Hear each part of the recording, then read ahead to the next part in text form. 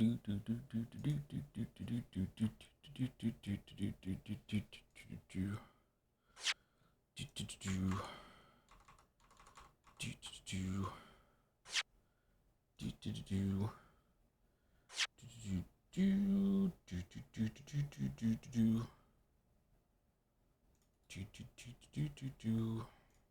the stream muted? It is, okay. And I can see my voice on OBS. Can we hear music?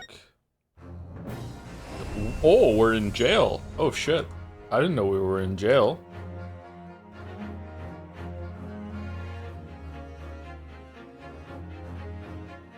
I'm underdressed.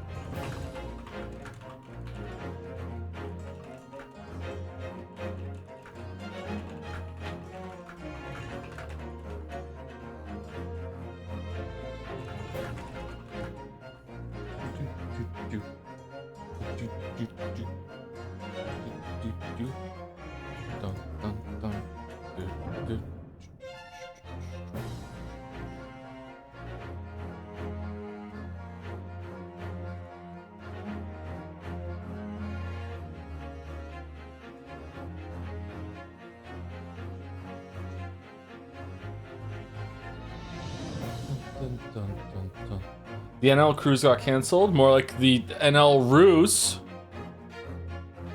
Did it really get canceled? My boy is live right now, and in the title of his stream, it says parenthesis exclamation mark cruise parenthesis exclamation mark demon bluff. It did? It must not have gotten cruise canceled. It's just postponed.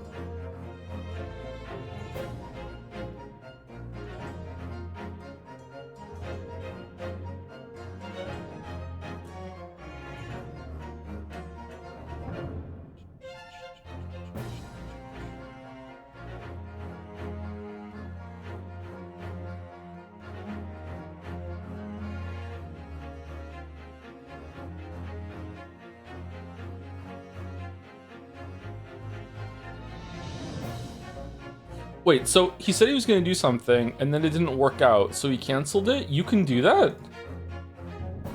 Huh, I'm probably have a big announcement then tomorrow. Holy shit, okay, huh.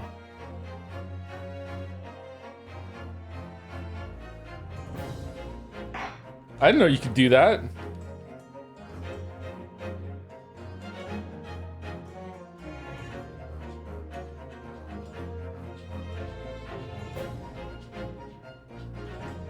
What do you mean divorce too?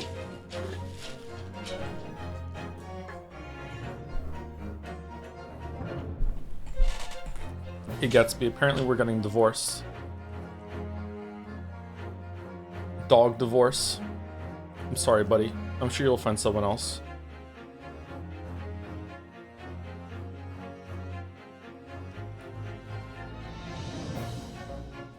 You're not watching One Piece? Of course not. Why would I be watching One Piece? Hey boy. He's a good boy. He's a good boy.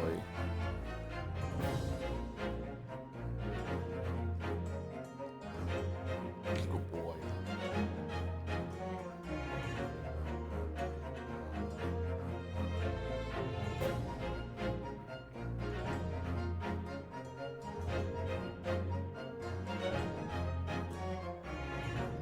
Okay, but what is a super cruise? I don't know. I don't know. I've never cruised before. I've never super cruised. I would cruise. I think I would like it, but maybe I wouldn't.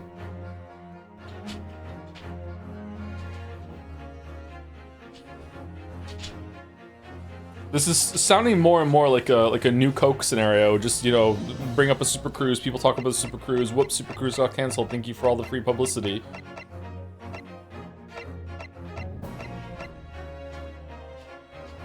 We should do our own super cruise. I get to be Luffy? Naru? Luffy? Luffy? Nazu? Nayu? Laufey?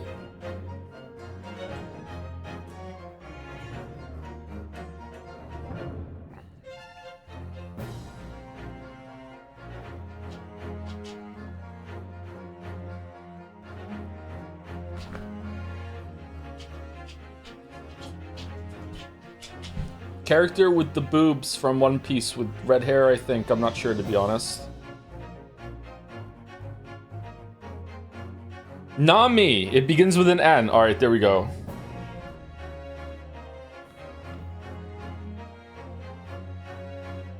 That was me talking into my phone.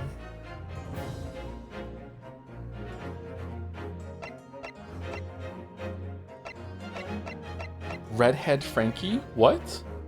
Where were you when the Super Cruise was canceled? I think I was eating my lunch. Character with the boobs, not horny on main, by the way. Hey, I'm into butts, so like me is using boobs as a descriptor is not being horny, it's just being accurate. Just look it up yourself. It's the character with the boobs. That's what she's known for.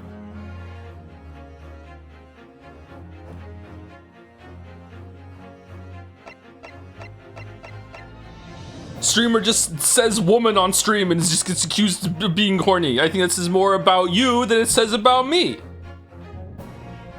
Calm down, liberal. It's just an Umineko reference. Holy shit.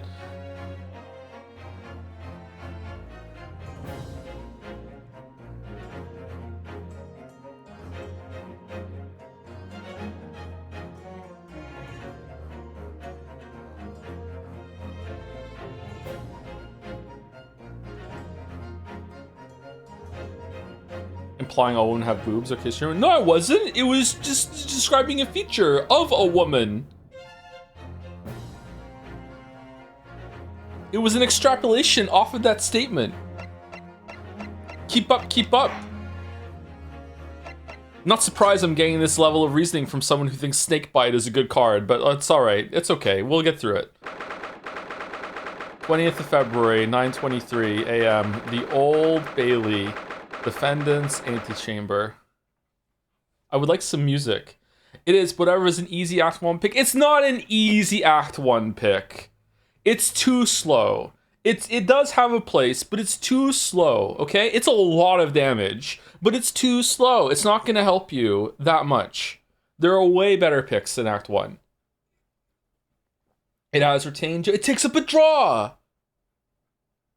I bet you're dodging Act 1 Elite Cycle player. I'm not actually. I go for all of them. You don't know how I play. I'm usually upset if I can only kill 2. I try to get 3. Sometimes I even go for 4. I go for elites all the time. What are you talking about? You don't know me. You don't know how I play.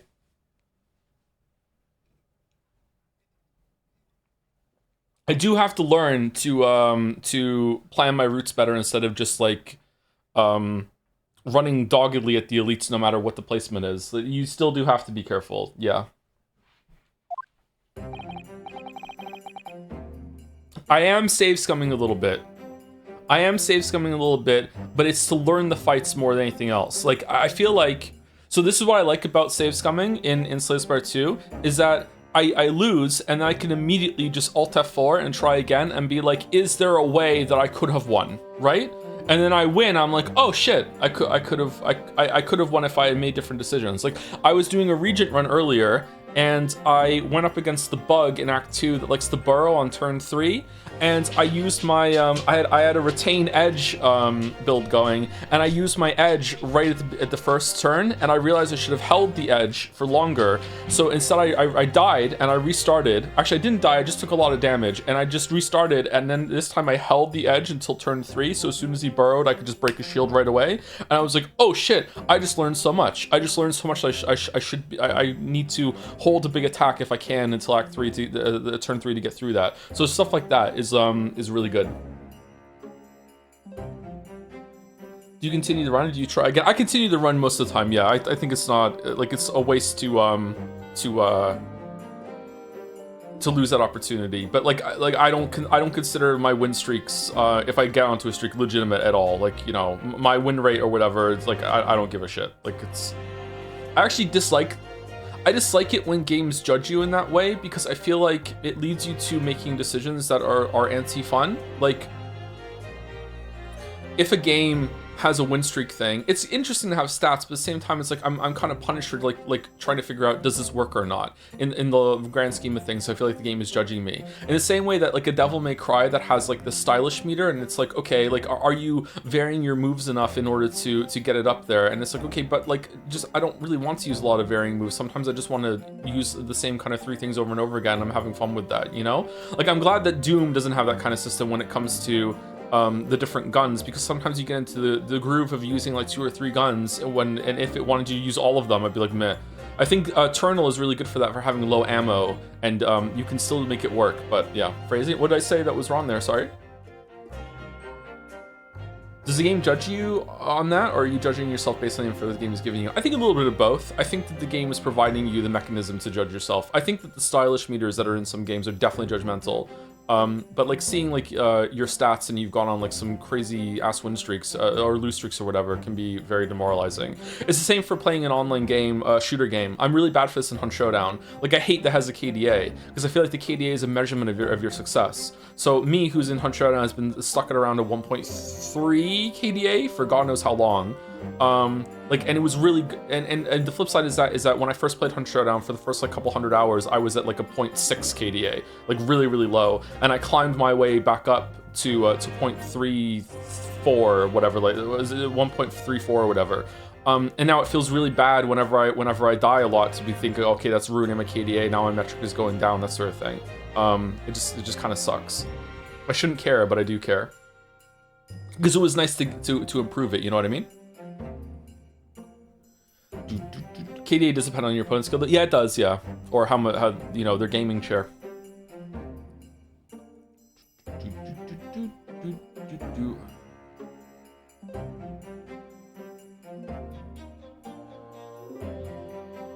Like, I'm objectively good at Ultra Kill. I've P ranked everything. Like P rank like Pizza Tower. Last update, but struggling now feels worse because of it. Huh? Okay. Ultra Kill has rankings. That sucks. When do you plan to do the anime Marvel races? I don't know. You don't have to say the same question when the original placing of the question is still on the screen, chatter. Like, you're allowed to ask the same question twice, but it's a little obnoxious to have it. Like, I can see both of them on my screen. Maybe you're on your phone. Okay, that's true. Maybe you're on your phone, you can't see it.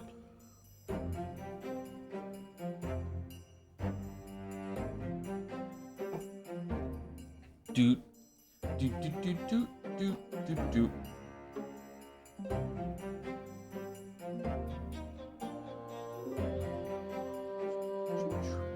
You must simply answer my question, streamer. I just sneezed, bless you.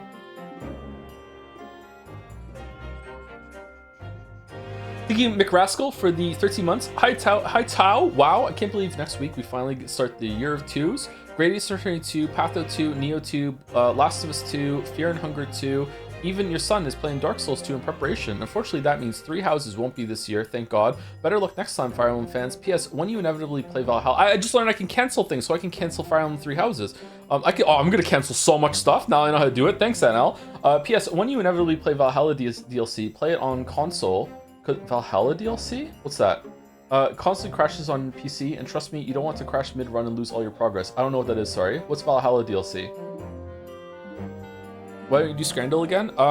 Chat wanted it to be done. I would happily play Scrandle every single day, but enough of chat said that they were tired of Scrandle and didn't want it taking up stream time again.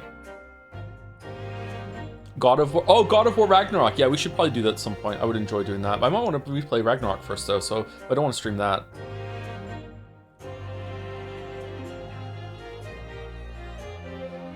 Have you considered having other people around during the AA stream so it's not just you reading? Could maybe help with the fatigue? There's a short list of people that I'm comfortable having on stream like that, and I don't really want to be like, hey, want to come on? I don't want to put people out there. It's fine. I'm also just kind of enjoying just reading by myself for a bit. It would help for sure, but bringing another person on requires a lot of like scheduling stuff, and it's a different mode for streaming, and yeah, so it's okay. Thank you, Team Player 15, for the new sub. Welcome. While the stream is down 4 hours ago. Thank you very much. Thank you, Captain Ishmael, for the 9 months too. Hi, Toe. I'm still stuck in the VODland trying to finish Best Narrator 2024 EO. What? What's that? But I managed to watch every Pathos stream. Oh, that's good. I hope you liked them. Really happy you played it. It was a blast. And the Jackogate ending was my favorite. I would also like to take advantage of the opportunity to tell chat they have massive skill issue. I've been dropping eggs since COVID and still haven't broken a single plate yet. Get good, scrubs. What's Best Narrator 2024, yo? I don't know what that is.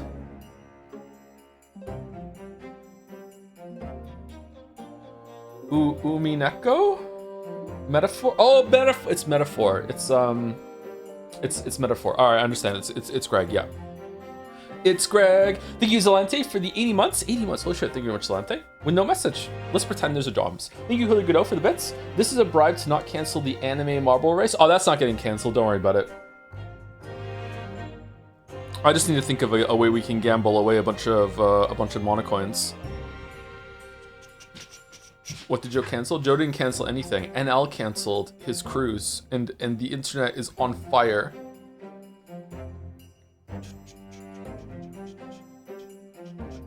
There are like fewer people here than there should be, considering the viewership of the other streams. Is my counter bugged, or are half of my audience like just, you know, crying in the corner about the cruise being canceled? What's going on? 795. Yes, is that for me too? Yeah. Maybe you fell off. Maybe I did fall off. Yeah. The biggest fear of the online platform influencers is the fear of falling off. Yeah.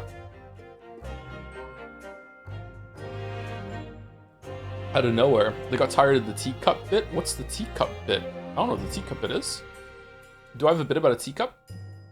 The wrong cruise watch. And last year on my list is Com908, Mitchell256, and Yuri was taken. We almost had a streak of names and numbers in them there. Com908 is 97 months at tier 2. Holy shit. Interestingly enough, lawyers study a lot of old British court decisions because common law in Canada and the US is basically English common law. Anyways, I cannot believe the fucking cruise is canceled. Fucking hell. Just cashed out my 401k to buy a ticket so I can hang out with my best friends.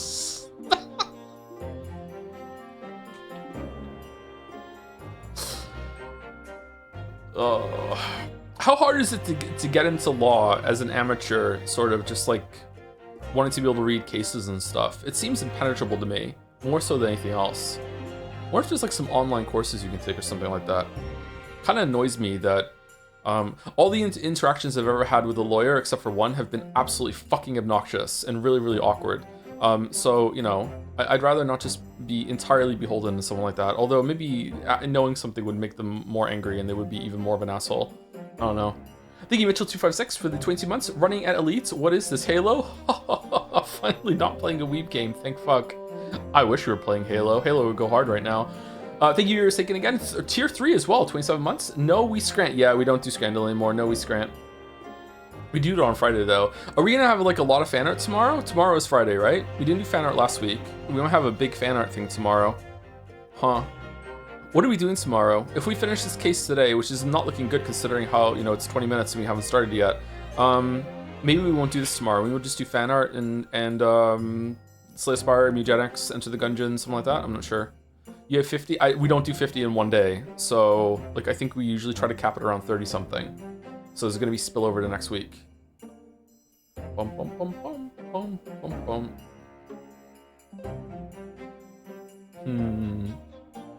Oh man, do we want to do 50 fan art tomorrow?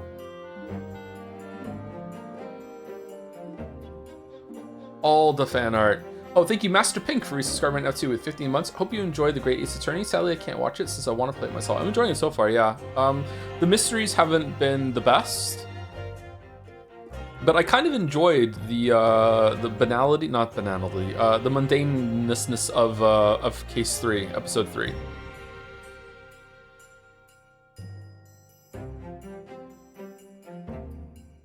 I wrote you some yaoi, please respond. You wrote me some yaoi. Wow. Now that we've officially fallen off, says TrickV1234 with some bits, we can start asking the real questions like, does The Great Ace Attorney have better facial animations than Life is Strange 2? It does! It does, yeah, it does. It It does. Okay, so what happened yesterday? Yesterday we went through this investigation and we found out that someone was killed here, was stabbed in the back. Meanwhile, some guy that is another visiting student from Japan was walking here from the bookstore, saw the corpse and then just ran home scared, dropped a bunch of his books on the floor that he just got from the bookstore. Then Scotland Yard pulled Herlock Sholmes off of the boat as he just arrived from his trip, immediately called him over here, got him to figure out who fled the scene. They mistook this as the person who fled the scene was the killer, went to his house and arrested him, and now we're defending him. There was a lot of bullshit about the bookstore and also this couple that lives here where the wife was pretending to be a maid so they looked like they were middle class instead of lower class, and there was like a lot of like lol, domestic abuse is so funny, am I right, as long as it's the man getting beat up. So like lol, and then it was because like she thought he was cheating on her because he got a book from the same bookstore and it had like a note in it saying, James, I love you so much, or some shit. His name is John. And he was like, I'm not even James, what are you talking about? It could still be him, by the way. He could just be giving her a fake name. So it could be something like that. Maybe like her outrage is warranted, but the pouring hot tea into his lap and slapping him across the face continually is not warranted. She also ruined the whole entire room that they were in. I don't know how that's relevant, although they were standing at the window when the murder apparently happened, so maybe she saw something, I'm not sure. What else was there? I think that's it, isn't it? Oh, the room is cursed. We're up against Reaper the Bailey, who also curses his victims. The room was cheap because it was cursed. We also met Iris Wilson, who is the Watson of this game with Sherlock, even though there was another Wilson that meant to be like the Watson stand-in in Japan in Case 1, but it turns out that was just misdirection, I guess. I was maybe thinking that that was her dad, but I guess not. I can't remember if there's anything else. You'll definitely be done with the trial today considering the pace you're going. Don't worry, you can probably chill tomorrow with something else. Okay, that's cool. Do you like that hasn't been any magic, or do you miss the mystic bullshit? I like that hasn't been any magic. Typically, I don't really like magic when it comes to mysteries, because the magic has to be like very rigidly established. Because fundamental of a mystery story is that the reader or audience has to be able to figure it out. They have to be able to be going along with the story. If you can't do that, you can still have a air quotes mystery, but it has to be something like, oh, I wonder how that's going to get resolved, but it's not really a mystery story, right? That's the difference. It's going to be something that can be mystery themed, or it can be like just have unanswered questions. But if it's explicitly a mystery, it needs to be something that the reader can go along and can figure out as well. The dryer is going off, sorry. And magic systems have to be like hard magic instead of soft magic, and be very, very established in order for that to work out well. Now, I think that almost all writing is actually mystery writing. I like doing mystery writing myself, and that's why I prefer usually hard magic systems. I don't like it when characters can just pull spells out of their ass and just like and get out of problems and stuff like that. It's not very satisfying writing to me, but some people like it. Yeah, so having hard magic systems are fun. The difference between hard and soft magic, by the way, is hard magic is usually you know what the rules are. It's very limited. It's almost like a science. Whereas soft magic is very vibes-based feelings. It's like someone might just like go to a very dark place and remember childhood trauma, and then awaken and be like, oh, Master, I must go all this just once, and suddenly you can do some new power that you never even knew he could do before. Blah blah blah. Like very very soft vibes-based magic, which is fine. It can have moments. We all love hype moments in Aura, but hard magic is usually very established that you can only do fireball this many times, and this area is going to do this damage. You know, you can do a little bit of psychicness for a bit, that sort of thing. So yeah, I don't necessarily like it more, but I do think maybe Susie is psychic and she just doesn't know yet, and it's just going to be a bit that will have like a note at the end of the story, ha ha ha, she's actually, you know, one of the Fays after all. But yeah, I don't know. It's nice, I guess. Anyway, let's continue. Well, I never expected this. Who'd have thought we'd be back here again so soon? We are on a study tour of Great Britain with the intention of learning the country's legal practices. In order to research the latest court procedures here, we need as much court experience as possible. Well, yes, I suppose that's true, but for the person in the dock, it may well be his or her one and only time in court, and it could be life-changing. I like that he's worried about this. I like that he's just not going along with it. I like that he's worried. The characters in this, especially with a lot of other games we played, are very aware of the situation they're in. They're actually stopping to think of what they're dealing with. And yet they're still pulling it off as being wacky. I really like Susie, by the way.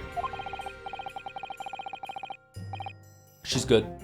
In which case, treating it as research may seem a little crass. Oh, when you put it like that, you're quite right. Good morning. So this is the accused, if you weren't here yesterday. This is the defendant. Mr. Natsumi, good morning. Oh dear, are you alright? Your eyes are terribly bloodshot. They are a little bloodshot, aren't they?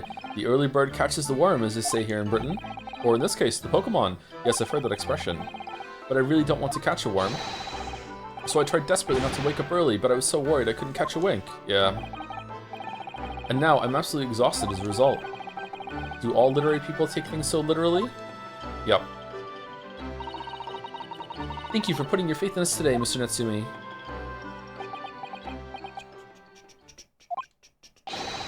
I wish I had 9 lives. My whole future hangs in the balance. I'm too terrified to tremble. Really? Because I can feel tremors on the floor. I can't do this. I can't take it. Although, locum student Mr. Naruhodo Esquire. Yes, I caught a glimpse of the public gallery as I walked by the courtroom. It looked like the opening night of the opera. There were so many people. I had no idea my case was such a notorious affair here in London. Thank you, Ver, for the 12 months, 1 year. I was really looking forward to the cruise. I feel misenry now? Misenry? Like miserable? Misenry? You're missing it? Misenry? What's... Les Mis? Because of the cruise? Because upper class people go on cruises and like the theater? I don't know. I don't know. I'm doing my best. Thank you, Ace Vector, for sentiments as well.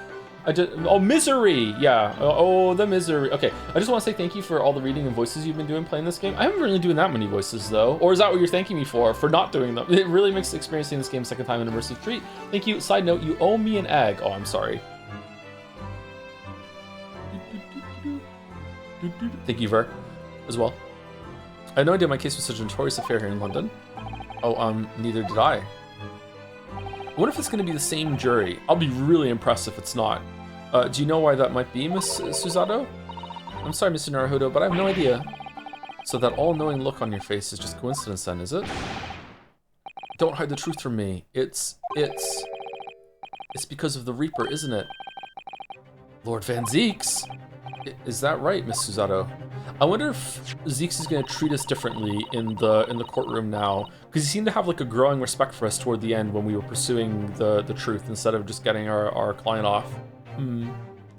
I purchased as many different newspapers as I could find this morning, and yes, Lord Van Zieks is on the front page of every one. I knew it! Sometime after the prosecutor was dubbed the Reaper of the Bailey, he stopped appearing in court, it seems. It's been several years now, in fact, until the day before yesterday. Was he moonlighting as the Ripper of the Bailey? Like, what was he doing? Yes, Inspector Gregson told us something similar, didn't he?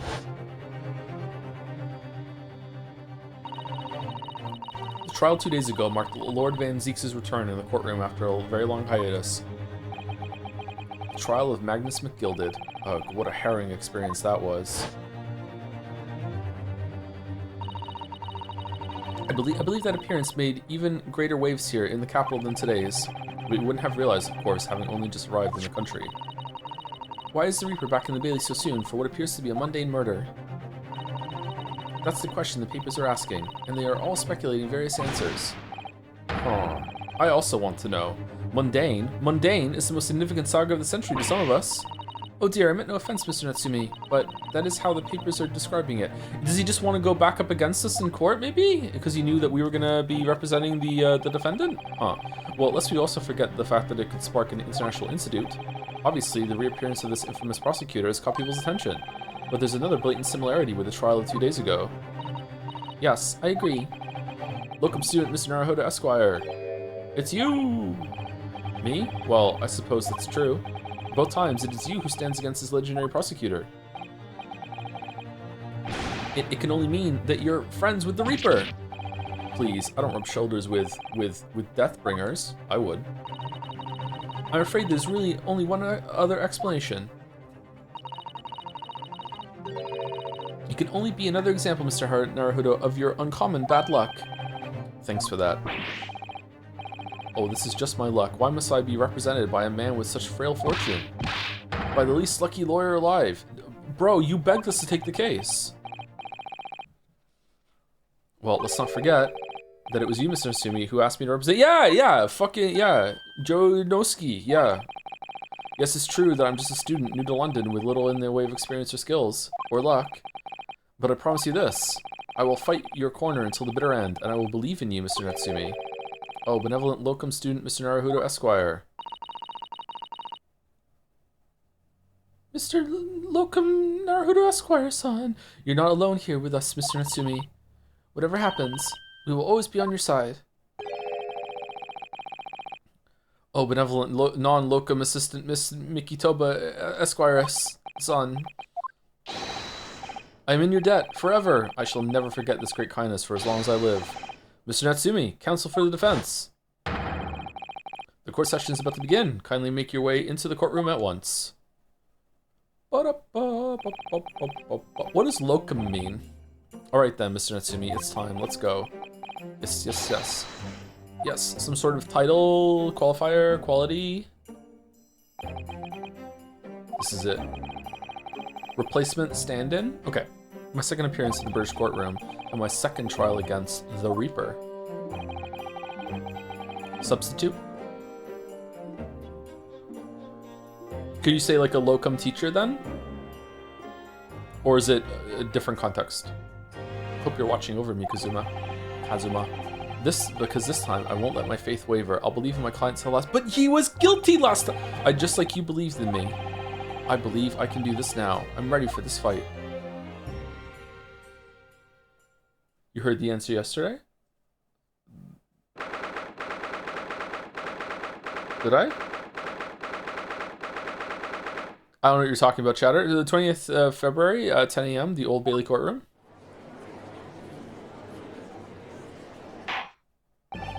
It is a different jury. Oh, hold on. It looks like the guy from the first trial is back, but now he's a member of the jury.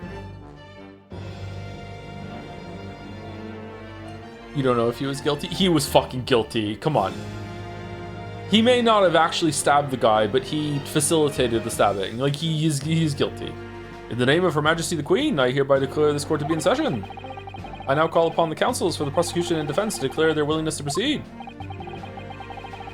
The prosecution is fully prepared, my lord.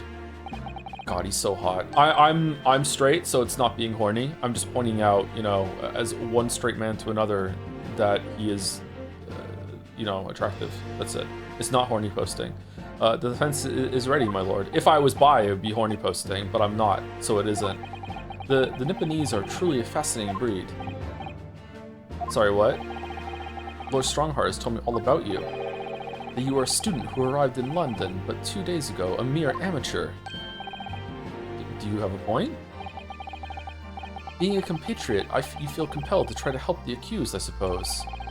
Typical Nipponese arrogance. Forgive me, but I do not believe arrogance is an appropriate description. Susanoo-san! After all... Errol, you were right about that emote being needed. After all, at our previous encounter, the defendant was found to be innocent. Haha, my chalice is half full, or half empty. Very true, and it was fascinating if Dark Trial was too. The tragic conclusion came later, of course. Here's to the acquitted and his unfortunate violent end.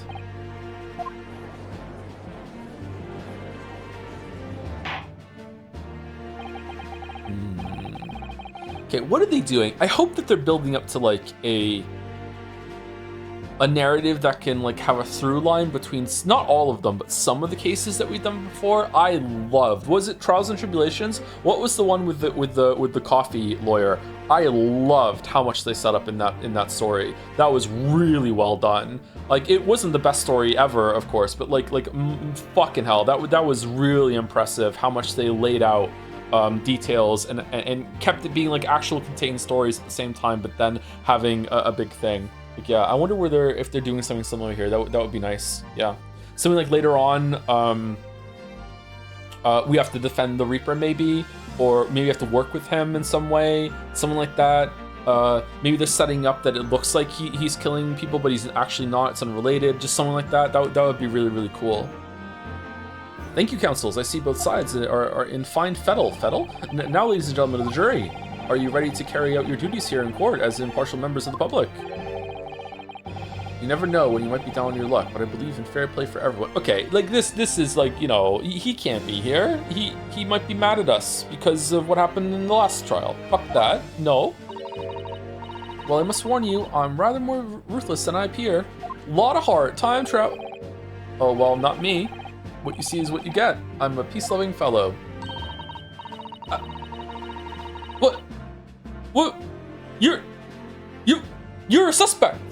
No, I'm afraid to say, I think it's quite possible that mustache foreigner did the deed. No, come on, what are we waiting for? No doubt he did it anyway. McReady? Sorry, didn't quite catch that. Kangaroo Court. Very well, let us proceed. Your opening statement, if you please, Lord Van Zeeks. Very recently, Great Britain signed an alliance with a rising power in the Far East. The accused in the dock today is a student from that same land, a certain Mr. Sosuke Natsume. And while our country has extended this foreign student the warmest of welcomes, regrettably, the kindness has not been returned. In fact, this student is accused of a most sinister act. Of plunging a knife into the back of an innocent woman who was doing nothing but walking down the street. A knife crime? I tell you from bitter experience, those are the worst. Bloody oath they are. Just look at that sallow complexion and short stature. He's one of those dreadful Japanese. Is my window open? Nope. Come on, let's get this over with. With me now, everyone. 1, 2, 3. Sorry, didn't quite catch that. Pray, forgive the discourtesy of smashing my hallowed chalice here in this great chamber. Why can't anyone be normal in this world? Allow me to call the first witness to the stand. Very well. Bailiff, lead the inspector in, please.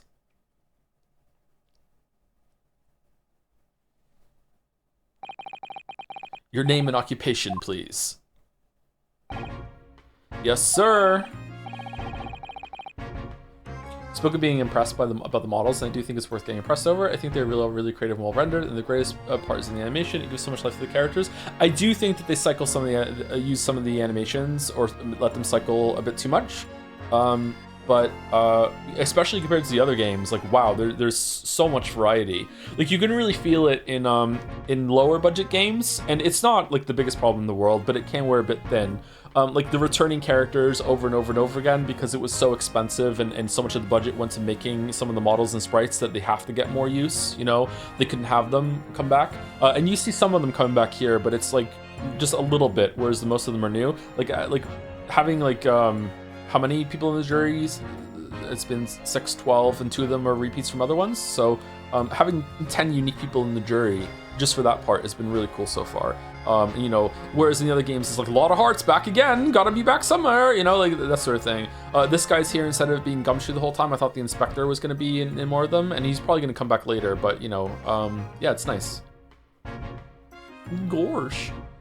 Thank you, Annie Storm Sonic, for the 9 months. How do I spend my 100k monocoins? I really want to use my 100k monocoins. Where is my use for 100k monocoins? How can I eat my 100k monocoins? You can eat them for sure. You can do some gambling. Do we do any gambling for Ace Attorney or no? Can't remember. Thank you, Sky Thicon as well for 13 months. Food 200 guineas, rent 800 guineas, chalices 3,600 guineas. Please help me budget this. My family is dying. I think his chalice just reassembles itself. He's got a magic chalice. He's got to be. Tobias Gregson, Detective Inspector at Scotland Yard.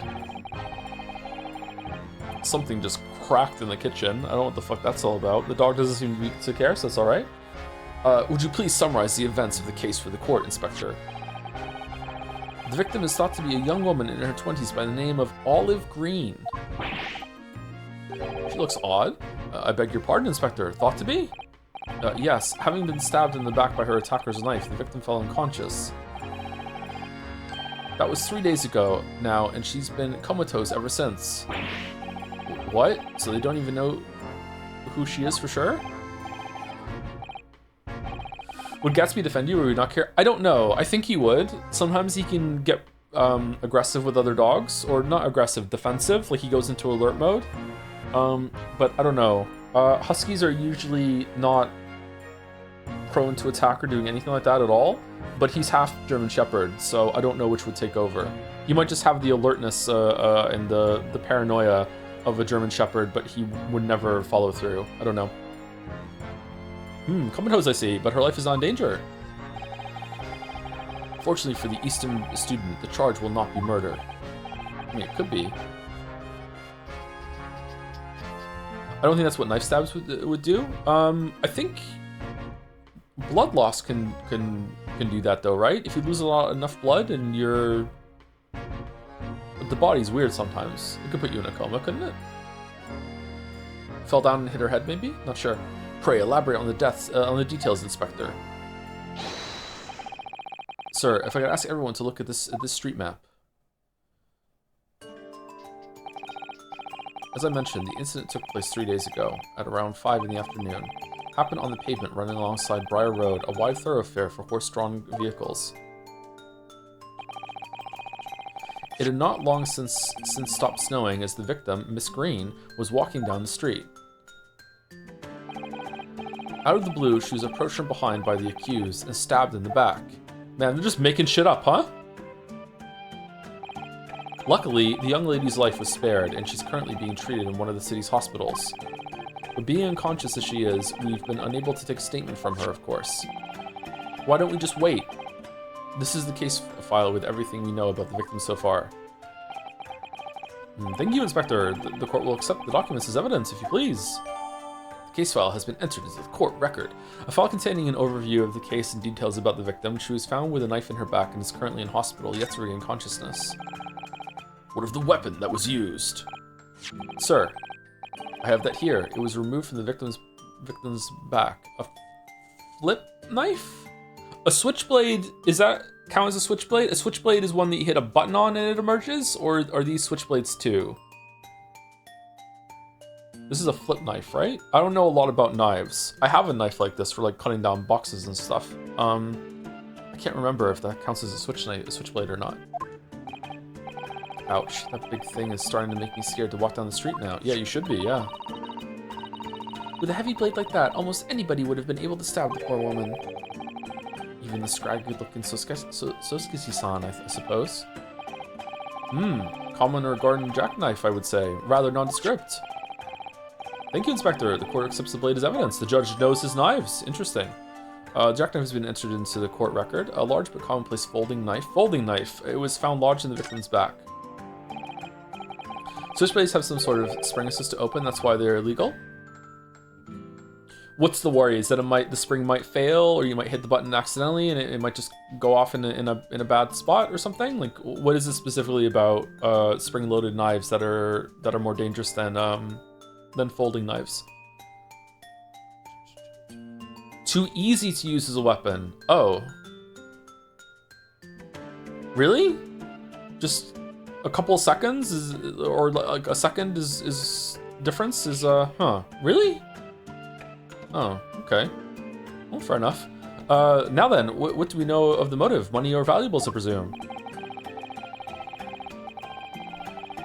From what we can tell by looking at the woman's possessions, it seems like she's a poor student herself. You don't have to do the stabbing motion. Oh, is the spring so strong that you could just put the unsheathed hilt against someone and hit the button and the spring will do the damage for you? No way. Like, it'll do something, but it's not gonna go... Well, I guess if the spring was good enough. I guess the idea is that you don't need a mechanism like that for household use. Well, you don't even need the folding for household use either, although I guess it's not dangerous. I don't understand this law. That's okay. I don't need to do that. I don't need to. About locum, it's what Naruhodo calls himself when they first speak to Sosuke. To quote, I'm not even the foreign student who was supposed to be here. I'm sort of a locum lawyer, I suppose. Not exactly the definition, sure, but pretty close. Okay. From what we can tell by looking at the woman's possessions, it seems like she's a poor student herself.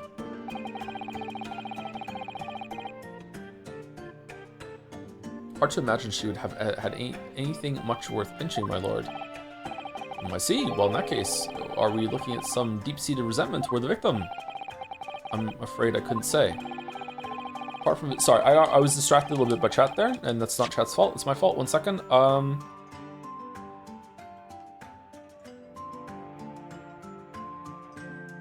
Okay, so it didn't explicitly say that nothing was stolen. It just said that she was a poor student, so she probably didn't have anything to steal. But it didn't explicitly say that it wasn't theft, right? Is my reading of this correct? She wouldn't have had anything much worth pinching, but that doesn't mean that something was stolen. Okay, let's see how it goes. Apart from visiting secondhand bookshops, the defendant, Mr. Natsumi, doesn't appear to get out much. At this moment in time, we haven't been able to establish any sort of connection between him and the victim. If theft and grievance had been ruled out as the motive, what reason could Mr. Natsumi possibly have had for stabbing the young woman? Maybe you just like stabbing people, yet you arrested the man in spite of that in a totally unjustified and heavy-handed way. Objection.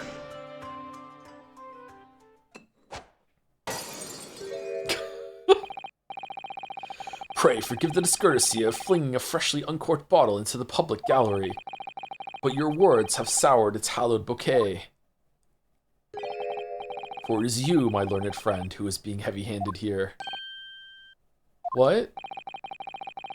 Who has the best yaoi hands in the series, chat, and why is it Edgeworth? Scotland Yard does not arrest people without good cause. That should be beyond question. Inspector Gregson, the prosecution calls for your formal testimony. Explain to the court precisely why the constabulary came to arrest the Nipponese student. Yes, sir. Yes, sir. Thank you, Sino Poya, for the 34 months, or 33 months here is on there too, for those who sub after, with the Joms dancing. Thank you. Mr. Natsumi's arrest. As I said, it was 5 o'clock in the afternoon when the incident occurred, and there was an unusually light fog. Visibility was reasonably good, and there was no one else about but the victim and the accused. Out of the blue, the victim was stabbed from behind and subsequently collapsed on the pavement. The accused ran off, scattering his belongings all over the floor. Those being a number of old books he just bought, he was on his way home from a bookshop, it seems. It was just a matter of working out who the books belonged to, and we found the bloke to arrest him. Old books, you say? Yes, my lord. I have a photograph here of the scene of the crime, taken immediately after the incident. Who took that? Why is there no blood? Yes, I can clearly see the books to which you are referring. Well, I will take that photographic print as evidence, please, Inspector.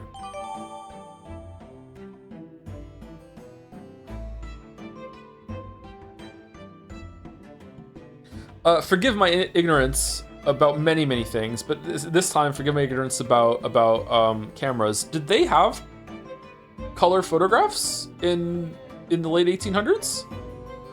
When did that happen?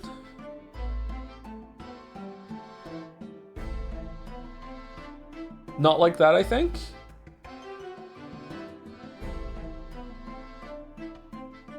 Sci-fi photography. They could, oh, that's right. They couldn't dream in color yet. That's right. A photograph of the scene taken by a policeman just after the incident occurred. A large knife can be seen thrust into the victim's back. You Nipponese are a spineless breed, too cowardly to admit defeat. Whoa. Denying everything despite overwhelming evidence to the contrary. Well, Forgive me, Lord Van Zeeks, but the defendant is not denying everything, as you put it. What are you doing, Miss Susato? Do go on. Mr. Natsumi has admitted to playing some part in the incident. Isn't that right, Mr. Naruhodo? Well, now that you mention it, when we visited him in the prison yesterday, he did tell us what had all happened. As I was walking along that accursed pavement, I could make out the sole silhouette of another ahead of me. A woman wearing a green overcoat she was, and just as I went to overtake her, she suddenly let out a little scream and collapsed onto the cold, hard slabs of stone at my feet. Oh, I forgot about him saying this. Really? So you saw her just collapse, but you didn't see her get stabbed? So someone threw the knife then. You would have seen someone there, unless someone was hiding in the shadows. So someone threw a knife.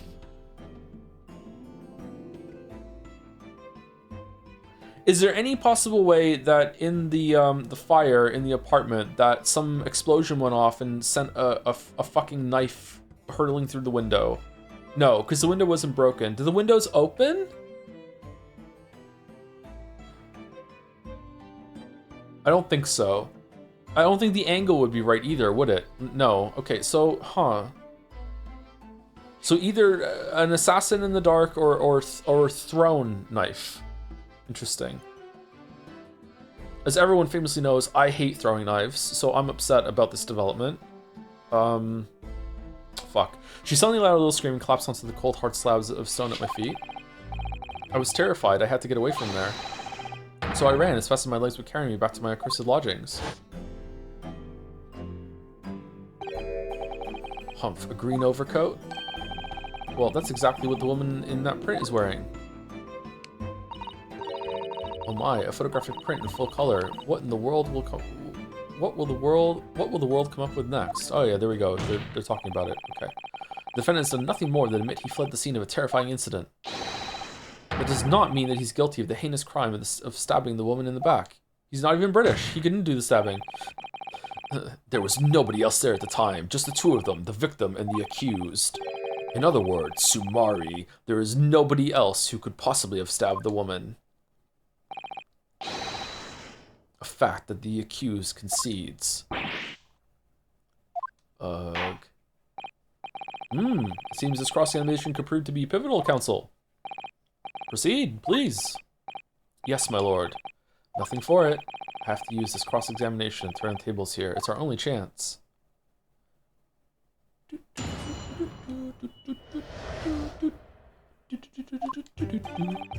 As I said, it was 5 o'clock in the afternoon when the incident occurred, and there was an unusually light fog. A light fog, you say? Well, light for London. You could see the opposite side of the street for once. Not much farther, though. I like fog. That's light, isn't it? That's light, is it? Around these parts, yes. Not something I'd expect a Japanese fellow like yourself to know, of course. I've read that London is famous for its fog. Breaking news, would you like to know who performed 007's first light opening theme? I would like to know. Is it Billie Eilish? No, she did the last one. It's Lana Del Rey. Oh, is it? I like Lana Del Rey. I haven't listened to many of her albums though, but like when Lana Del Rey first broke out with like Born to Die, that sort of era, I like those songs that she did. Play a video game. But in my country, people usually imagine that gives the city a rather beautiful appearance. Tisk, how quaint. Yes, well, it's not something us Londoners tend to romanticize, as I expect you can appreciate. I see. At this time of year, the fog causes a large number of accidents, especially when it's heavy. Sometimes you can't even see your own hand at the end of your arm. I have never been in fog that thick. Indeed, the other day I was very nearly trampled by horses before I could see the carriage they were pulling. Ugh. Suzato-san and I should definitely remember to stop, look, and listen. However, on the day that concerns us, the fog was somewhat lighter than usual. A fact no doubt lamented by the accused. Huh. Could someone have been hiding in the fog? Visibility was reasonably good, and there was no one else about it but the victim and the accused. I think Elizabeth Woolridge Grant, Lana's real name, is a bad person. Well, most of them are, yeah. But like, if you go about like judging a bunch of people like that, then you can't enjoy anything. How are you able to state that with any certainty? Quite simply, my learned friend. Because that is what the witnesses to this crime have told us. Yeah, what about these witnesses? Yes, Inspector Gregson mentioned the witnesses yesterday, didn't he? That's right. One of them is a policeman, I believe, from Scotland Yard. That is correct, Mom. Then we must hear their testimony. The prosecution will, of course, call them to the stand, should it be necessary, in due time. But wait a minute. At 5 o'clock in the afternoon in the middle of winter, it would have been dark already. No matter how light the fog might have been, no one could have seen. I'm unaware of the situation on your tiny island in the east. But here in the capital city of Great Britain, all main roads are illuminated in the night by gas streetlights. The prosecution believes there would have been ample light by which to witness the crime. Quite, here in London, for the first time in history. Mankind has completely conquered the darkness. And now no one can see the stars, and the whole generations of people don't understand that you used to be able to look up and see the whole fucking Milky Way, and it's fucking beautiful. Now you can't see it because you only see like a couple stars because of fucking light pollution, which means we really need to hear those witness statements. If I could just get through the fog of this cross-examination, maybe we'd be able to. It seems the counsel for the defense is taking stock. Continue with your testimony, Inspector. Out of the blue, the victim was stabbed from behind and subsequently collapsed on the pavement. Why do we have life in the top right corner? That's kind of terrifying. From behind, you say? That's right. As you can see from this print. Yes, quite so, Inspector. The handle of the weapon is clearly protruding from the victim's back. And you say this poor woman, Miss Green, remains in a critical condition, comatose no less. I'm afraid so, my lord. Yes, she's been treated at Bart's. She's being treated at Bart's. I was hopeful that she'd come around before the trial started so I could take a statement, but it wasn't to be. Burst through the fucking doors. Olive Green's come around! Ooh, yes, that is indeed a pity. It would have been most illuminating to hear the victim's own account of events, as illuminated as our streets are here in London with our gas streetlights. Luck is on your client's side, it seems. On the contrary, my client has been exceedingly unlucky. Your force of tone is seriously undermined by those disturbingly wide eyes, I'm afraid. Whoa! Dude, what the fuck? The accused ran off, scattering his belongings all over the floor. Hold it! Mr. Natsumi's belongings, I think you'll find it's all there in the photographic print of the crime scene.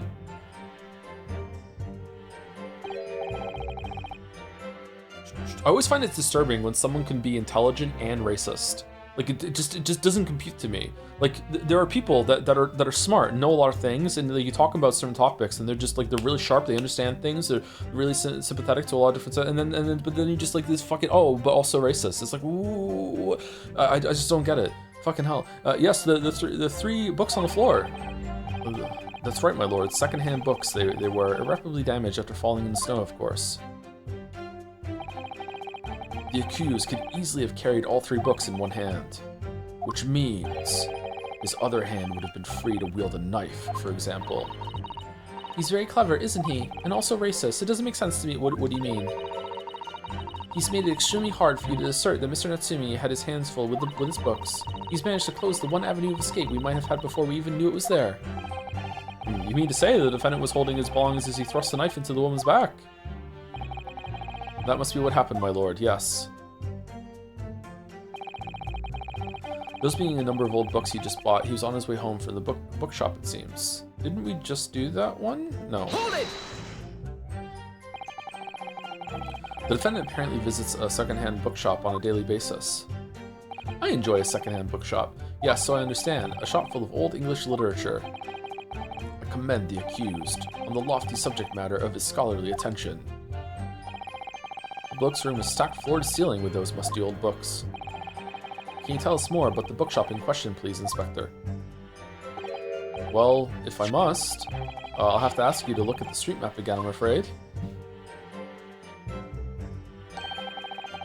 Oh, it's right there. I thought it was going to be in Calabash. All right, why is Calabash on the road then? Because otherwise we wouldn't be able to it would be too zoomed in? There's got to be something to do with Calabash Road.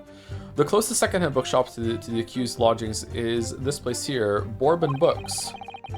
Bourbon, a little place on the corner of Briar Road and Mearscombe Street. As it happens, the accused is currently living in lodgings on the other side of Briar Road at the opposite end, which means it doesn't take a genius to work out the route he would have taken home. Or he crossed Mearscombe Street and walked on the other side, something like this. Local maps information has been updated in the court record. Street map of the local area showing locations that are relevant to the case. Yes, I concur with your conclusion, Inspector. The defendant would certainly have passed the scene of the crime on his way home from that particular slop. Mr. Naruhodo, I think that what the inspector just told us could turn out to be of vital importance. Yes, I agree.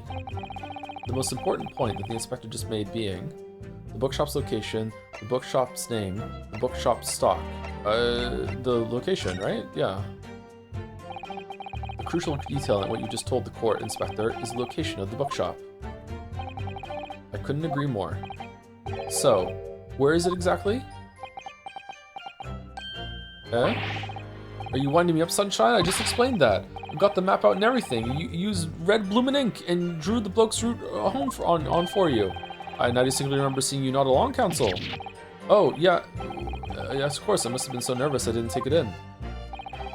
The blunder of the day goes to you, my learned friend. No, not yet. The trial's only just begun after all. Mr. Naruhodo, I would strongly advise you look carefully through the court record at this stage. Yes, miss. At once, miss. Sorry I made a mistake, miss. Inspector, continue with your testimony, please. Did I fuck up there, or was that just a gag? It was a matter of working out who the books belonged to, and we found the bloke to arrest him. You asked for the help of the famous detective, Herlock Sholmes, to locate the defendant, I believe. Stuff and nonsense. Sorry? That jack in office, that busybody, just comes in and sticks his oar in whether we ask him or not. But according to what I have here, Mr. Sholmes was shown to the scene by Scotland Yard detectives.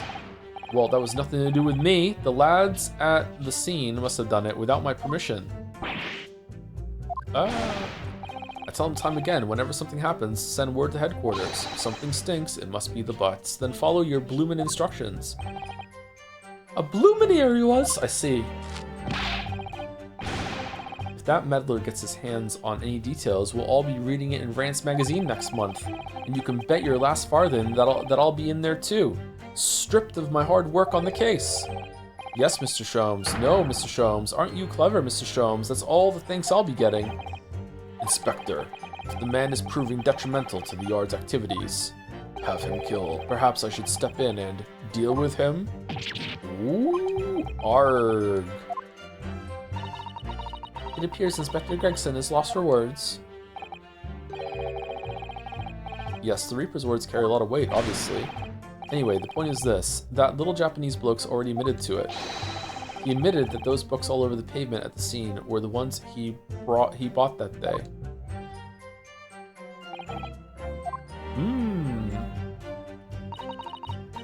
What do you think, Mr. Naruhodo? If you're unable to sway the jury during this cross-examination— Oh yeah, there's a jury! I'm afraid that Mr. Natsumi's fate will be sealed. Yes, they're sure to find him guilty. So one way or another, I have to expose an undeniable inconsistency in the inspector's testimony.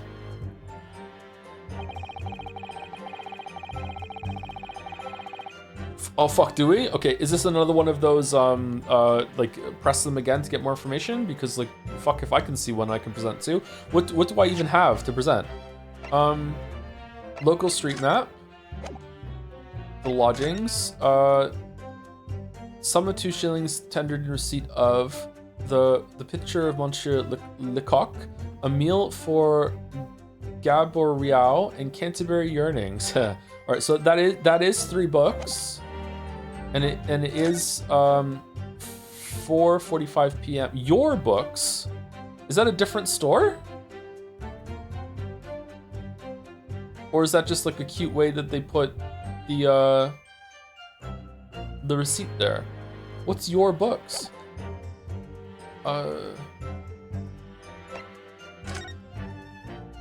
Details: young woman rendered unconscious following a stab wound to the back. Victim: olive green female, stout build, early 20s. Pavement of Briar Road, East Side. Reporting officer Royly Beat. Okay, there's the blade.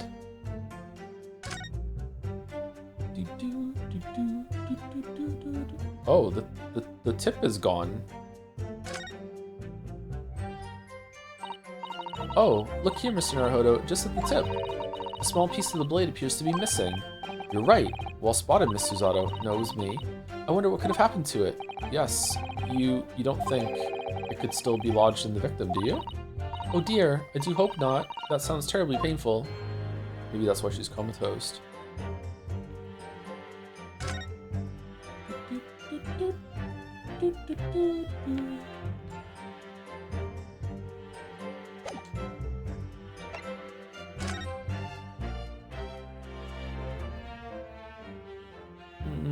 It looks like the right one.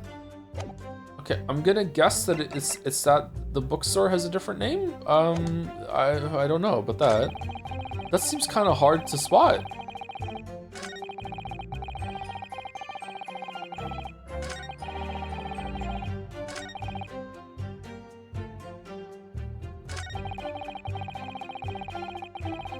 Just a matter of working out the books that belong to him. We found the book to arrest him.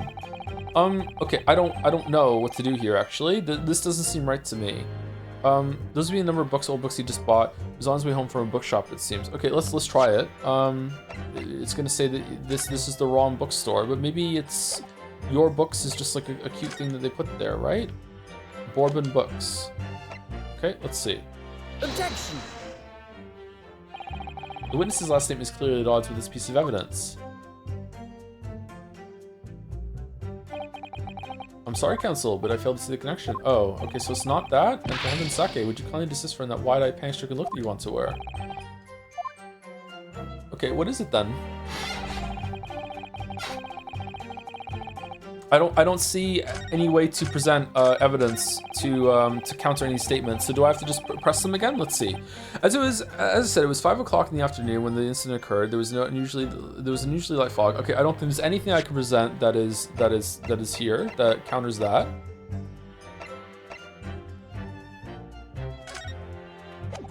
Right? Oh, there's the second page. Victim remains unconscious. Her name was gleaned from her personal effects. Other details are unknown. Apart from a single stab wound from the large knife, no other signs of injury were observed. The assailant was seen running away by the reporting officer and was successfully arrested the following day. Okay, there's that. Okay, I don't see anything to counter there. Visibility was reasonably good, and there was no one else about but the victim and the accused. Okay. I don't see anything to counter there.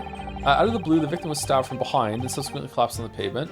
This seems right to me. There's nothing to counter. The accused ran off, scattering his belongings all over the floor. Okay, that is correct.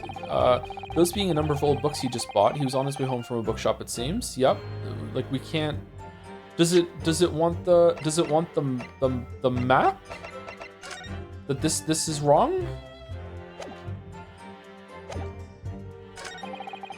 It was just a matter of working out who the books belonged to when we found the book to arrest him.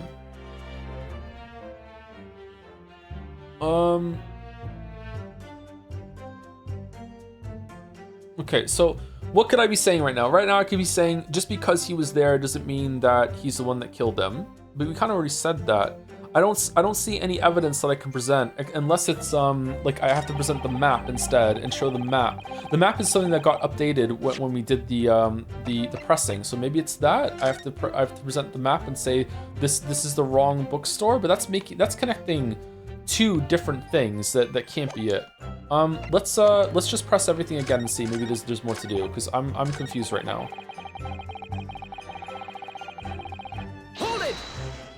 Sorry for the repeat here. Light fog, you say. Well, for light for London, you can see upside. Not much farther though. That's light, is it? On these parts, it's Japanese fellow like yourself. Blah blah blah. In my country, people usually just how quaint. Yes, well, some Londoners you appreciate. I see. At this time of year, fog. Is it that I got the wrong thing on pressing about the bookstore? Indeed, the other day I was very nearly trampled. Okay. However, on the day concerns us.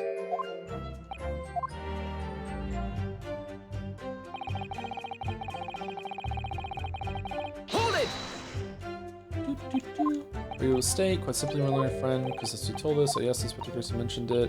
That's right, one of those policemen, I believe, from Scotland Yard. That's correct, ma'am. Then we must hear their testimony. The prosecution will, of course, call on the stand. Should be necessary. Wait a minute. At 5 o'clock in the afternoon. Oh, is it that how you said that those are the only two there, but there was a witness to the crime, maybe? So there was someone else there? Is that it? No matter how like the fog had been, how can I present that? I'm aware of the tiny island in the east. But the capital is gas streetlights. Blah blah blah. All right, so nothing new so far. Right here in London for some history. Blah blah blah blah. Okay.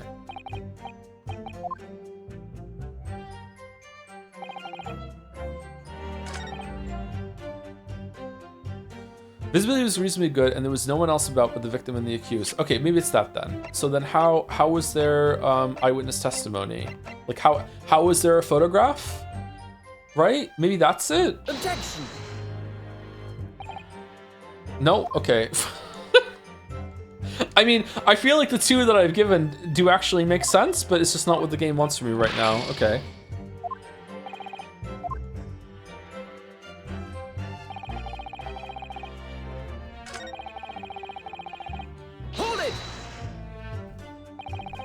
From behind, you say? That's right.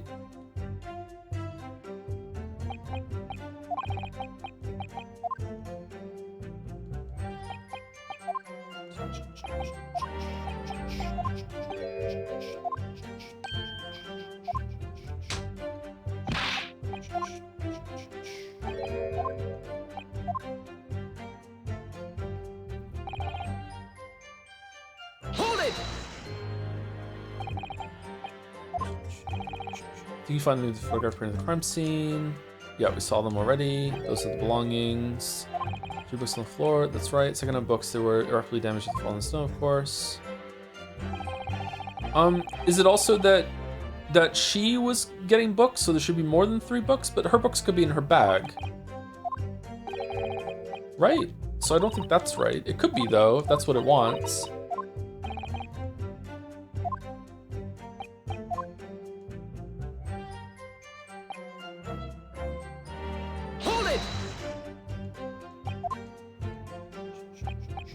Yes, so I understand. Shop full of English literature. I'm surprised this is what you got stuck on. That makes me feel so much better about myself. Thank you, Chatter. I commend the accused of lofty subject matter to scholarly attention. Please put the more bookshop in question, please, Inspector. Well, if I must. Let's ask you to look at the street map again, I'm afraid. Bourbon Books. Wilpis and Corner Barber to Messroom Street. Okay, can I have a different thing here to do, or no?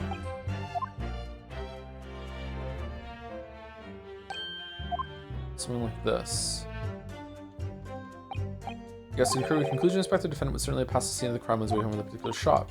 Mr. Naruhodo, I think that what the inspector just told us of vital importance. Yes, I agree. The most important place the inspector just made belonged to the bookshop's name. Inspector Gregson, may I ask you a favor? What? Would you kindly add the name of... Oh, okay, so, like, why are you saying that I'm surprised you got stuck on this when I was right, it's just that I had to go through a menu for it.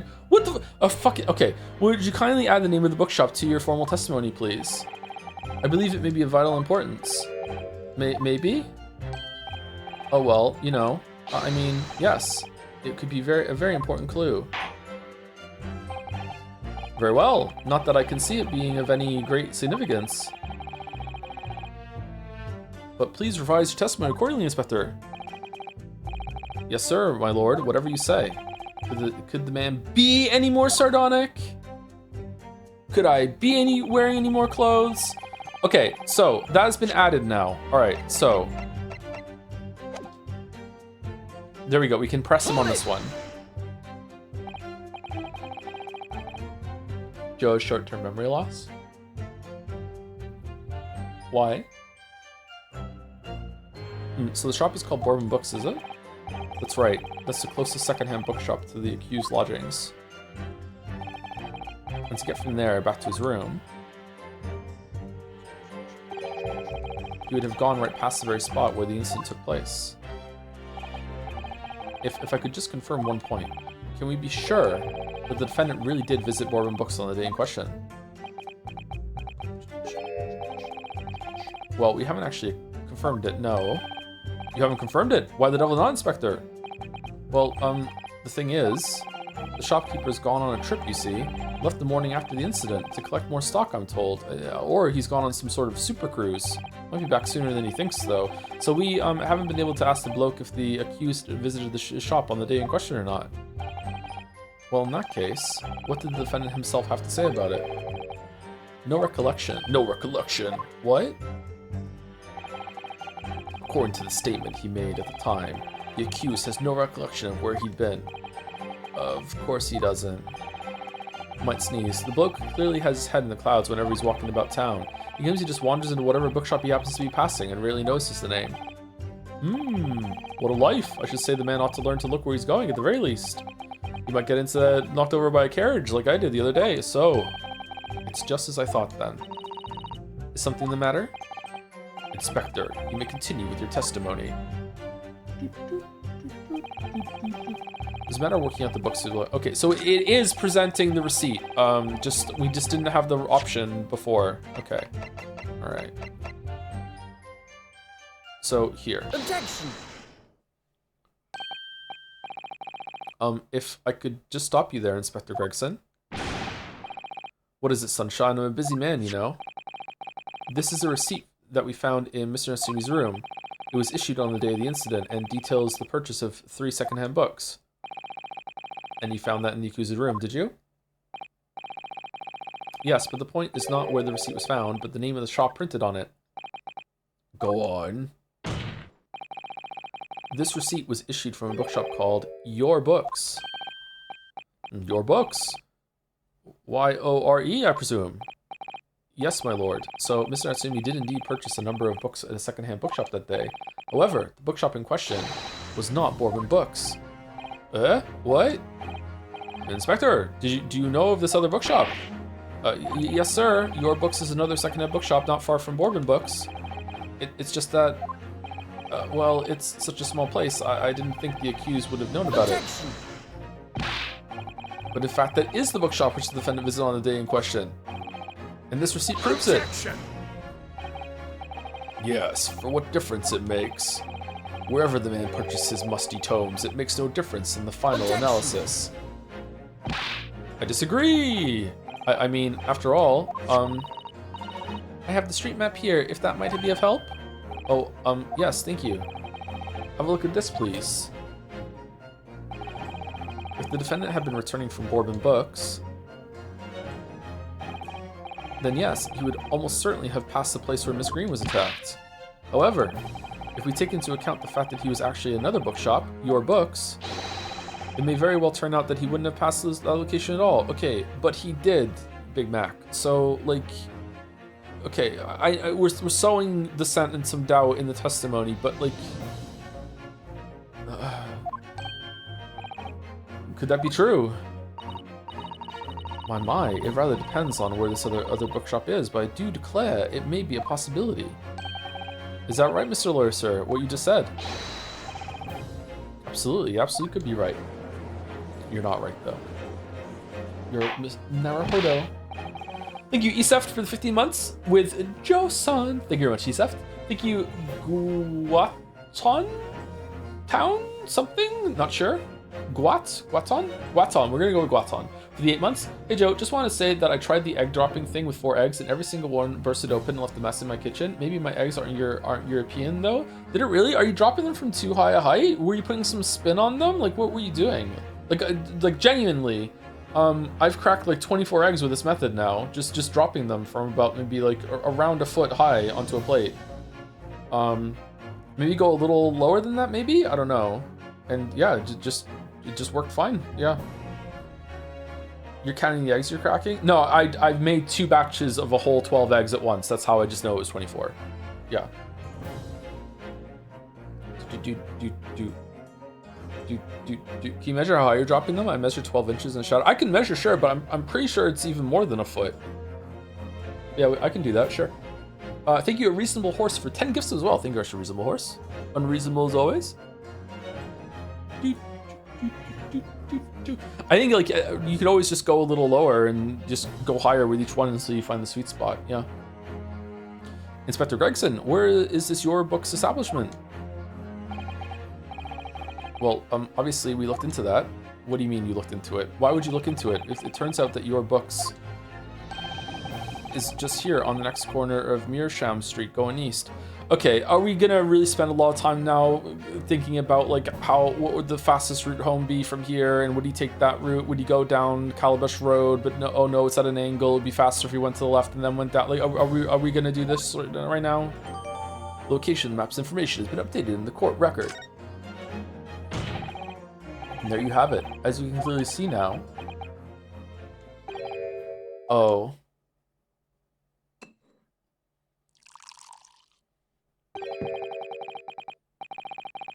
My learned Nipponese friend is obviously in training to be a clown, the way he regales us with such witticisms.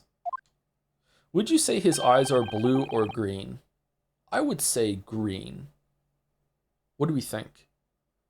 To your future career in the circus. Sure, you put that glass down now, or I'll put it down for you. I, didn't think I needed to spell it out, but here we go. Teal? Yeah, they're kind of a teal. I don't know, I'm leaning toward green though, more than blue, but I could see someone saying blue for sure. If the accused was coming home from your books instead of Bourbon books. There's no doubt he would still have passed the place where the victim was stabbed. Yes, thank you, Inspector.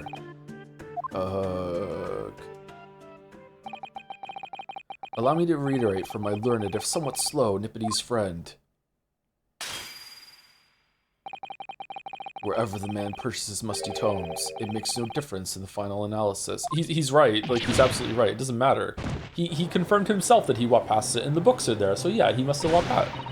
Is the whole point that he might have walked past, like, passing from forward to back or whatever? Like, he was standing in front of her instead of behind when the stab? I don't understand what fucking, what Big Mac is trying to say right now. As I suspected, you can't fool me, and I don't suggest you try. Okay, so she has the ring on her finger, so it is the same person. It's not just someone else who has the model. Okay, what did I say? I've had enough of this now. What was that? I beg your pardon? I'm sorry, but would you mind repeating that? I was wondering when the Path of the Stream is coming. Glad you asked, Shatter. Pathologic 2 will be starting on Tuesday. I said that was the earliest it was going to start, and it is going to be starting on next Tuesday. Tuesday the 21st, we'll be starting Pathologic 2, and then we'll be continuing it on Saturdays. And 25th on Saturday, we are starting a Road to Empress on Hypothetical Walrus' stream. I'm pretty sure. That's when we're going to be starting it. So, busy week next week. Pathologic 2 starting on 21st, and then Great Ace Attorney finishing on Friday, hopefully. So 22nd, 23rd, 24th for a Great Ace Attorney.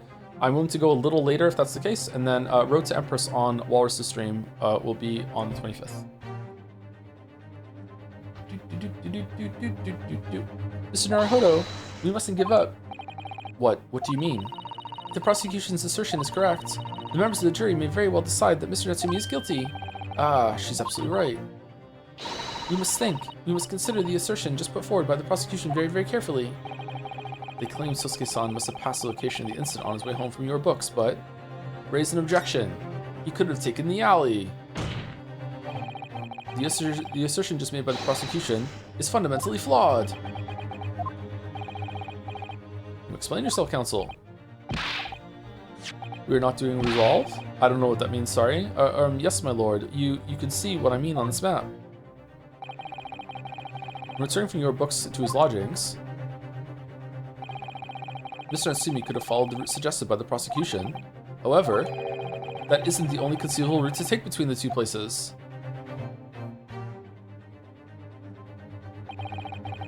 If the defendant used these streets, look what happens. He arrives back at his lodgings without passing the location where the victim was attacked. Talking back to a clown is a fool's errand, of course. However, I feel compelled to point out that that route is what is commonly referred to as the long way round. Ah. On a cold winter's night, why would any man choose to take a longer route home? Well, he doesn't know the streets very well. The answer is extremely simple. He wouldn't. In other words, Sumari. The accused took the obvious route back to his lodgings and is the obvious perpetrator of this crime. If only we could ask him.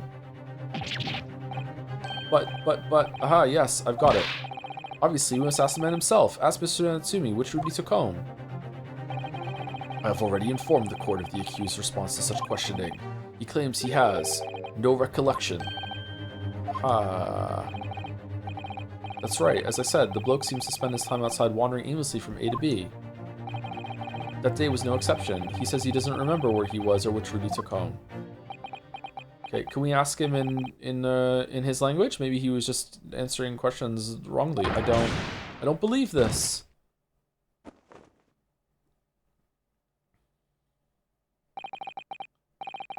I thank you, my learned friend, and suggest that we do not waste any more of the court's time by wandering aimlessly around the subject. Pray, what say you, insightful jurors? But even if that is the case, the defense still... It's Susie.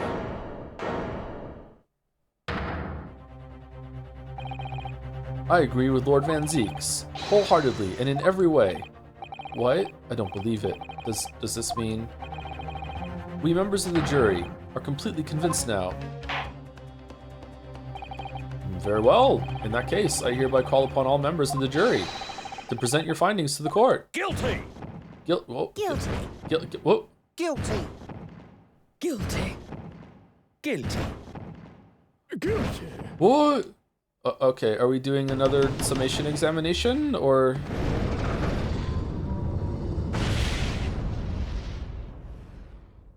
It would appear the jury's leaning is unanimous.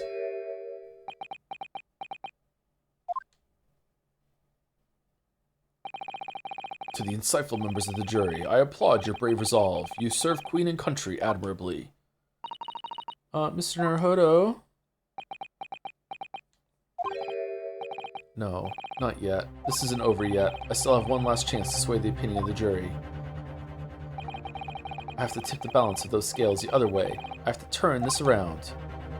Big top. Somehow. Those are the eyes of Corey, not yet willing to give up and die. You would know. Pulling the sash up. That's cool. So I presume you intend to wield your rights again in this trial. Rights in the defense written into antiquated British law that should have been buried long ago. Call it antiquated if you will, but it's the defense's prerogative to carry out a summation examination if it so chooses. Very well, counsel. In accordance with the letter of the law, we shall proceed with the summation examination. Are the members of the jury ready, Mr. Foreman? Of course we're ready. I'm all too familiar with that Nipponese whippersnapper and his onkus refusal to throw in his alley. What the fuck you talking about? Very well then. Ladies and gentlemen of the jury, you will each explain on what grounds you've determined the defendant to be guilty. Get your Mew shoes on. Judicial findings. The jurors' contentions. For pity's sake, that little Nipponese oddity really admitted himself, didn't he? If he said that a woman in green collapsed before his eyes, why, it can only have been the victim. The man wouldn't have gone around the houses on his way back from the bookshop, not in winter.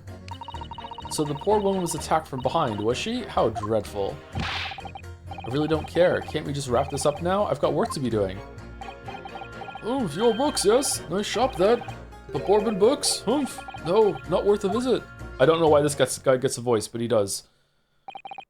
With only minor exceptions, the reasons for finding the defendant guilty are all too clear. When the stabbing occurred, the only two people at the scene were the victim and the accused. And the accused himself has admitted to seeing the victim in her green overcoat sink to the ground before his eyes. Furthermore, we have heard from the inspector that the defendant then fled the scene. I must say, I would have ample grounds to convict this man already. Well, then you're bad at your job, Judge.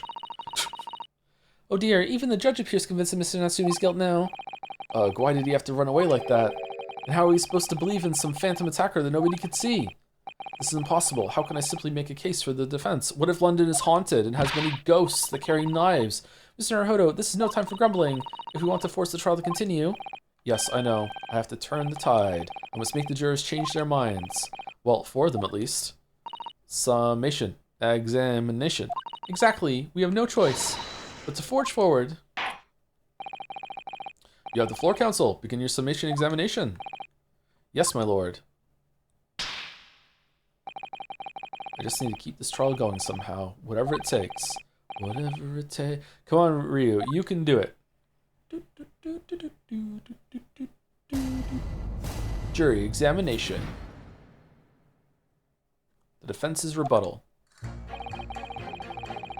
Consider the facts. The fact being that I have a katana, and if you don't change your vote, I'm going to stab you through the chest. Pretty compelling. I would change your vote if I were you. For Pete's sake, that little Nipponese oddity. Okay, so we press them, and we try and find something that we can turn them against each other. That's how it was, right? Okay, so let's just go in order.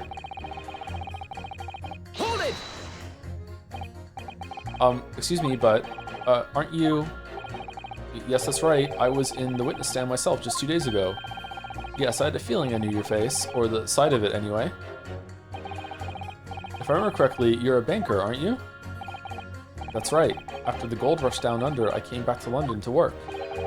And it was all going swimmingly until you started fossicking around. Bruce Fairplay was a man of repute. Sorry? Don't think I've forgotten how you treated me the other day. You had me and that young hatter pegged as criminals. Oh, well, you know, water under the bridge. And then we didn't do it. Now there's all sorts of rumors buzzing around, and the police have been badgering me non-stop. But I still got time to put in my juror hours if I could turn back the clock.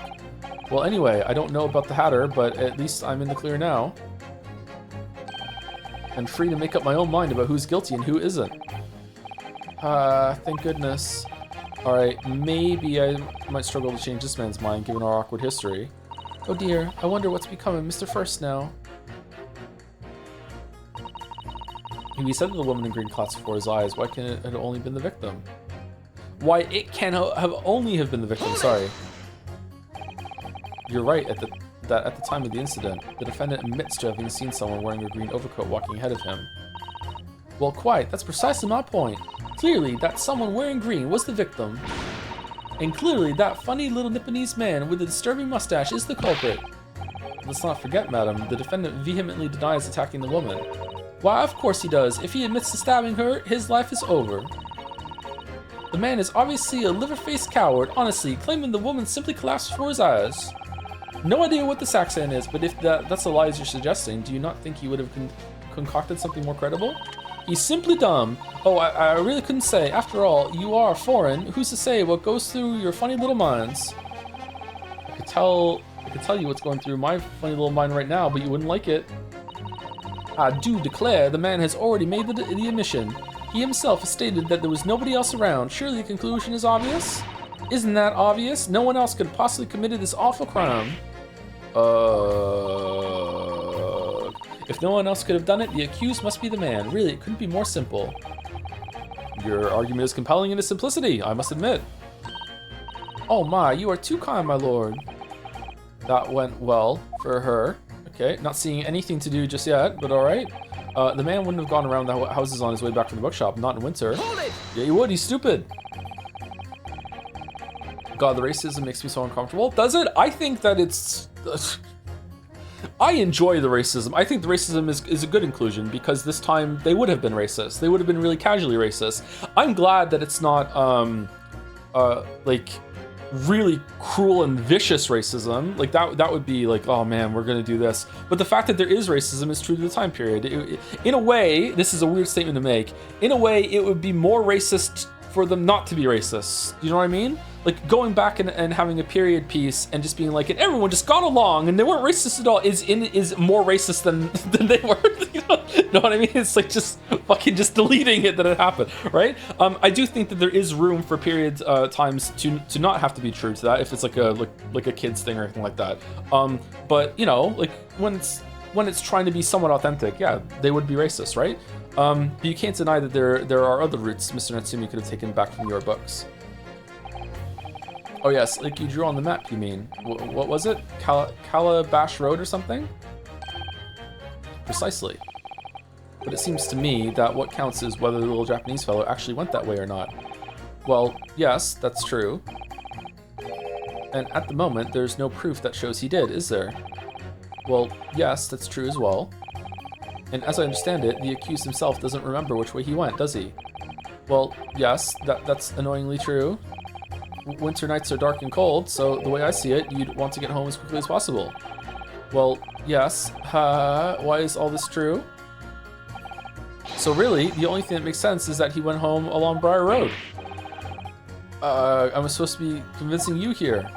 I have given it a lot of thought, you know. I didn't just make up my own mind on a whim that he did it. Maybe there's some secret alley that we don't know about. I mean, if there was some logical reason why he might have gone the Calabash Roadway, it'd be different. I'd be happy to reconsider my position in that case. Honest, I would.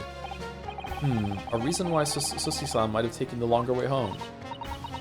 Yes, a good reason. I don't imagine you'll be able to sway this young man's opinion without one.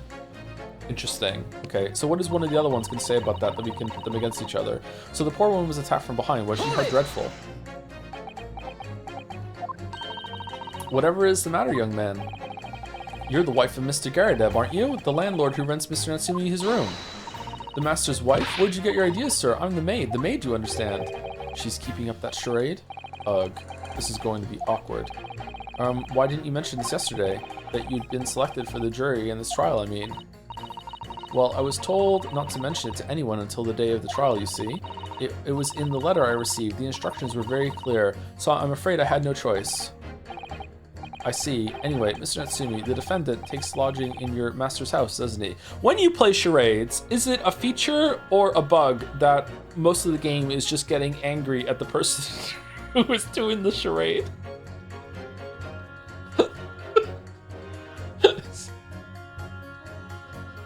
Absolutely, is that actually the point of the game?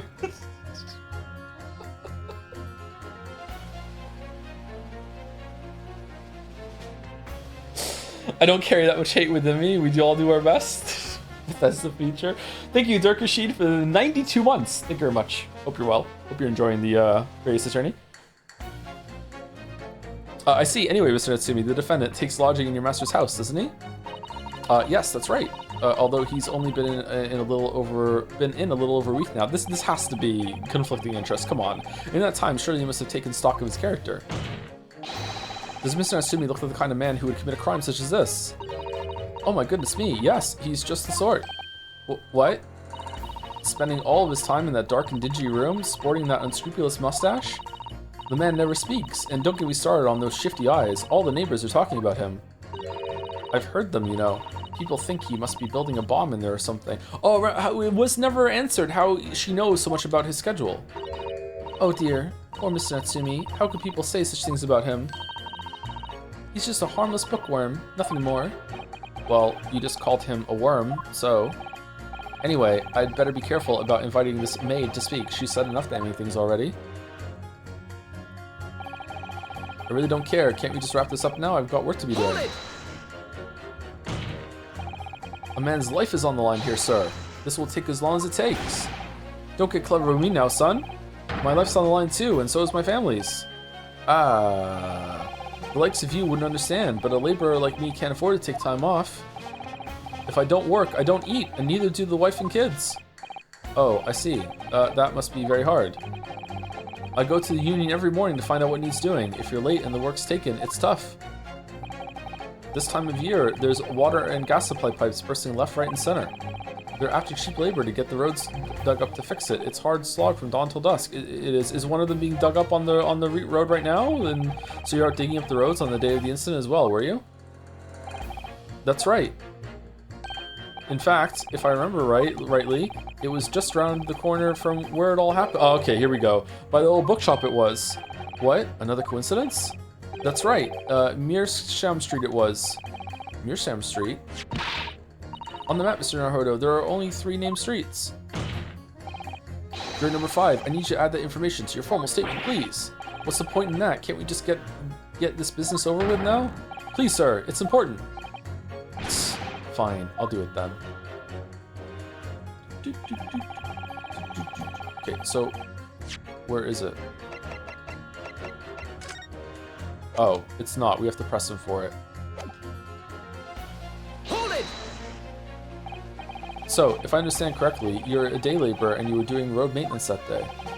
That's right. Like I said, you get a lot of burst gas and water pipes underground in the middle of winter. It's the only time of year fellows like me can actually make a few bob, and I'm missing out today. A few bob? Well, and when you say from dawn till dusk, well, the work has to be completed within the day, you see? No coaches or pedestrians can pass while it's happening. I wonder if I could trouble you, sir, to mark on the street map the exact location of the works you are carrying out. Give it here then. Let me have a look.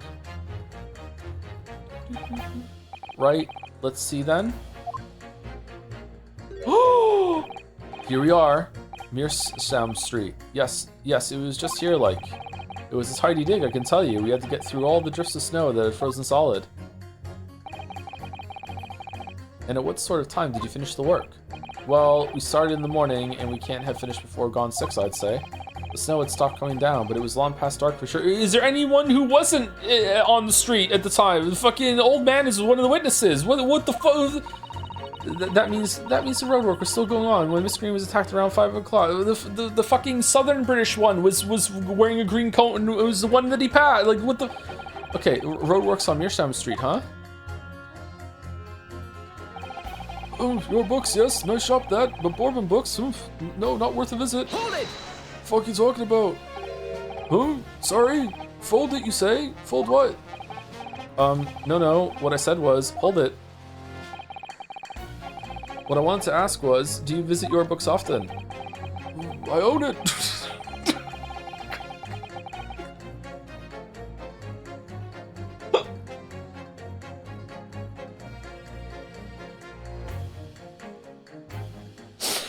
I like the old books they have in there, yes. I enjoy reading them over a nice cup of old tea. That's my daily routine, you see? Same thing every day. I'm losing the voice, including the day you're all talking about. Wait, you were there? And what time did you visit your books on the day in question?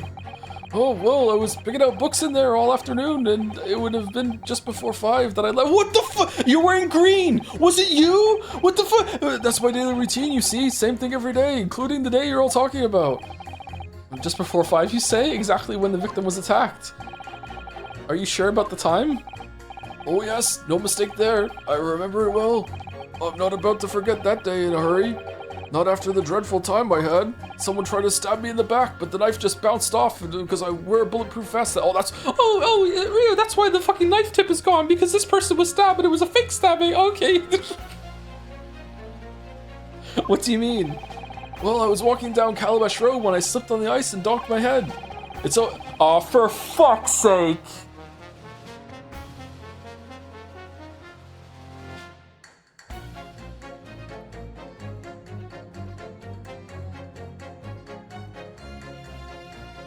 It's always worse after the snow stopped falling. That's when it's most slippery. Knocked myself clean out, I did. I really thought my number was up. Wait a minute, let me get this straight. So it was her books that were around her then? This happened on Calabash Road?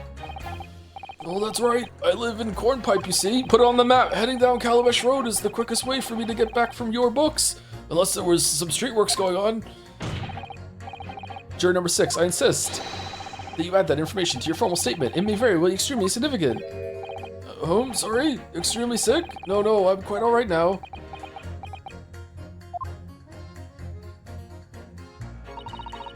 It sends a shiver down my spine to hear the members of the jury so convinced that Mr. Natsumi's guilt. Didn't read that right, but I can't help feeling that some of their opinions are rather subjective. Alright, I'm sorry, you just activated my trigger phrase. We have to have an hour-long talk now. Fucking, I've forgotten your name, I'm so angry. Susie, I'm sorry, I agree, it's the irrelevance of what some of them are saying that sends a shiver down my spine. Still, at least some of their assertions don't actually incriminate Mr. Natsumi or anything. That's something. We must use that to our advantage, Mr. Naruhodo, cunningly. Yes, you're right. Let's listen to the jurors again, carefully. And if any of their assertions are at odds, I'll pit them mercilessly against each other. Yeah.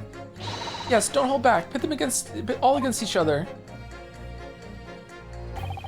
Okay, now I am now actually paying for you to do VA. Please do the voice. I don't want to. I can't do the voices consistently. Don't give me money for the voices. Then I'll feel bad if I can't do them. Thank you for the bits though, and Annie for Prez. Scorpio server also bits for the old man voice. No. No, no, I'm gonna lose it. It's gonna become goofy in fucking like 3 more sessions with this guy. Okay, did you add? Okay, we have to press him on this. And what? That was around 5 o'clock, you say? The same time as the victim was attacked? Well, I don't know anything about the girl who was stabbed, but my dinner's on the table at the same time every day. And for the record, could you please identify the precise location of your fall? Oh, goodness. It was eons ago. I'm not sure I can remember. It was 3 days ago. Try dredging your memory, please. Well, let me see. It was especially slippery around about... Ah, yes, I remember now. It was just on the corner here. What happened to you then? Were you alright? Well, you don't get too many people down Calabash Road, you see. It's come with a lot of heart. Also, there was no one around when I fell. No one around when I knocked myself out. You knocked yourself out? No one around when I came to again. And no one around when I sneezed. Bless you. So I picked myself up and went back to my nice warm house where my grandchildren were waiting for me. A sad and lonely picture you paint, sir. You were fortunate not to have frozen to death. Yes, how lucky that he wasn't more seriously injured. True, it sounds like it was very nearly another hospital admission, or worse. Ah, yes, one more thing. Were you wearing that same green coat? Were you, yeah, on the day in Oh, absolutely. Don't have another coat. It's the only coat I have. Yep. It took until this morning to dry out properly. Good job too, or I'd have nothing to wear here.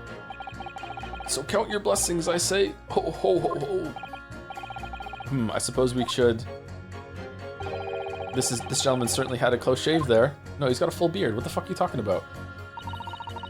This is a shiver down my spine to hear the members of the jury so convinced Mrs. News. Okay, they should have let us press them before doing this again. Okay, yeah. Okay, so what are we doing? What are we doing? All right, so we're using green fisherman's testimony against the lady that thinks that there's only green people. Woman in green. Yeah. Okay, so we're gonna pit. For pity's sake. Okay, does it matter what order I put it in? Objection.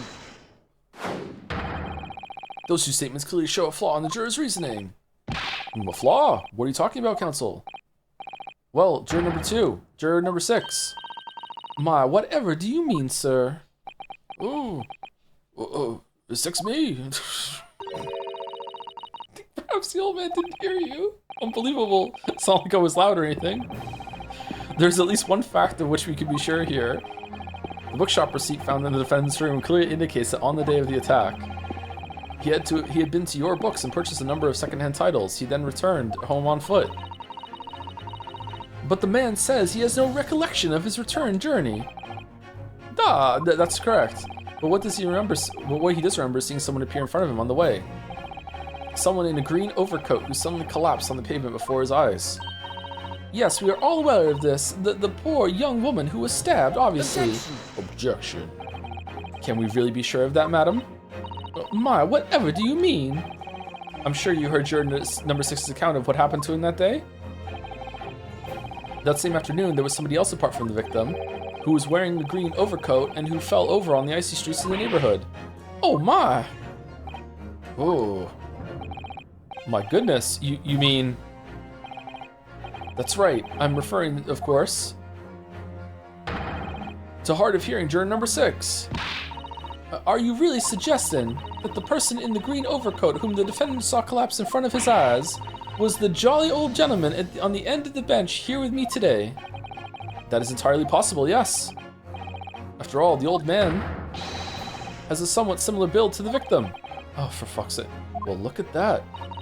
My goodness me! Oh, sorry, you need to pee. And crucially, we know precisely where the old man in the green overcoat fell. On Calabash Road. Therefore, if the person who Mr. Natsumi saw collapsing in front of him was in fact juror number 6, it means the defendant must have taken the long route back to his lodgings, and that's really important for some reason, and if that's true, then clearly the crime scene on Briar Road, where the woman was stabbed, was not on his way home. Oh my! Well, that's true, but I'm gonna need 3 more You idiot, old man. If you hadn't been so daft as to be roaming about there, we'd have boxed this off hours ago. And really, what were you thinking, wearing such a befuddling coat? I'm also new in her voice now. It's contagious. What did you say to me? Is it a crime for the elderly to walk the streets these days? Is it a crime to slip over on the ice? Is it a crime to keep up with the latest styles and wear a beautiful green overcoat?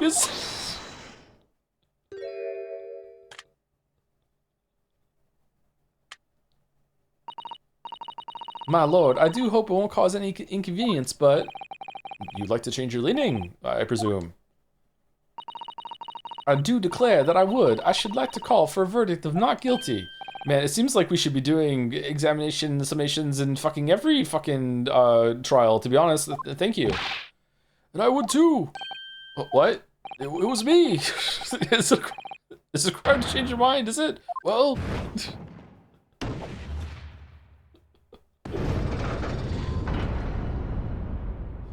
He's guilty of not helping me up.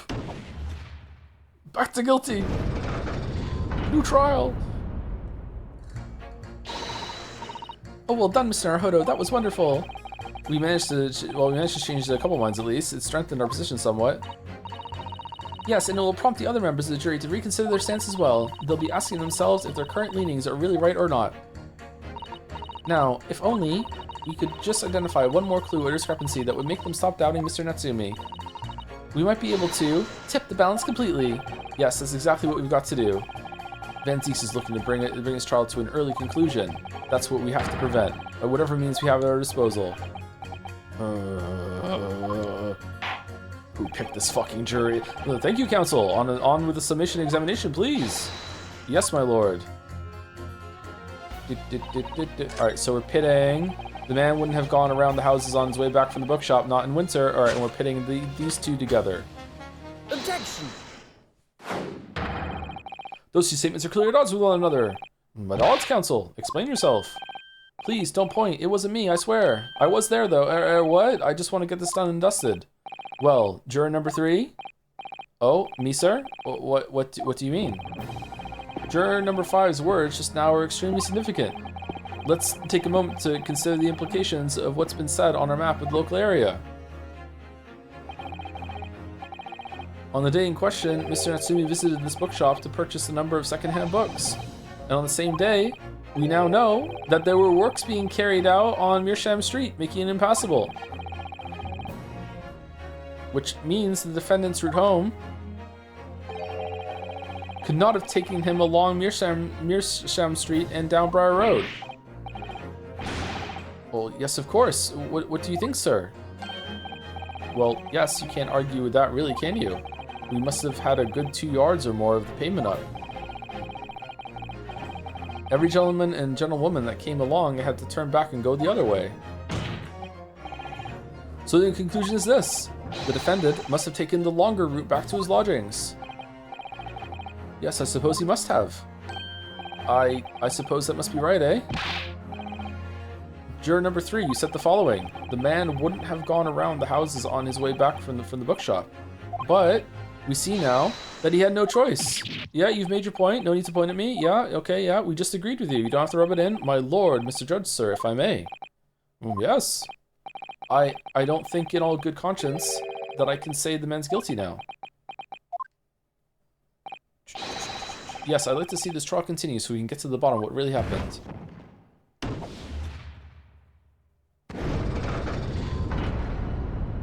The street was dug up in the mound. He took the long way around. What about you, sir?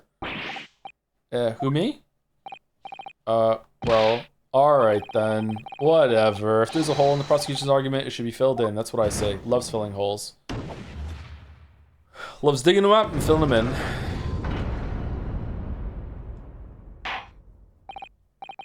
Well, that summation examination is concluded with a rather large shift in opinion. The ayes 2, the noes 4. So the noes have it, not guilty, they say. Which means we no longer have a consensus among the members of the jury. Surely getting to 3 would be enough. The trial will continue. Objection! This is bullshit, Your Honor. Oh, he's actually drinking it. Not just giving it a sniff. Fuck. Oh, yeah, okay. Could it seem churlish of me to drink from my hallowed chalice moments after raising an objection? only to crush it in disgust. Pray, forgive the discourtesy. Lord Van Zieks? It seems I must retract my earlier remark. What do you mean? I mistakenly credited these jurors with intelligence by describing them as insightful. Yet we have just witnessed them falling for a cheap trick performed by an Eastern entertainer. Why are you insulting the jury? Whatever do you mean? I haven't tricked anyone. Everything I've said is the truth. Indeed. Stalwart juror number 5 was undoubtedly repairing the road as he claims. I believe you said it was a good 2 yards of the pavement which you had excavated, sir? That's right. It took me the whole day and they paid me a measly tuppence for it. Now, my learned Nipponese friend, tell me. Do you have any notion of the distance that 2 yards represents? Well, if I'm honest, I don't have a clue, no. 2 yards is a little less than 2 meters. Less than 2 meters? What the fuck is a meter? That's not much at all. In other words, sumari, a distance readily vaulted by anyone of moderate vigor. What? No? Would you not agree, my stalwart friend? Me? Well, I can't say you're wrong, no. What? Did you perchance erect a sign to prevent pedestrians from passing the site of your works? Stop skipping leg day. I'm pretty sure I probably could, but jumping over a roadwork hole in winter where it might be slippery or anything like that, that's his argument? Fuck no. I wouldn't, especially he's fucking like, can barely stand. I wouldn't dream of it. What a waste of time. No coaches would have a hope of passing that way, passing anyway. We could just turn in gentlefolk back when they came. Kids jump. I actually don't know if I could jump 2 meters. Could I jump 2 meters? With a run, absolutely. But just a little hop, 2 meters? I don't know. I don't know how long my hop is.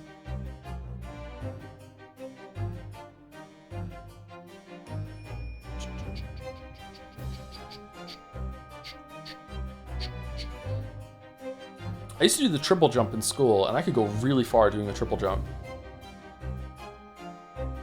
Kids just jump right over us all the time. The accused is no gentleman as far as I can see. I have little doubt, however, that he could spring over a 2-yard trench in his meanderings around town. Ah. Is that true? Is it?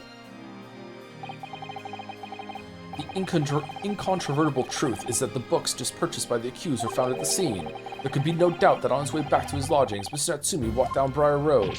What were the books? Crushed in a single sentence. And old man. Cold man, you could talk. And you say that around 5 o'clock on the day in question, you slipped and fell on Calabash Road. The world record long jump is 8.95 meters, so 2 meters seems reasonable to anyone reasonably fit.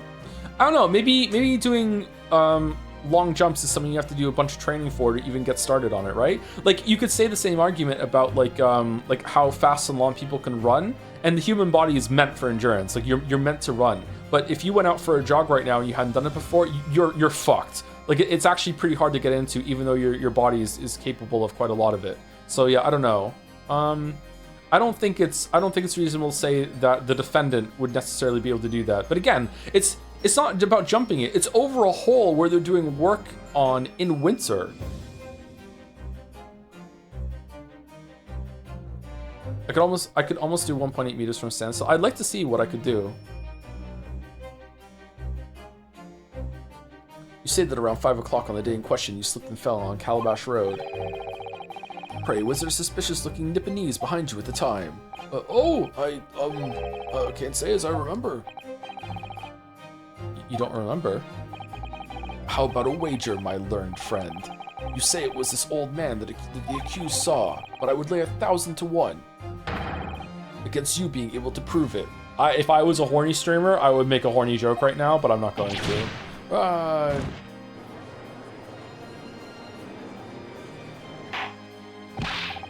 Order! Order!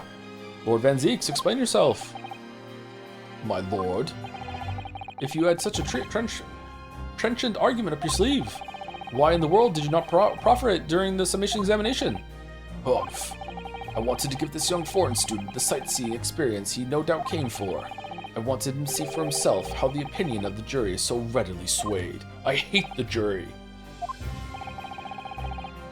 But my hospitality has its limits, and they have been reached, I feel.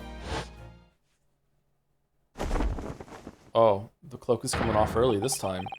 So, my learned friend, today's sightseeing tour of London is now over. What? What are you talking about? My lord. The prosecution requests permission to call its next witness to the stand. Oh, so that was just a bunch of posturing for no reason. Okay. Granted. Bailiff, bring forth the witnesses. Its next witnesses? Mr. Naruhodo, do you not remember? We've been told on several occasions that there were eyewitnesses to the incident. Yes, I remember. One of them being a Scotland Yard policeman, nonetheless. And is it his dog? I'm afraid that's likely to be the prosecution's next witness. Alright, no matter who Van Zieks brings to the stand is his next witness, and no matter what they say, I believe Sosuke-san. I know he's innocent. And I'll keep believing to the very end, until this battle is over. Oh, it'd be a good time for a break, but we're half an hour off of it yet. So, oh, what the fuck? Witnesses, please state your names and occupations for the court. Are you chewing your helmet? Oh, you are. Okay.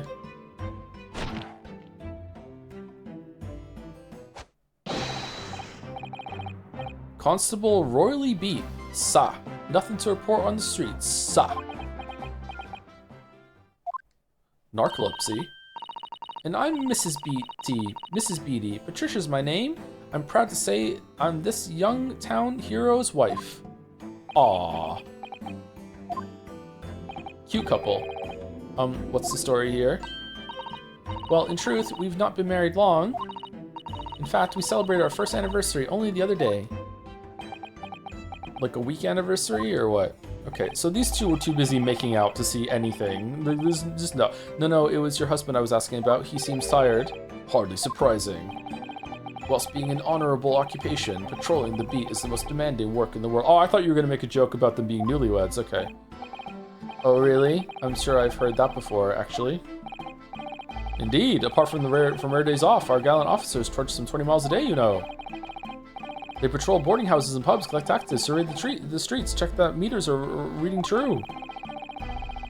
And they're responsible for keeping the streets clean and lighting and extinguishing our streetlights. There are a number of items on that list that don't sound much like policing duties at all. I wouldn't just be falling asleep on my feet, I'd have collapsed long ago.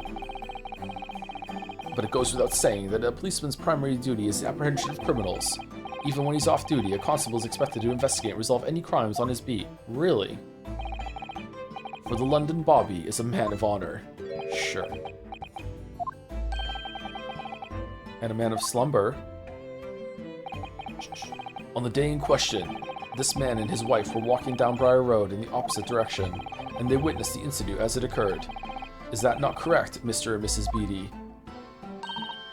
That's right, sir. Isn't it, Roly? Roly Beatty. Constable Roly Beatty, sir. Nothing to report on the street, sir. What a great witness he's going to be. Very good. I'd like to hear your formal testimonies now, please. You will tell the court exactly what you saw on the afternoon of the incident. Yes, sir.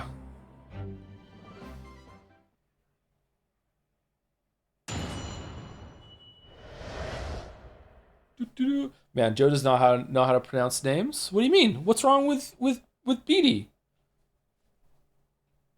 Could be Raleigh instead of Roly or Roily, but like what the fuck, man? Let's try you streaming, chat. This is our wedding anniversary, and Raleigh was taking me out for a meal, and there was no time to change after work. Anyway, two silhouettes appeared out of the fog on the pavement in front of us. And all of a sudden, one of them just collapsed on the floor. Then the other scattered something before running off. Okay, so there was someone else there. Interesting. We ran straight over, of course, and then went for help at the nearby police box. It was definitely that Japanese man in the dock. Raleigh and I both saw him as clear as day. Well, this is extremely compelling testimony, I must say. Oh dear, this policeman and his wife are claiming to have positively identified Mr. Natsumi at the scene. If the testimony is true, the alternative course of events that you established in the summation examination will be quashed. This is the last reading game. There's no more reading games after this. Just gameplay games forevermore after this.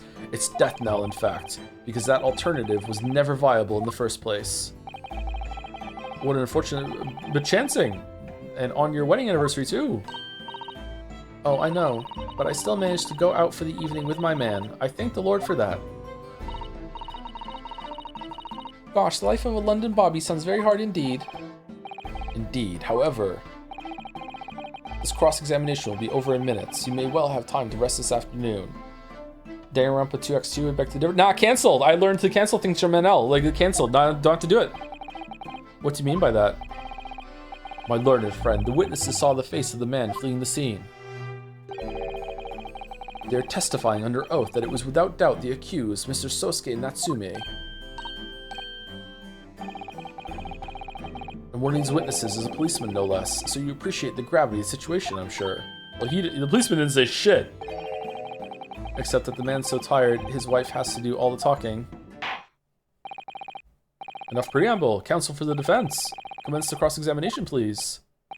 Yes, my lord.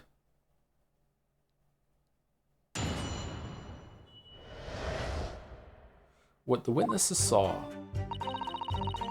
Okay, it was a wedding anniversary, and Raleigh was taking me out for a meal. There was no time to change after work. No time to change after work, you say? Are you also a member of the police, Mrs. Beatty? Oh no, sadly not. It's a job for strapping young men only. Women, children, and the elderly can't even apply. Okay, do you work at the bookstore? Well, I think you can probably see why children and the elderly can't do the job, can't you? I think Raleigh looks ever so handsome in his uniform, and it suits you down the ground, doesn't it, darling? It suits you down the ground, doesn't it, darling?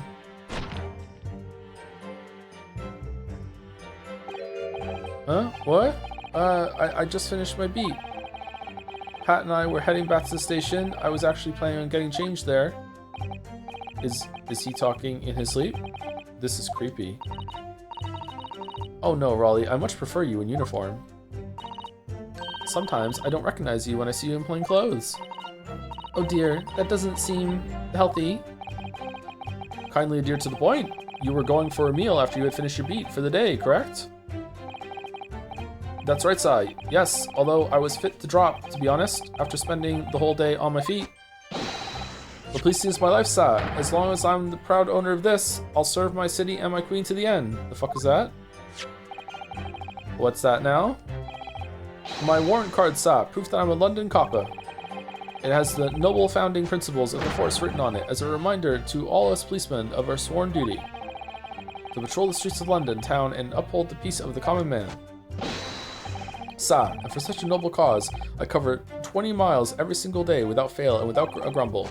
Because I know that plodding on my boots is all Londoners need to feel safe and secure. What's your boot budget for fucking all the walking? So fighting crime doesn't appear to come into it then. But Sa, just on that one particular day, I was looking forward to celebrating my wedding anniversary. Mrs. Beatty puts up with a lot being married to a bobby like me. Oh, smooth! I wanted to show my dear wife how much I care. Damn. Oh, Pat. Oh, Raleigh. Oh, what a charming couple. Their young love is such a joy to behold. If a little over the top, perhaps. And when then, kindly describe what happened next. After dinner, you mean, Judge? What the fuck are you talking? Anyway, two silhouettes appeared out of the fog. Oh, his book is in evidence? Oh, it had an icon and everything. Huh. Hold it! Two silhouettes. That's right, they were coming toward us, walking up Briar Road in the opposite direction.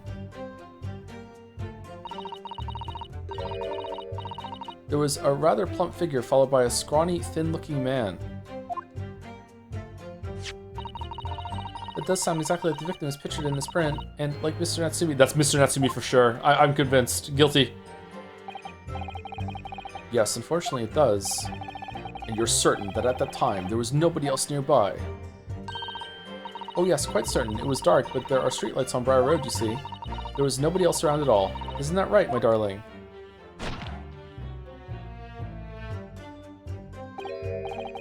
What? Yes, that's right. Of course, there was a light fog on the ground. But Briar Road is dead straight, and you could see a fairly long way down the pavement. And then there's the street lighting as well. I didn't see any other pedestrians.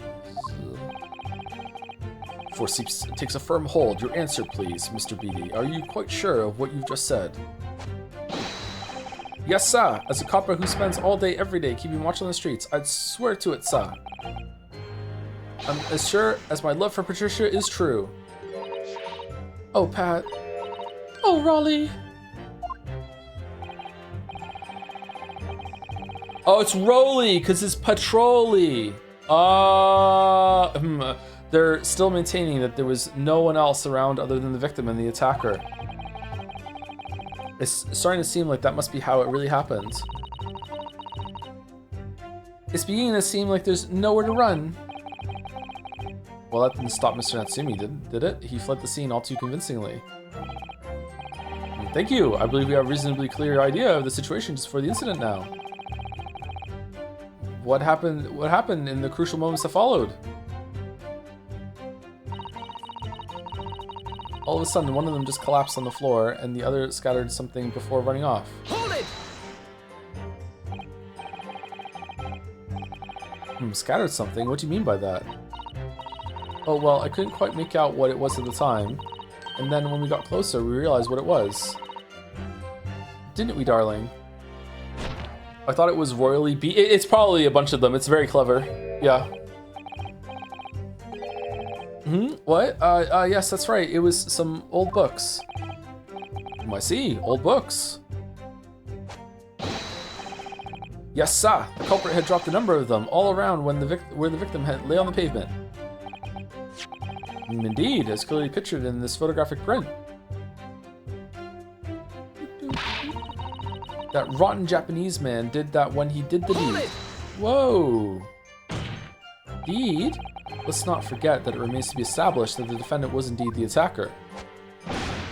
But we saw him. It was the man in the dock without question, sir. The mustache, the hunchback, the cat-like eyes, the taut mouth, the snub nose, everything. Any more insults you want to throw in?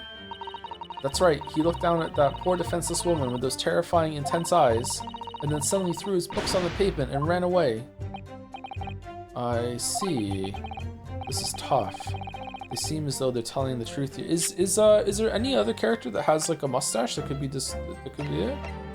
Oh, it was Tobias. Could it be you?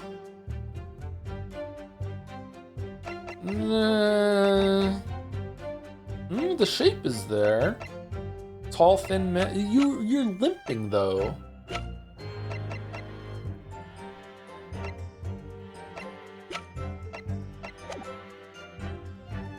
This is tough. They seem as though they're telling the truth here. May I remind the court that this unambiguous testimony comes from a policeman and his wife. Now please, continue. Yes, sir.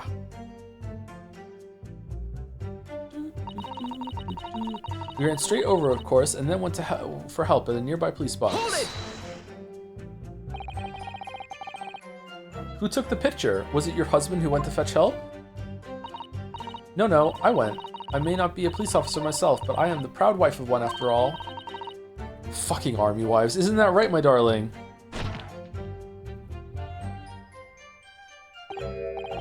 Huh? What? Ah, yes, that's right. I asked Miss Beat to go. I was off duty by that point. I've had so many fucking interactions with army wives. Do you have any idea how many army wives played World of Warcraft? I don't know why. Just all of them went to World of Warcraft.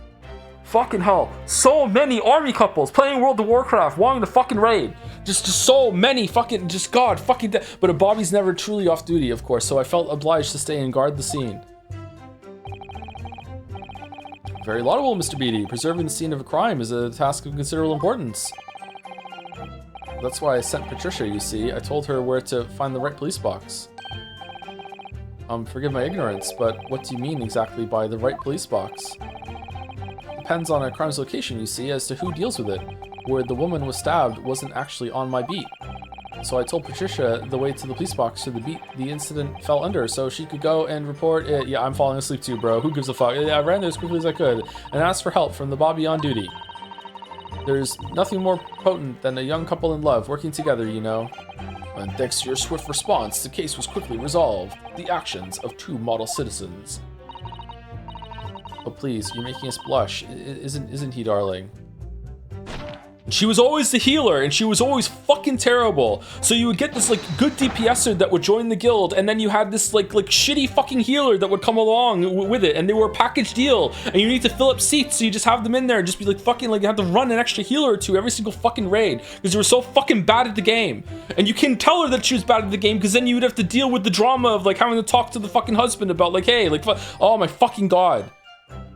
And then sometimes they break up, and it's really awkward because they were still fucking playing World of Warcraft, even though we're broken up. Just fuck. Oh, one time one of them cheated on the other one. It was this whole fucking. Oh, for fuck's sake. Yes, sir. When Patricia said, sir. Let's move on, shall we? There was this one time that we were pulling Lich King 25 in Wrath of the Lich King, and there was this healer named what's a fake name I could say? Brisket. There was this healer named Brisket, okay?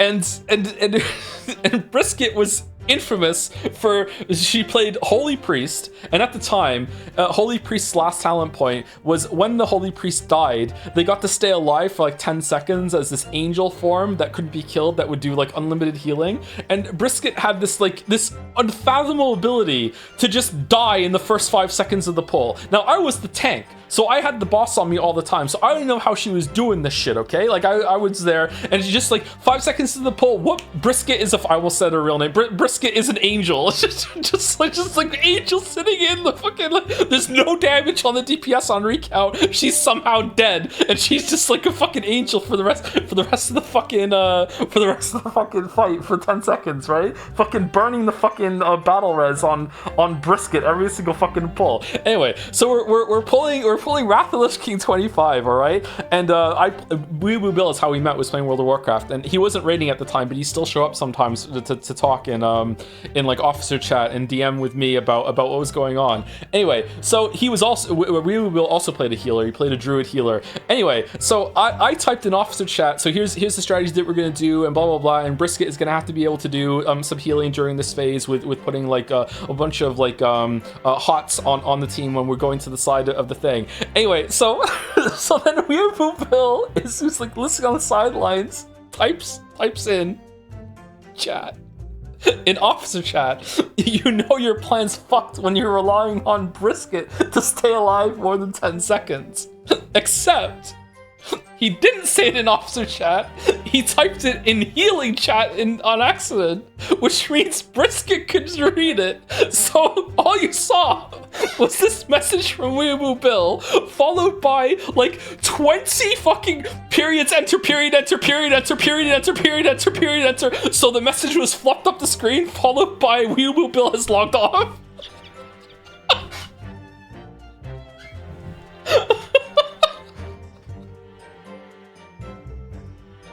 And it wasn't brought up, so I don't think she saw it, because he said it when we were doing the poll, and she was too busy finding a way to fucking die, apparently, in the first 10 seconds. Oh god, she was fucking terrible.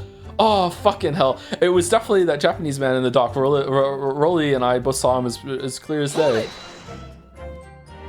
But surely you wouldn't have been able to see his face by the light of the gas street lamps, would you?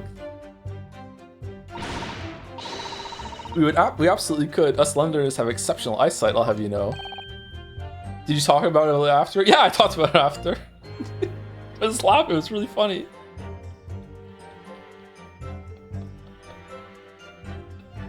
I had a moment like that too. There was a guy named Zenoy, another fake name.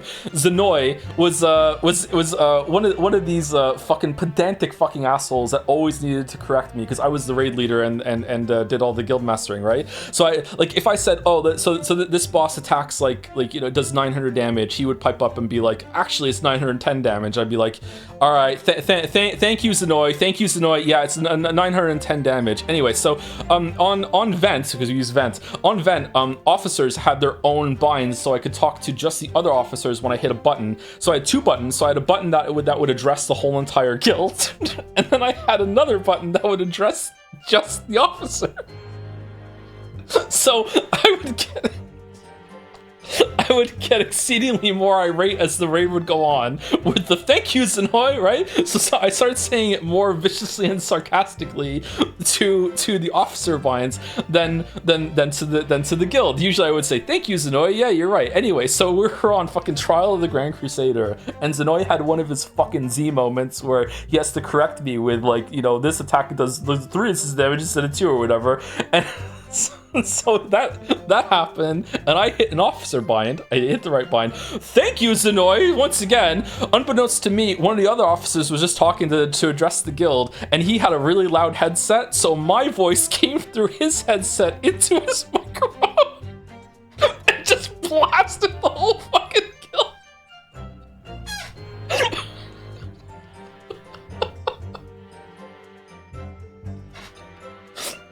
He didn't change either. He stayed the same. He was actually a pretty good player. He was a paladin, something like that.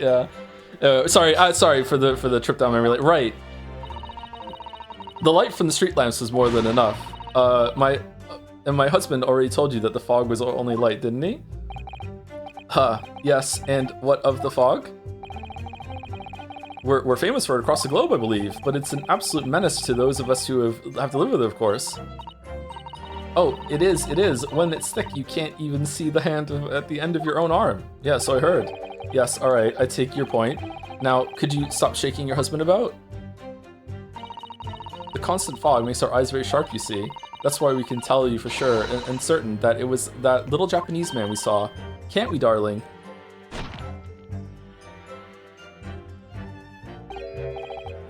What? Ah, yes. It was the accused and no mistake. The mustache, the hunchback, the cat-like eyes, the top mouth, the stump nod. Didn't we do this already? Did I hit the wrong one? Sorry, unmistakable, sir. As far as this couple's testimony is concerned, there can't be any question. No, we didn't read this one, okay. It was Sosuke-san they saw running away from the scene of the crime. I'm thirsty. So that's it, is it? That's their entire testimony? Okay, I don't know what to push, so what do you think, Mr. Naruhodo? Well, I hate to admit it, but on hearing the testimony, it really does seem as though Mr. and Mrs. Beatty saw what they say they saw. Mr. Natsumi running away from the scene on Briar Road that day. Yes, I feel the same. So if that's true, where does it leave us? The members of the jury are sure to call for a guilty verdict after his testimony. Oh no, then what do we do? If Kazuma-sama were here, what are you trying to say? I think he would try to find a contradiction somewhere else within their testimony. Yeah, that's the bit, that's what we do. What do you mean somewhere else? Their statement about seeing Mr. Natsumi is unequivocal. Calling that into question won't help. But you could identify some other part of their testimony which appears to contradict the facts. You might be able to discredit them, to make the jury doubt if the pair's memory of the day is accurate. Okay, so are you telling me to push them again to get another thing, or no? Oh, right. Put simply, we must focus on finding a discrepancy in these statements somewhere. If we don't, I'm afraid the trial may reach an early and unfavorable conclusion. Ugh, why do I always seem to be so up against it? Mr. Lawyer, sir, can I ask you something? Oh, yes, of course. What is it? Well, you keep asking us all these questions about everything we've told you, so... It seems like you don't believe our testimony. Is that right? Is it? Well, out with it. What? No. Oh no, it's really not that at all. It's just doing my job. My husband's a policeman, remember? And I know what I saw. I remember every last detail, everything. Like, oh, I know. What about the books the man dropped? I could tell you the names of every single one. I could. Every single one. And you dare to question how reliable my testimony is. Okay, so the books are going to be wrong. All right. That will do, Miss Speedy. No, it won't do at all. That Japanese lawyer has no idea what I'm capable of. Even if I decide to forgive him for insulting us, don't think for a minute that Raleigh will. I really didn't mean to cause offense. Please put your husband's fist down. Perhaps you would like the opportunity to supplement your testimony, Mrs. Speedy. Might that appease you? Oh, thank you, my lord. That would settle things nicely. Wouldn't it, darling?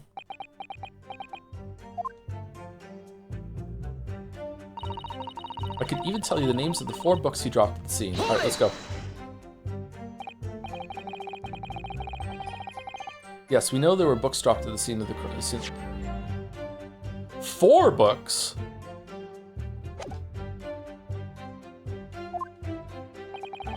Those purchased by the accused at the nearby second-hand bookshop on the day in question. After I'd been to the police box for help, I decided to have a good look over the area for good measure. I'm a proud policeman's wife after all. I did it for Raleigh. And what was your husband doing at the time? Oh, he was lying face down in the snow, getting some well-deserved rest. He works ever so hard, you know. Ever so hard. Don't you, my darling? Interesting way of guarding the scene of the crime. Well, Mrs. Beatty, seeing as you've regaled the court with tales of your powers of recollection, would you be so kind as to recount the titles of the books you'd observed at the scene? I'd be happy to. Now, are you all listening? There was the picture of Monsieur Somebody or Other, and What's It Your Names? Then there was a meal for someone, and the last one was definitely the Thingy something. It's a good book. You see? Yes, I see there are 1 or 2 holes in your memory. Oh, well, they were along those lines, I'm quite sure. There were indeed books found at the scene with titles along those lines, as you put it. Well, what did I tell you? So I think it's very mean the way you've been implying that my testimony can't be trusted. Don't you agree, darling? Anyone who upsets my Patricia will have me to answer to. Oh, God, he has a gun. On the gaunt. Terrifying. It's a shit gun. Yes, she really is.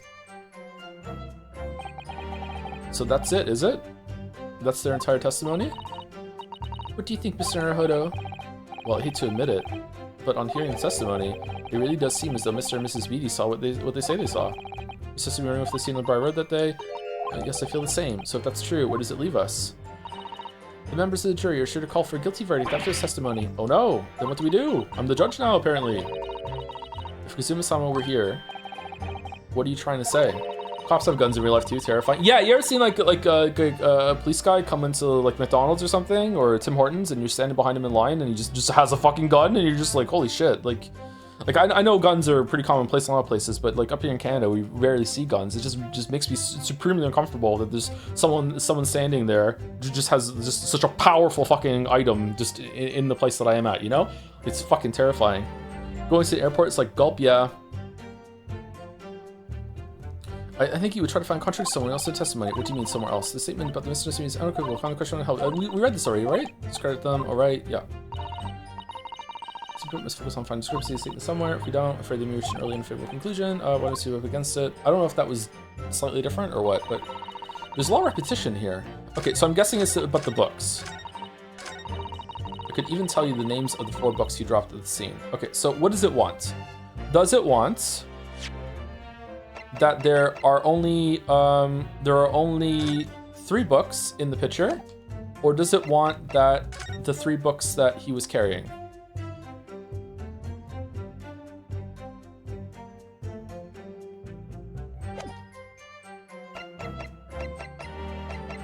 I think it's the picture, so let's see if it will accept this. Objection.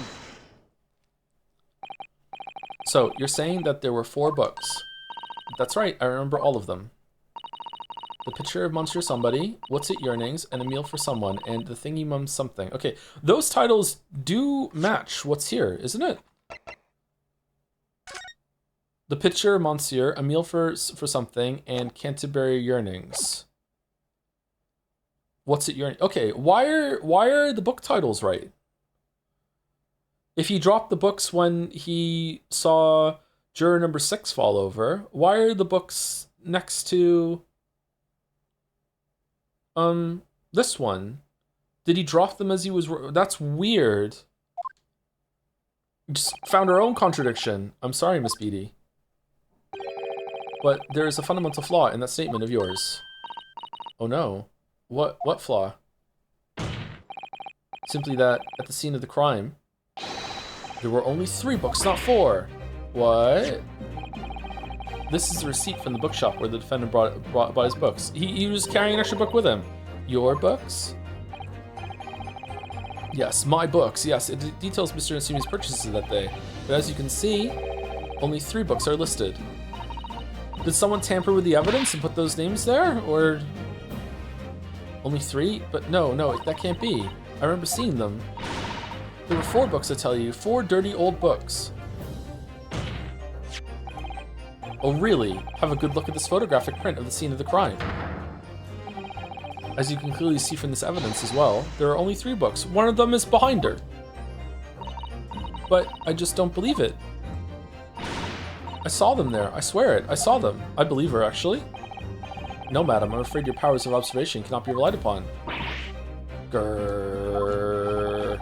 So it cannot be denied that though you say it was the defendant you saw, you could very well be mistaken. Oh no. Oh no. Oh no. Oh no. No! Objection!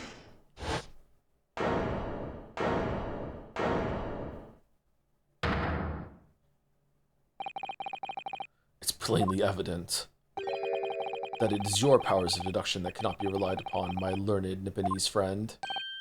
What? What cannot be denied is that these 2 witnesses saw the accused running from the scene, a fact that you know very well you have no hope of disproving. Ah? So you've striven to avert attention from that by dint of some inconsequential discrepancies. Would that be fair? It actually is true. Yeah, he sees right through me, yeah. But your plan has somewhat recoiled against you. What are you talking about? It's quite simple. Let me explain it with a toast. Is he gonna say the titles match? I hope so. To the policeman's wife and her entirely accurate testimony in every respect. Oh. You see, the matter is not up for debate. At the scene on Briar Road, a total of 4 books were most definitely found. But what about the photographic print? It only shows 3 books. Quite right. Only 3 can be seen in that print. That print is out of date. Did Gumfuck not tell you? You mean to say? Allow me to present another, one that shows the victim's hand.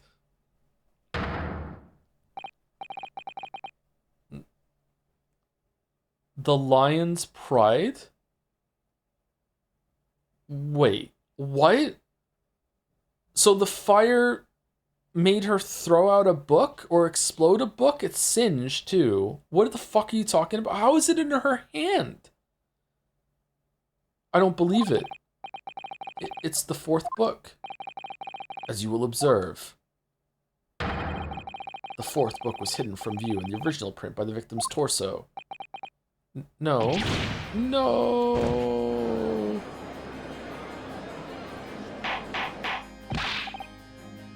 Order. There, you see? Look at that. Look. Yes. It's just like I said, isn't it, my darling? Yes, sir. Patricia's always right, sir. Let us study the receipt for the books purchased by the accused on the day in question. Mrs. Beatty, the titles once again, if you please. Oh yes, of course. The picture of Monsieur somebody or other. The picture of Monsieur Lecoq. What's it, yearnings? Canterbury yearnings. A meal for someone. A meal for Gabriel, in fact.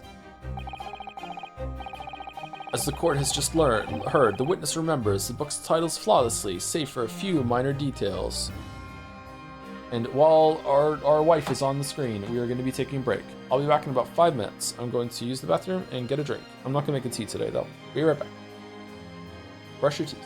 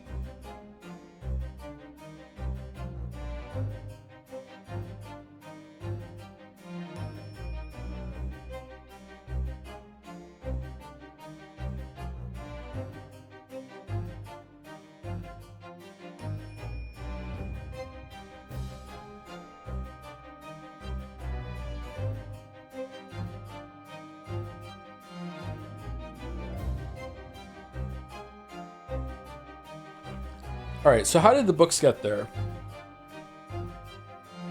How did the book in her hand get there? And is it in her hand or did it just land on her hand? It's clearly something that's come from the soldier guy's apartment. Something about the fire.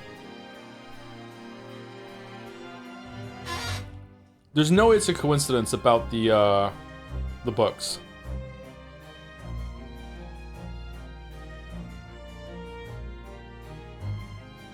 She has her thumb over the book. Every detail matters. Was she a thief? Did she steal the books from the apartment building, including his? And then he threw a knife in her back? No, they saw someone. I don't know what's going on here. Thank you, Mediocrities86, for giving a sub to Farazan is pretty. Oh, there you go. You know what? I agree. Thank you, Mediocrities. Alright, let's see what happens. Mrs. Beatty's powers of recollection can only be described as exceptional. Did you hear that, Raleigh? The gentleman paid me a compliment. Yes, sir. Flawless, sir. Patricia is flawless. But there are only 3 books on the receipt, and Mrs. Beatty mentioned 4. There's nothing surprising about that. Clearly, the 4th book is that which is shown in this photographic print. I'm sorry, Counsel, but does that not seem odd? Why should the 4th book be omitted from the receipt? Oh, the judge has actually had a thought. It's not odd at all, my lord. As the photographic print clearly shows, the 4th book was found in the victim's clutches. In other words, Sumari, it belongs to the victim. Oh, okay, yeah, that's just true. The victim was holding her own book? I wonder, what became of that 4th book?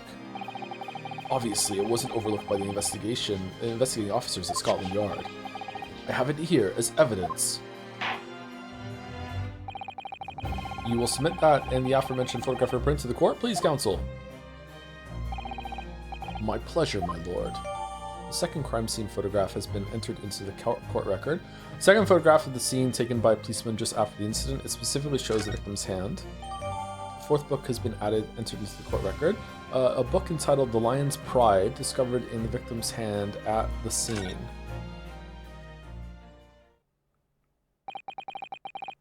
The prosecution rests. I have nothing further to add. What? You seem surprised, my learned friend. But your resistance until now has been in vain. Entertaining, yes, but futile.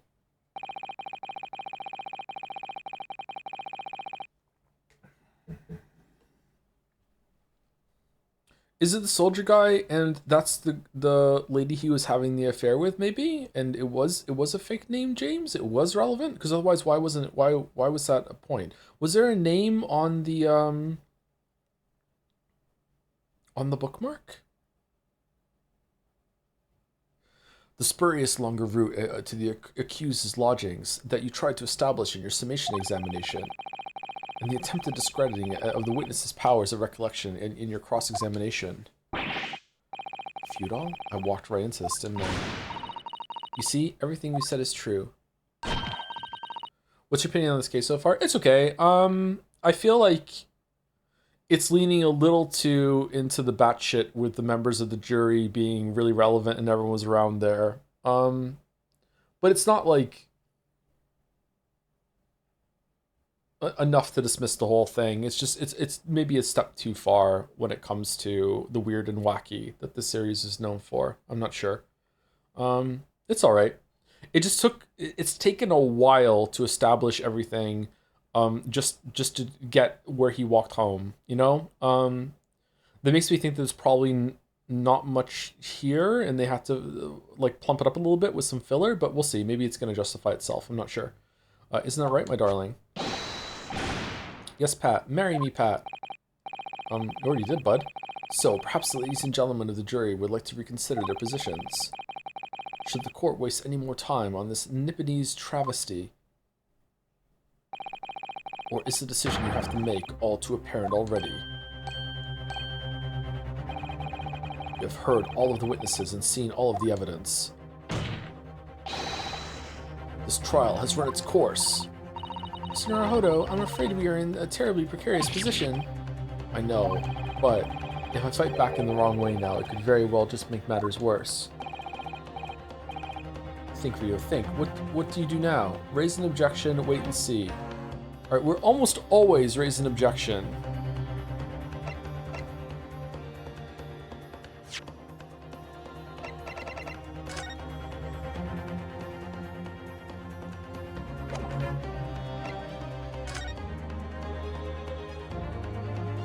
Oh, what the fuck? Oh, look at this. The book has been badly burnt. You're right. You'd never be able to read it in this state, especially not at the latter pages. What a terrible waste. Judging from the scorched edges of the paper, I think the damage has occurred very recently. Book. Recently damaged by fire. Why does that seem to raise a red flag with me? Fourth book's information has been updated in the court record.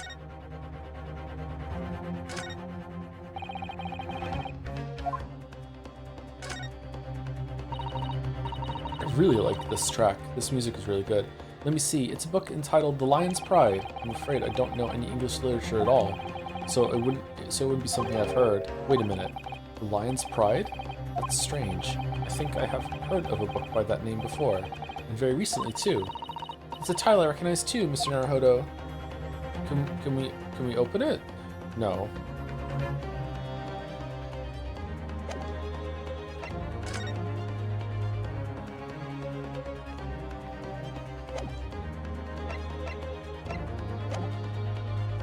Sure, let's raise an objection. Why not? Objection!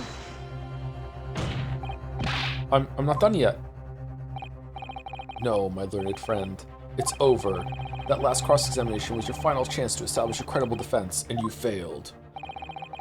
The die has been cast. There is no more room for debate.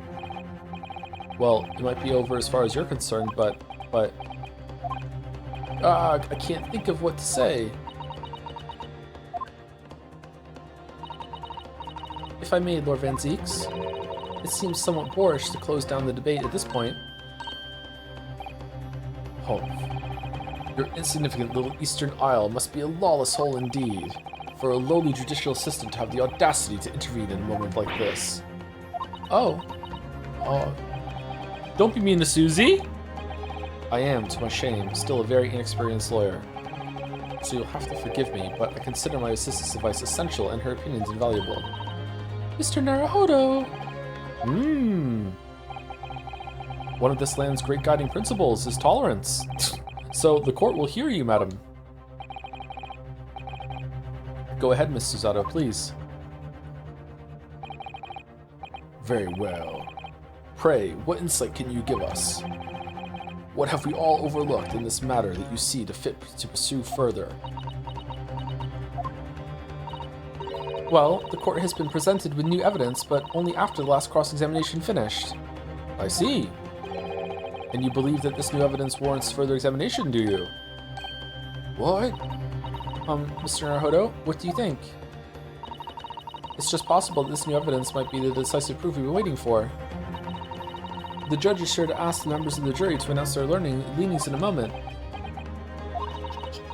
And of course, he's sure to ask you to explain what the crucial piece of evidence is and why. So we must take this opportunity to examine the newly presented evidence as thoroughly as possible.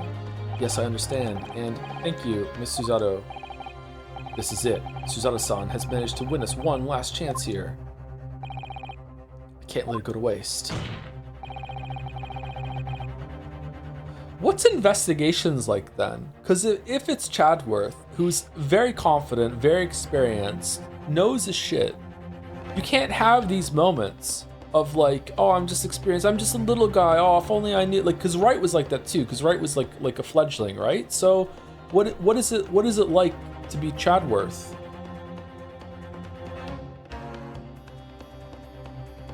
Amnesia? Does he get amnesia? Law amnesia? He gets hit really hard in the head in case one. Am I a lawyer? Oh shit! Wheeled out like fucking the killer in Silence of the Lambs. Fucking unmasked. Here, be a lawyer.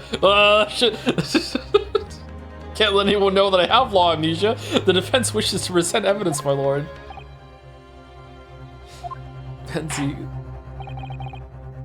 Very well. The defense may present one further piece of evidence. Evidence that apparently offers profound insight into this case and has hitherto been overlooked. The burnt book? The tip of the knife is missing? Gotta be the burnt book. Take that! The evidence in question is that we can see from the newly presented photographic print of the crime scene is what we can see. The fourth book found in the victim's hand. We have already discussed the fourth book at length. Other than it being in the victim's grasp at the time of the incident, no significance has been attached to it. Pursuing the matter further would be a flagrant waste of the court's time, as you well know. Ugh. Yes, I'm afraid, counsel, I must concur with the prosecution on this matter.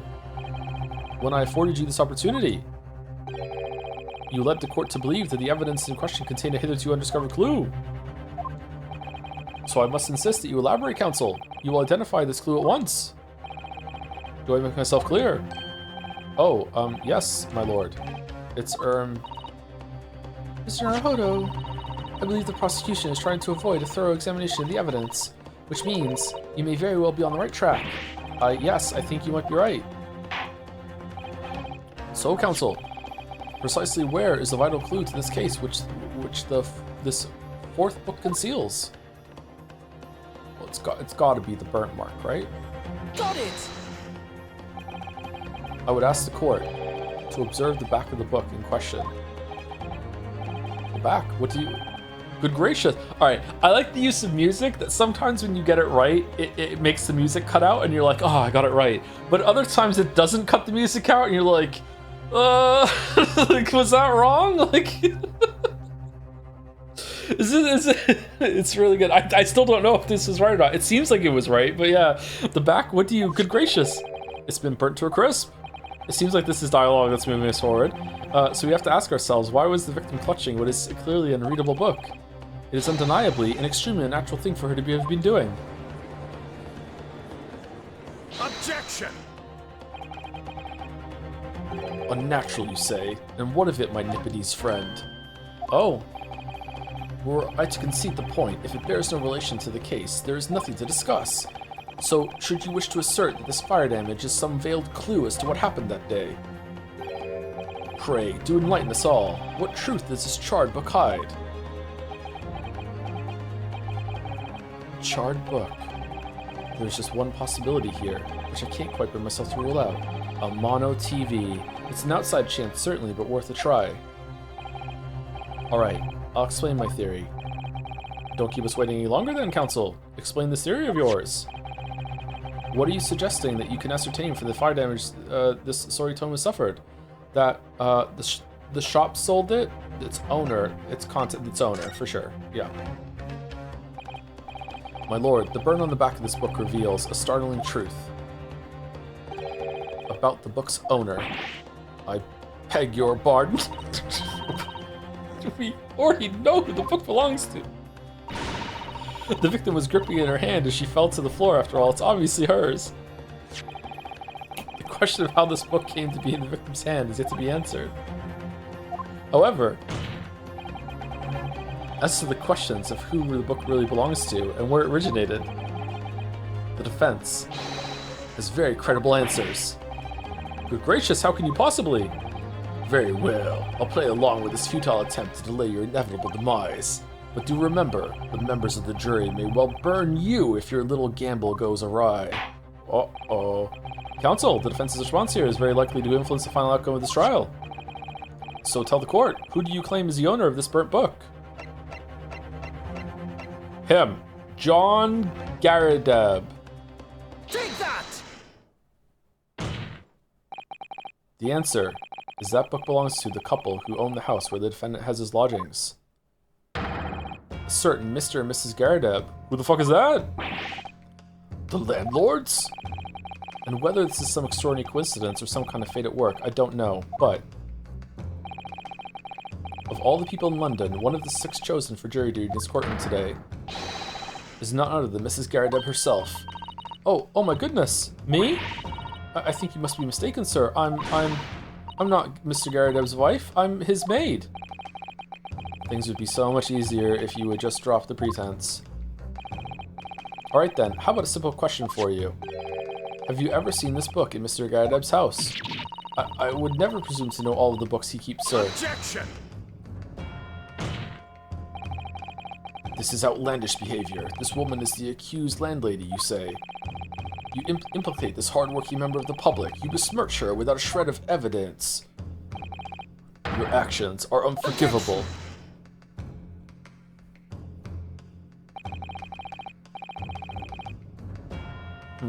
They're making him way more of a villain in this trial. Like, in the last trial, it was like he obviously is the adversary you have, but he was somewhat reasonable. And then at the end, there was some camaraderie between the two of them, and he was able to like. It seemed like he was having some growing respect for Ryu.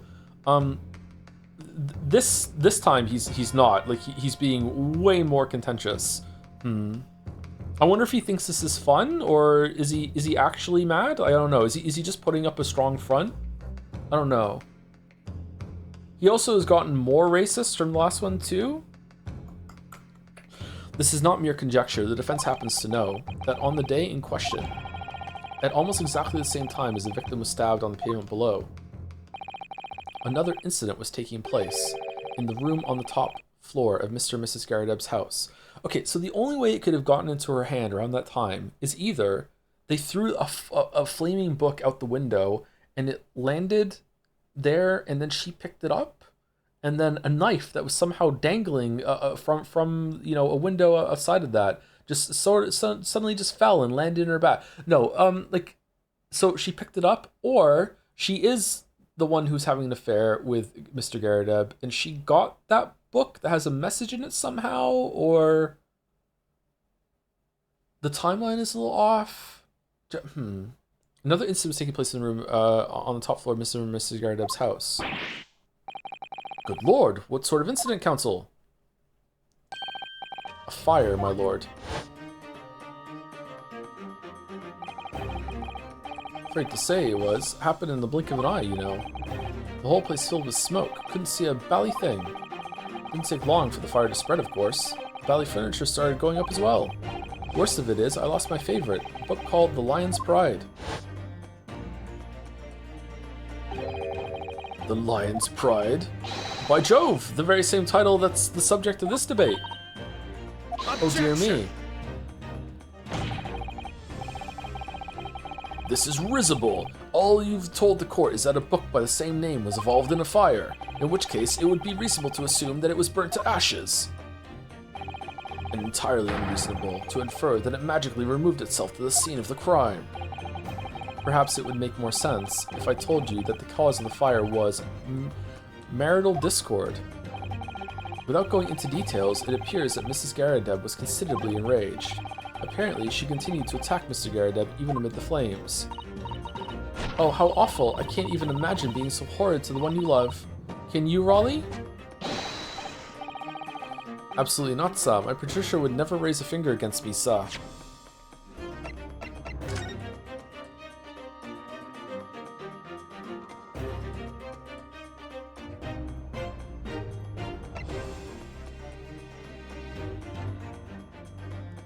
Okay, the stab wound has been confirmed, right? Like, it's not that the knife was sticking in her back and they just assume that she stabbed, when in reality she's unconscious because a book hit her in the head or something. Like, it's not that. Like, they would incident report stab to the wound to the, yeah, wound, not stabbing. Okay, yeah, okay, it's not that.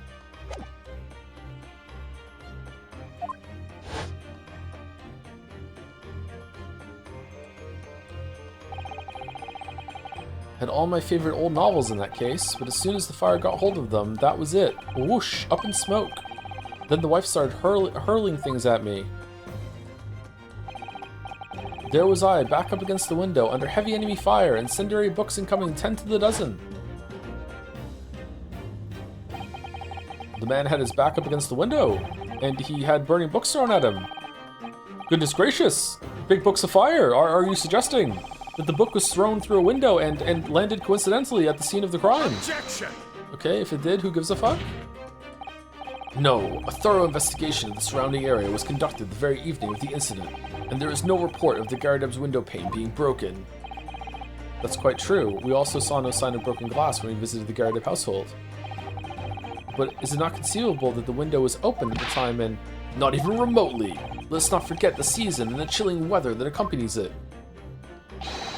No Londoner would ever leave a window open in the middle of winter, but there was a fire to get the smoke out.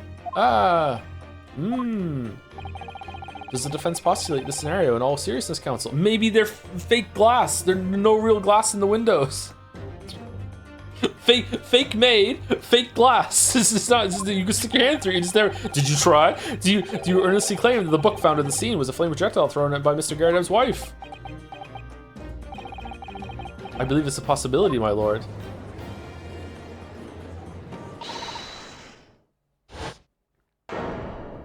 That's quite enough. Well, I hope that everyone can see what you are now, you little foreign trickster. You call yourself a lawyer, but you're just a coward. A mean coward. Really? Claiming that our little tip set the whole neighborhood alight, honestly. Implying that I'm merely posing as a maid for appearance's sake. How could you? It's nothing to do with this beastly case, not any of it. All you've done is sully our family's name. No, I assure you, that was never my intention. Dragging an upstanding citizen's name through the mud simply to divert attention from your failing defense. Well, I should box your ears, that's what I should do. It's utterly unforgivable. Too right. Here we go. How long have we sat here now, listening to this Nipponese spouting his fancy foreign theories? But, think about it. At the end of the day, the only person who could possibly have stabbed the victim is that little hunchback with the mustache. And he ran away from the scene, too. I do declare you're right. It's true. Yes, what did I tell you? Makes sense to me. What? Sorry, what's that? Well, it would appear that the ladies and gentlemen of the jury are once again in full agreement. What is your position, Lord Van Zieks? In truth, my lord, I feel these have been unnecessarily protracted proceedings. But then, one must always exercise patience in order to savor the best vintage. No, wait. The mystery of the fourth book still hasn't been... If books are your predilection? Predilection, right? Predilection.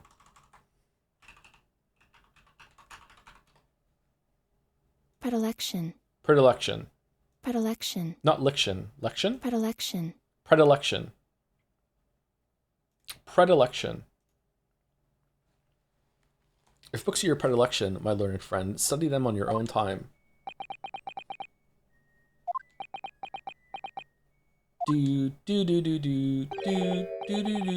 What? No forgive the discourtesy this time? Ahem. In that case, ladies and gentlemen of the jury, you will now state your individual decisions regarding the defendant's culpability for the court to hear. Guilty. Guilty. Guilty. Guilty. Guilty.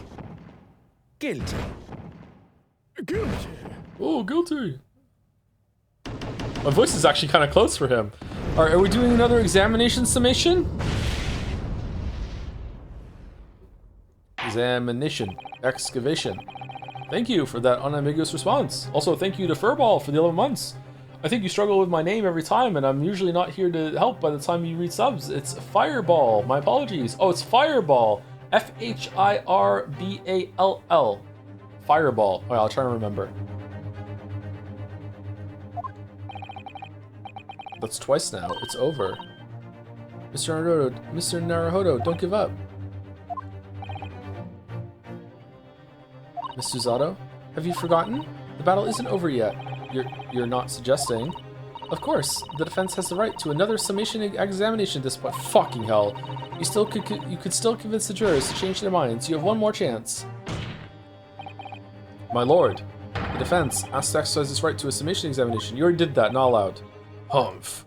You believe you still have tricks up your sleeve. I don't intend to trick anybody.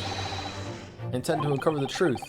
This is no time to be downcast. As long as there's a chance, I have to stay strong and determined.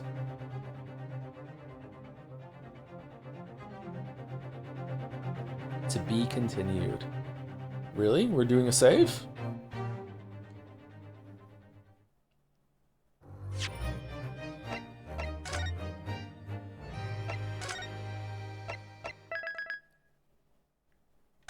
Meanwhile, with Herlock Sholmes.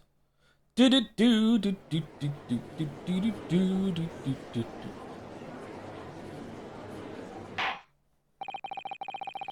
considered the defense counsel's request for a further summation examination of the jury, and I've determined that the court must uphold the defense's judicial right to this procedure.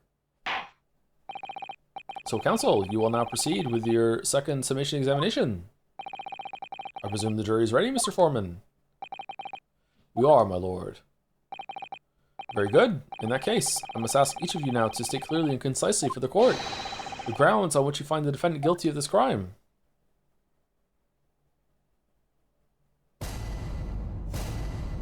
Judicial findings. I feel like this takes too long, although I do like the idea a lot of listening to the different viewpoints and putting them against each other. I just think it takes a bit too long, but maybe I think it takes too long because I have to read it out loud. If I wasn't reading out loud, I wonder if it would be better. The accused left behind evidence at the scene, didn't he? Those 3 books of his. If there was some novel alternative explanation about how the victim was stabbed, I might reconsider. Even if the woman was throwing books, it can't be related to this crime if the window was closed, can it? Then how did the book get there? It was burnt. Dearie me, it was only a little book, hardly life-threatening, even with a direct hit. Look, I just want to get this over with. If I don't bring home some pay tonight, I'll be in a tidy bit of trouble. You don't get paid for being on the jury? Not even like a little bit? Come to think of it, we had a fire at home a while ago. It gave me the sneezes. Achoo. Yes, considerably more tangible arguments from all the members of the jury this time around, it seems. With one notable exception, of course. My learned student friend was unable to find fault in the previous witness testimony. So the court must accept the fact that it was indeed the accused seen fleeing from the scene. And moreover, no one else was even at the scene to commit the crime. Well, if the eyewitnesses are correct, it would seem as if the conclusion is somewhat set in stone. I fail to see how it can be argued any other way. That means, I'm afraid, that during the summation examination, it's essential that you establish some other tangible explanation for the facts. But how? What would even constitute a tangible explanation here? Isn't it obvious? Who stabbed the woman, and how? Those 2 details are all you need to provide. Simply give us a name and a method by which the attack was conducted. And there I was thinking this might be hard. But Mr. Naruhodo, you have to do it, otherwise this really will be where the trial ends. Ugh, no pressure then. That's quite enough preamble. Proceed with the summation examination, please. Predilection. I presume you are prepared, counsel. Oh yes, my lord. All right, Rio. Focus your mind now. I feel like we didn't need this. I feel like we could have just went straight into him going over with a sword and doing it. Like we did this already in this trial. Clearly the key to the summation examination is going to be jury number 4, the maid. Or should I say, Mrs. Garrideb? We have a book that disappeared from the Garrideb's house on the evening of the incident. And the 4th book found in the victim's hand. There must be a way to link the 2. Yes, that's what we have to find. Using every technique I've learned in my short career so far, whatever it takes. Man, Ace Attorney Twitter is gonna hate these takes, huh? Don't forget to keep an eye on Mrs. Garrideb and how she reacts, even to the things other people say.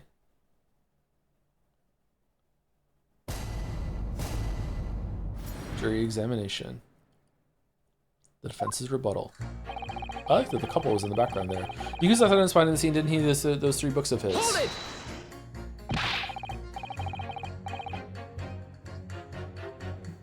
But as we know now, there were 4 books, not 3. Well, what difference does it make? There's every possibility that the 4th book, in fact, belongs to the defendant's landlord. Yes, that's the part I have a problem with. Sorry? Well, at the point the woman was stabbed, this landlord fellow was at home, wasn't he? Enjoying a fiery scrap with his wife or something, you said. That's not exactly how I put it, no. Well, anyway, the point is, the fellow and his wife were somewhere else when it happened. I think that's what you call a strong alibi. So it couldn't have been the landlord who did it, which only leaves the Nipponese fellow. Honestly, I can't see what this palaver's about. It's a done deal, isn't it? What was with the fucking jester motherfucker arguing with Shakespeare language at the end there? Where the fuck are those 2?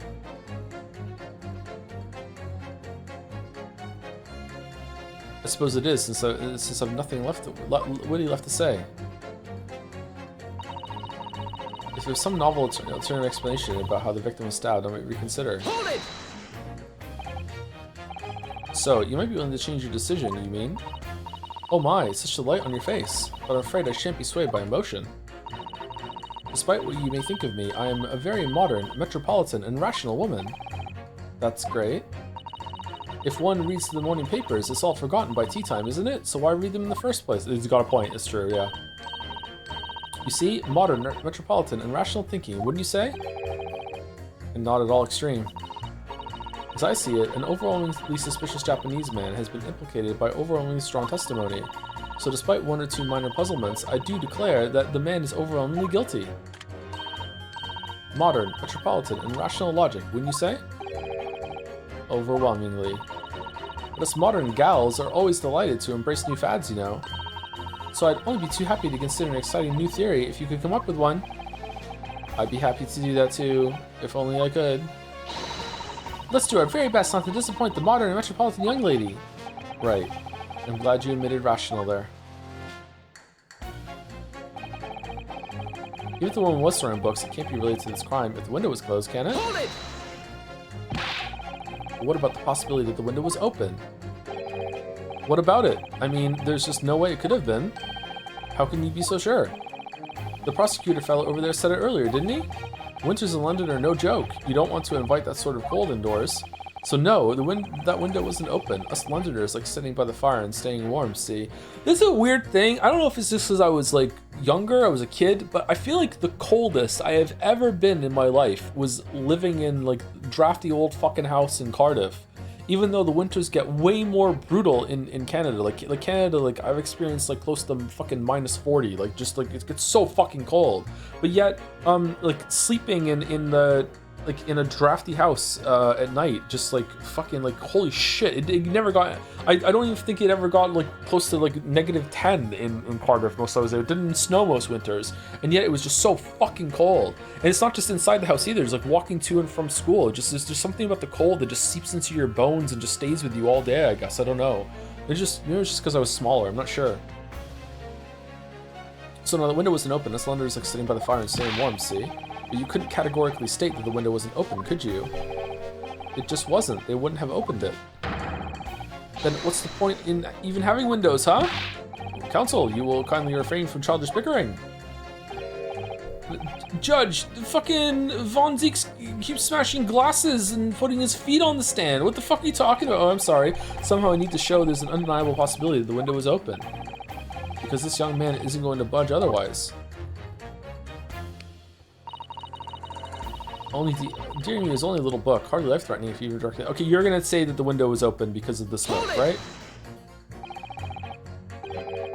But the little book was on fire at the time, was it not? With flames of love, I'll have you know. There's really no such thing as loving incendiary bomb. As a loving incendiary bomb. Well, he brought it upon himself. It's playing with fire to betray a fiery love, isn't it? Well, don't you agree?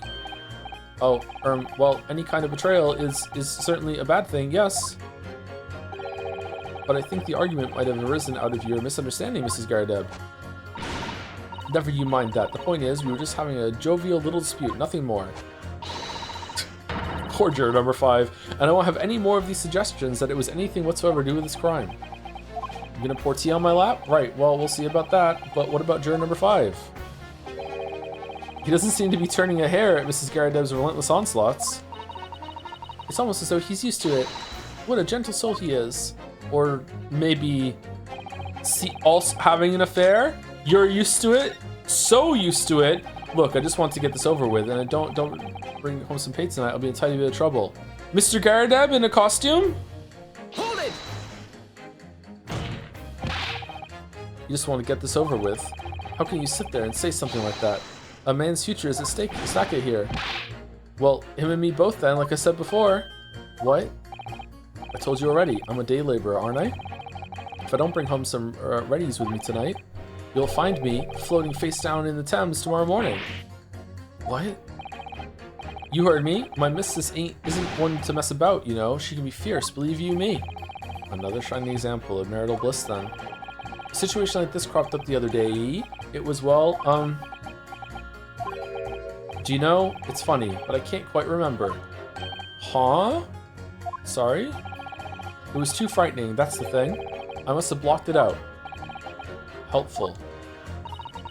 I wonder if Mr. Beatty will ever be dragged into the Thames by a scarf. Don't even go there, Miss Susato. I must see some way to jog his memory about this. The fuck was that? Did you have like a quick job to fix a window and sweep up some glass and it was a broken window? What the fuck was that? Come to think of it, we had a fire at home a while ago. It gave me the sneezes. Hold it!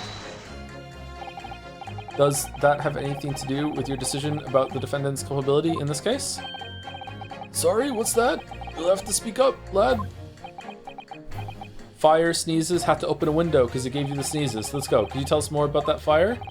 It was last winter. My grandchildren baked me a lovely cake on my birthday. It had 75 candles on the top. It did. What a sight to behold it was. You put candles on a cake? Was it some kind of devil worship? Well, of course not. It was an angel cake to celebrate my birthday, obviously. It seems that a common custom here in Great Britain. Mr. Naruhodo. Anyway, I mustered all my puff and blow them out. Only I must have blown wrong somehow. The flames didn't go out, but candles went flying all over the room. I've lost it. The furniture caught and everything went up. The whole place filled with smoke. Definitely sounds like devil worship to me. And by the sneezes, I presume you mean a cold, but how did you catch a cold from a fire? What a fiasco it was. The grandchildren, bless them, threw water over me as they tried to put out the flames. And then, because the whole room had filled up with smoke, of course, we had to open all the windows to clear it. The windows? The biting winter air rushed over me like the devil dancing on my grave, it did. I caught a terrible cold from it. It put me in a hospital for a while. I won't forget that birthday in a hurry. Wow, that was serious. I knew it was devil worship all along. But something about this old man's story is playing on my mind for some reason. We need to demonstrate who, apart from Mr. Natsumi, could have attacked the young woman on the street. As well as how he or she could have done it. Yes, but once again, the jurors' statements are full of personal prejudice. A lot of them seem convinced they're right, even in the face of logical arguments to the contrary. I think you're going to need to pit them against each other to force them to accept an alternative explanation, just like the last 2 times. We're saying it again anyway, yes. I don't necessarily need to find contradictions between their assertions, just a connection might do the trick. Alright, see what I can do. If anything stands out, I'll go in for a strike. That's the spirit. She's always so happy. Okay, so who was it that had a thing about the window? Is number 3, right?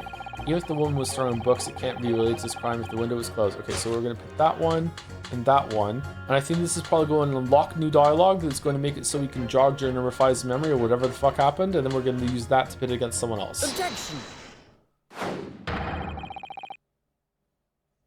These 2 jurors' statements are clearly contradict one another. Well, they do? How exactly, counsel? Don't point at me again. I told you it wasn't me. What's that you say? Speak up, lad. Speak up. Juror number 3, do you see? Oh, me? See what, sir? I don't trust juror number 3. I don't care for juror number 3. Did you hear juror number 6's account of his birthday celebrations last year? It seems, despite being a Londoner, he once opened his windows in the middle of winter. Well, yes, of course, because it was an emergency. I mean, obviously, if the room was filled with smoke from a fire, then you'd be mad not to open the... Oh, exactly. Not me. I would keep the window closed and just breathe in all the smoke and then fucking just pee it out later like a fucking chat. Sorry, I chatted so hard I had to cough. On the day in question, at the time of the incident, there was a fire in the Garadeb household. And Mr. Garadeb had the following to say about it. The whole place filled with smoke. Oh my. Oh, my hat. Therefore, to clear the smoke, either Mr. Garadeb or his wife almost certainly opened the window. That you cannot deny would be in no way out of the ordinary. No, do I switch over to you? Like, what do I do? Do I just keep? No, it wouldn't. What? Excuse me. Juror number 4, do you have something to say about that? Mrs. Garadeb. Oh, dearie me. What is the meaning of this? How dare you imply that I'm hiding who I really am? It is imperative that you confirm something for the court. So please, it's time to drop the pretense now. What is it? When the fire started in your house that day, did you or your husband open the window?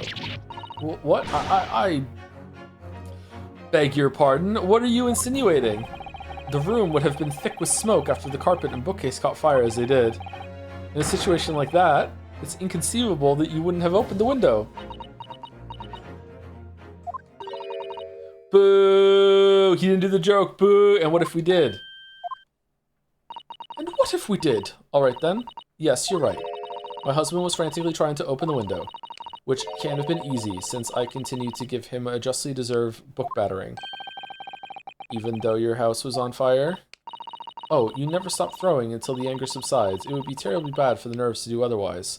Also, I threw other books, and the 3 books I threw happened to be the exact books that the guy bought at the bookstore. And the reason why is that my husband and him were talking, and he just recommended to get these 3 books because they like to read. And he just those are the 3 that I picked up. It just happened to be that way, of course. I should have realized. That's a significant step forward, Mr. Naruhodo. You've managed to establish that the window was open. We simply have that added. We simply must have that added to Mrs. Garrideb's formal statement. Now you mention it, yes, the window was open at the time. I clean forgotten, but it's true. Okay, so do we just put these 2 together? And the window could have been open when the woman was throwing books. I mean, it's definitely a possibility. All right, so now we're just putting these 2 together. It was open. Fuck you. Like, what are we doing? Let's press. Hold on. At the point the victim was attacked on Briar Road, we know that there was a small house fire in the Garrideb household on the opposite side of the street. Well, yes, it certainly seems that way. On account of the smoke, I imagine they would have had the windows wide open in spite of the cold. We also know that Mrs. Garrideb was throwing flaming books at her husband. Why is this starting to sound like the fucking Patrick meme? Her husband, who was backed into a corner by the window due to his wife's frenzied attack. Yes, that's right. Makes sense to me. So there's definitely a chance that one of the books could have flown past the man and out of the window. Only what? Only I can't really see how it could have gone all the way over to the other side of the road. That's all. She's really strong. So I don't really see how I can change my decision, really. Oh, I see. What? That's your problem? That wasn't enough? What is it going to take to persuade these people? Yes, the window was open at the time. I clean forgotten, but it's true. The 4th book found at the scene of the crime shows very obvious signs of fire damage. And the title of the book is The Lion's Pride. The same title, in fact, as the book that Mr. Garrideb told us he had been reading. Oh, well, I really couldn't say. On the day in question, did you or did you not throw at your husband the copy of The Lion's Pride that he had been reading? I did. It was the first thing I could lay my hands on, so I hurled it straight at him. And now you come to mention it, yes. He was rather enjoying reading it, you're right. Why did you not reveal this information to the court from the outset? You never asked. Because I couldn't, you insolent little man. I didn't remember. At times like that, you pick up and throw whatever you can lay your hands on, as you well know. I really don't. I barely noticed I was throwing a book, much less the title of it. Excuse me. Holy shit. What is it, Juror number 5? You know something? I remember what it was. That memory I blocked out. I was listening to what this granny was saying, brought it all flooding back. Granny? Who are you calling a granny, you cheeky devil? I'm Mrs. Garrideb, or the maid, I'll have you know. The man doesn't even flinch. Please tell me that's not because he's so used to being hit all the time. It was about 2 weeks ago now. I just got back home from work, after work like. I put my hand in my pocket for the wages I just earned that day, and I nearly died. There was a hole. Every last penny had dropped out. Oh dear, what a disaster. You haven't heard the half of it, boy. Oh? What the fuck has this got to do with anything? The wife was cutting up some chicken at the time, and I could hardly get the words out, but I told her straight, I've lost a day's wages, love. And then she threw a knife at me stronger than Hercules himself. And now we know in the fucking court record that when women are angry, they can throw things really far. Therefore, now we can go back to juror number 3 and say, look, that's how we're gonna cross the street. Oh, thank you so much for this establishing fact, juror number 5. The next thing I knew, the blade was whistling past my ear, stuck into the wall next to me it did, about an inch deep. No words, just terror. I could smell it then, you know, that god-awful stench of the Thames. I was sure I was going to end up face down in the muddy banks that night, I can tell you. Now, that's a real disaster, isn't it? I'll never use the word lightly again. Anyway, the point I'm trying to make is this. When women lose their rag, they'll throw anything at you. Knives, hatchets, hammers, you name it. Mr. Naruhodo, you mustn't think that all women are so short-tempered and unrefined. No, I wasn't thinking that. Throwing household objects at people is, well, it's so uncivilized. At least attack with honor, using a bow or the like. What? Attack? Who are you going to attack? Susie takedown. Never mind. Anyway, this man's words could be rather significant, I think. Alright, we'll come back to the bow and arrow thing later, if I dare. A woman in rage will hurl almost anything at you. The kitchen knife really brought that home to me. Hold it! Your wife really threw a kitchen knife at you? That's right, she was chopping meat with it. Had a tiny edge on it, believe me. Still, it's all memories, isn't it? It started with that smile she threw when we were recording. And since then, the list of things she's thrown at me has grown along with our relationship. There was a cup, then a glass, then a pot, a kettle, a chair, a wardrobe, a cooker, a bathtub. Your wife must be even beefier than you. And things came to a head last week when she threw me right into the Thames. And still, she's not so bad when she's calmed down. She's a little sweetheart, really. I'm so happy for you. If you want to know what I think this whole idea of ladies first that we're so obsessed with in this country was thought up by some clever lads who've been tossed into the Thames a few too many times by their wives. That's a very interesting theory. A game theory. What a terrible thought. On the face of it, this sort of statement just sounds like a really extreme anecdote. But I think it might turn out to be extremely powerful weapon. A weapon I might be able to use to make the jurors accept an alternative explanation here. Okay. She also threw a knife. She threw a book, and then the book, and she leaned to pick up the book, and then she threw a knife, and the knife went through the window and then got her in the back. Fuck you. And it's just unrelated that there was someone walking down the street next to her. Winterhouse is fire. Chill gets. Wait, hold on. Winterhouse is fire. Die. You have to open windows to clear smoke. That's when the chill gets you. Oh, we have to press you again. Did you change your statement from?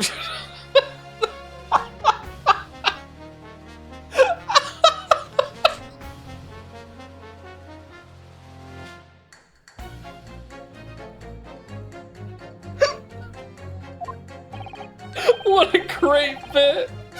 Well, yes, it was one of my most memorable birthdays. You see, I couldn't let it go unremembered. I'm sure the defendant will be delighted that you're using his trial to explore your path. And how is that memory related to this case exactly? Oh, sorry, what's that? You'll have to speak up, I'm afraid. Never mind. He's as deaf as a post when he wants to be. But actually, this old man's anecdote might just provide an alternative explanation I need to make my point to some of the other jurors. We use unlit candles on my birthday this year. It's safer that way. So the window was open when the Garridebs were arguing that day. Yes, Mrs. Garrideb has finally admitted to it. Which is a very significant victory for the defense. I feel like the fog's starting to clear, and an alternative explanation to this case is starting to show itself. Okay. We didn't finish listening to her, right? So let's do that. The fourth book found at the scene of the crime shows the various signs of fire damage, Hudbook's Lion's Pride, same title in fact.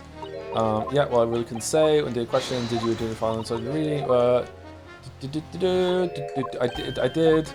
Okay, first thing I had my hands on, so I hurled straight at him. You mentioned it, yes. It was rather enjoying reading it, you're right. And why'd you not read the signature to the court from the outset? Just a little mint, something like that. You can throw whatever you can lay your hands on, is what you all know. I really don't. I barely noticed what I was throwing a book, much less the title of it. Right. Totally understandable. I mean, you can't waste time deciding what to use next, can you? When you feel the way I did, you don't care what it is. You just want to smash it into his face. You see where violence can lead, Miss Susato? I'm disheartened to think you might believe me capable of such behavior. You flipped this over like 5 times. Anyway, I have a feeling I might have noticed someone reacting a little strangely to Miss Garrideb's remarks just now. Perhaps I missed something while I was preoccupied. Okay, so what do we need to do here? I wonder if Rachel hurl almost anything at you. The kitchen knife really brought that home to me. Did we talk to you about this? Yeah, we did. If there was some novel alternative explanation about how the victim was stabbed, I might reconsider. Okay, throwing knife, maybe? The window could have been open when the woman was throwing books. I mean, it's definitely a possibility. Now that you mention it, yes. So, okay, so we can just put these two together.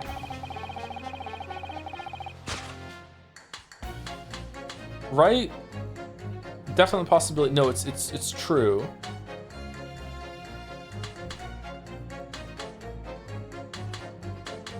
I don't know. Let me save it just in case that it wants something specific from me here. I think I have to say to her. Hold on. What supposed to do? The accused left behind evidence of the scene, didn't he? Those 3 books of it. Okay, that's nothing. All right. So I think we have to say to her that that a knife was thrown from juror number 5's testimony, and I think we have to use juror number 3 or 6's on him to say no. Definitely a possibility. It was for sure.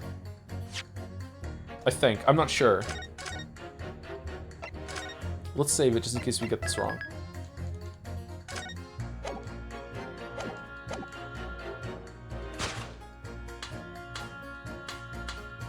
Objection! Those statements clearly contradict each other. No, it's not. Okay, fuck. I'm sorry, but as foreman of the jury, I'll have to object. That's complete nonsense. What? I'm a banker, don't forget, an educated man, and there's no contradiction as far as I can see. Quite so, Mr. Foreman. I will not permit a whimsical attack against the good members of the jury council. There was nothing whimsical about it.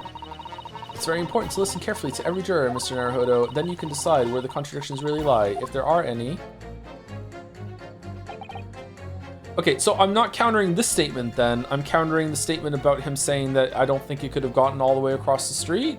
So how do I counter that? With his? Like I said, because it's really, really strong? Let's try it. No, it's not that either. Okay, I don't know what the fuck to do. Okay, is it Bonnet Lady with juror number 5? Damn, we're down to 1 life now. I want to see what a game over looks like. Objection! Those 2 statements clearly have a deeply significant connection. Good grief, you mean they don't contradict each other? Explain, counsel, at once. Juror number 2, do you think perhaps that this could be one such novel alternative? Oh my, whatever do you mean? An alternative explanation as to how the victim was stabbed in the back. What are you talking about? We demonstrated that the 4th book, The Lion's Pride, that was found at the scene of the crime. Hey, it's a little bullshit that his statement is still that the window could be open. It's definitely a possibility, and you can prove that it was for sure, and he's still like, yeah, but you have to do this thing nestled inside. I guess whatever, but still. Originated in Mr. Garadeb's room on the top floor of his house. Therefore, it's equally possible that some other object besides the book could have found its way from the Garadeb household to the street below. Eh? What's that now? After all, Mrs. Garadeb could have thrown any number of different objects at her husband. Isn't that right, juror number 4? What are you insinuating now, you little beanpole? I'm beginning to think that, ever since the true origins of this book came to light, perhaps she's had a feeling this might be what happened. Now you listen here, you Eastern Gala. As the foreman of this jury, I demand a straight answer. You give us this yarn about some other object making its way out of the house, but what? What was it? I'm really taking a big gamble here. That was a bold accusation to make, but I haven't any real evidence to back it up. But I'm certain that at the very least this warrants further investigation. Alright, Mr. Foreman, I'll try to explain the defense's theory. The other object that found its way from the Garadeb household to the scene of the crime was a knife! Take that! Juror number 4, Mrs. Garadeb. What now? I must apologize in advance for this.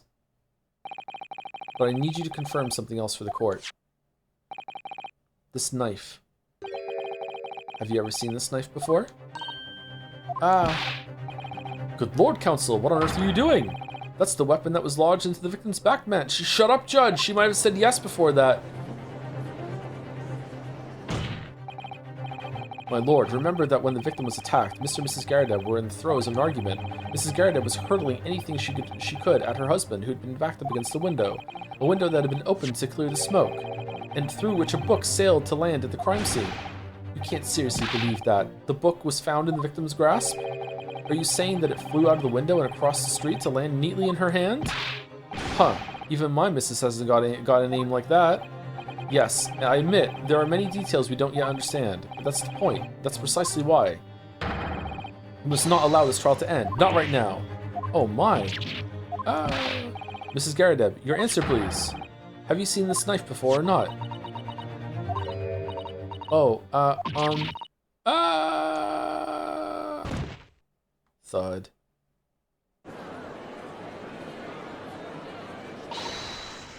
My lord. I wish to change my decision. Hope Von Zeeks is having a good time. I'm a woman of my word, after all. Thank you, madam. Yes, I agree. I certainly didn't see this coming, but I just don't think it would be right for this trial to come to an end now with so many unanswered questions. Oh, even he was convinced. Mr. Foreman. I'd have to agree. Not that I think the granny did it, might. Yes, you know what? I'm not quite happy about this at the moment either. I'm sorry, did juror number 6 change this fucking thing for no reason? that was just a bit altogether now, ladies and gents.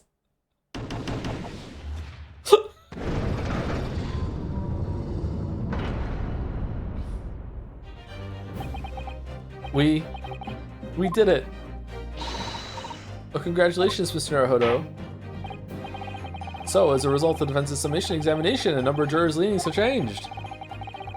2 jurors call guilty against 4 now calling innocent. Accordingly, the opinion of this court is divided. And this trial will continue.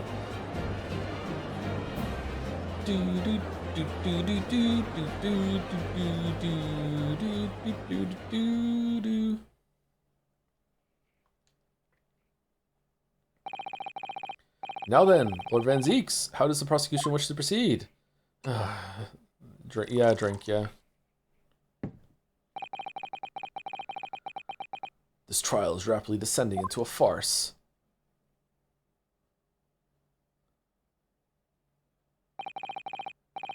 Like a corked wine, the first few sips are bitter enough. But what follows is so repugnant, it's good for nothing save the gutter. If I may, Lord Van Zeeks, the defense has just put forward a credible alternative explanation of what happened. Credible? Is that your considered opinion, Mr. Foreman? The defense's argument is a joke to which I barely know how to respond, but let me start by insisting that you must all familiarize yourself better with the relative positions of those places being discussed. What do you mean by that? What's his angle this time? Angle indeed. It should already be more than apparent that between the crime scene and the Garadeb household runs a rather wide street, Briar Road. Which means that the distance from the Garadeb's house to the scene is some, yes, 15 yards. Let me see, 15 yards? That's around 14 meters. Is it really? I would think it'd be around like 12 meters or so. 14 meters? Oh, that's a little farther than I imagined. And as you ladies and gentlemen of the jury rightly notice, having portentous significance, the 4th book was found in the victim's clutches. In other words, Sumari, the smoldering book wantonly hurled by the lady of the house, traveled some 15 yards to land on the opposite side of the road, neatly between the collapsed victim's fingers and thumb. No, the book landed, she knelt to pick it up, and then the knife went in her back. Is that your final conclusion, my learned and deluded friend? And did the jackknife follow a near-identical trajectory to plunge into the middle of the victim's back? This fantasy is somewhat stretching the notion of having a bad day for the victim, I think. Even those pathetic serialized detective stories have more believable plots.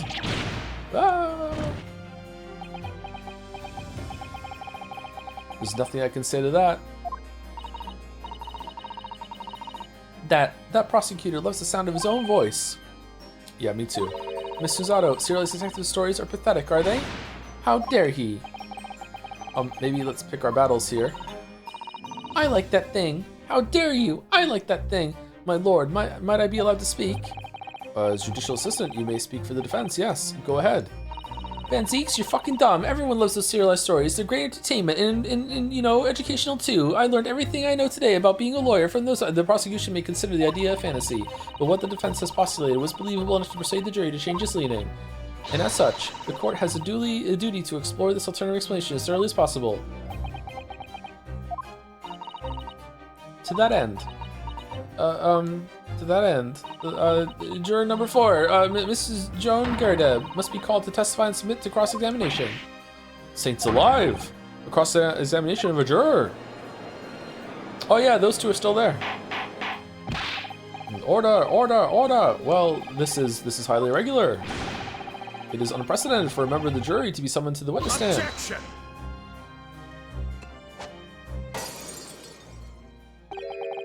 And unnecessary. Lord Van Zeeks. There are already witnesses in the stand whose testimony the defense may further cross-examine. If my learned friend's farcical theory has any truth in it, then both a burning book and a jackknife must have flown through the sky before this couple's eyes. And we must assume they would be able to testify accordingly. They were too busy kissing. And what say you, witnesses?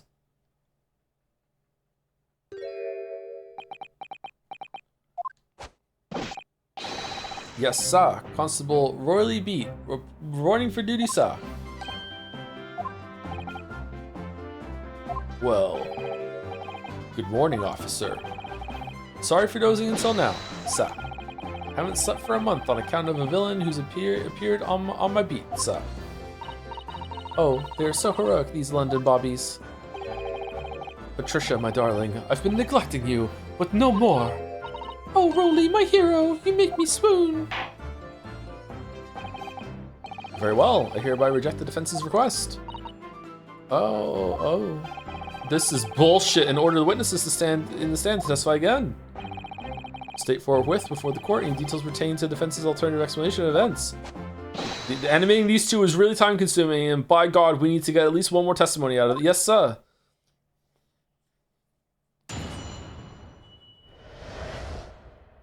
Constable Beats report. This case has nothing to do with Mr. and Mrs. Garda. Believe me, a London... the awning makes sense, actually. Believe me, a London Bobby is good for his word.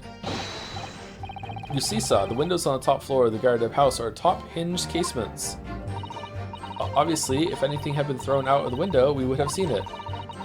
I did leave the scene to go and fetch help, but my trusty Raleigh was there to make sure nothing was disturbed. I didn't take my eye off the crime scene for one moment, sir. Nothing strange to report on that front, sir. The fuck are you talking about, top hinged whatever the fuck? Well, this is quite startling. Top hinged casement windows. That detail was not in the police report, Constable. Yes, sorry about that. Ooh, I must have been a little drowsy. Well, you might have forgotten something else then. You cannot excuse your sins with drowsiness every time, Constable. No, sir. Sorry, but... what exactly is a top hinged casement window? And you cannot excuse your ignorance with such trite remarks, my learned friend. I've been here for 2 days. Of course, sorry. I found it, Mr. Naruhodo. Cast your mind back to the windows in Mr. and Mrs. Garrideb's room. Alright, I'll try. Oh, my house had windows like this. With the fucking stupid fucking like little hooks that you have to put on. Oh my god, they're so fucking annoying. So the window opens in order to allow air to circulate inside the house. Yup. But it's a top hinged casement window. It swings open on the upper edge, you see. I'm glad you've rectified your ignorance. A casement window's most prominent feature is its stay, a metal bar which prevents the window from being opened beyond a certain amount. It prevents it opening? This is all news to me. Maybe the first book that was thrown hit the window and made it bounce open really, really far. And in that split second that it was leaned open and swung open, the second book went flinging through and then it closed. And then they opened the window again and then it happened again. Absolutely correct, sir. In other words, sumari, sir, if a book or knife were to have been thrown through the opened window, it would have clattered against the pane and fallen straight down to the pavement below. Okay, how the fuck did the book get there then? No. You see the problem then. Good, your education in windows is complete. There was never any possibility of either the book or the knife traveling 15 yards over the road. That is, unless the window pane had been shattered, something we've discounted already. That can't be... Okay, so... She was on the other side of the street when she found the book and then went over carrying it and then some other person stabbed her? What happened? Did you see that, Raleigh? That young Japanese man just collapsed in agony. Oh yes, my darling, I saw it. I saw how he crumbled before me. Oh, Raleigh, you're so strong. I am strong and tired too. How is this happening? I haven't even started the cross-examination yet, and already my argument's been destroyed. Counsel, if you could drag yourself upright again, the court awaits your cross-examination. My lord. Oh good. Another desperate situation.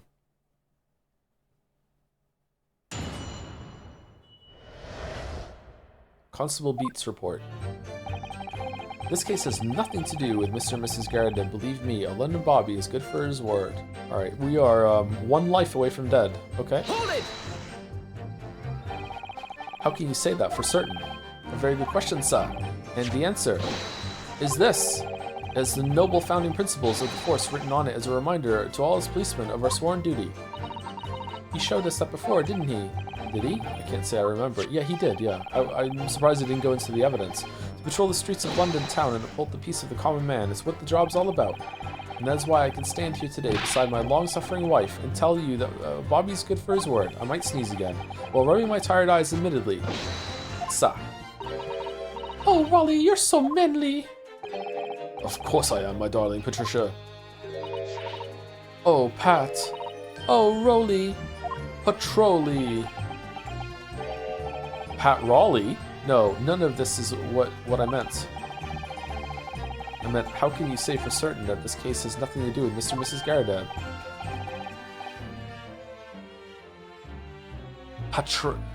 Trolley Chan? Patrolly Chan? Oh yeah, I see, sir. You should have said so earlier, sir. Yes, well, so could you answer the question? That was a waste of time then. Absolutely, sir. I will answer to the fullest of my abilities, sir. There's a surprising reason why Mr. and Mr. Garrideb's domestic dispute can't be related to this case. And it's, before I get to that, sir, just one thing. Yes? I'd very much like you and all your countrymen to understand the great British institution of Scotland Yard. So I hope you'll take back some tales of us London Bobbies and how we uphold our guiding principles. Well, I wasn't planning on going back just yet. I've only just arrived here. So to that end, sir, I'd be happy to lend you my warrant card for your perusal. But I must warn you, you won't be able to get through it without shedding a few tears. Thank you. I'll try. Constable Beats' warrant card has been entered into the court record. Small folding wallet that identifies London Bobbies and contains the rules of conduct to which they must adhere. Okay, so what bullshit's going to be here? Okay, so it is evidence. Okay.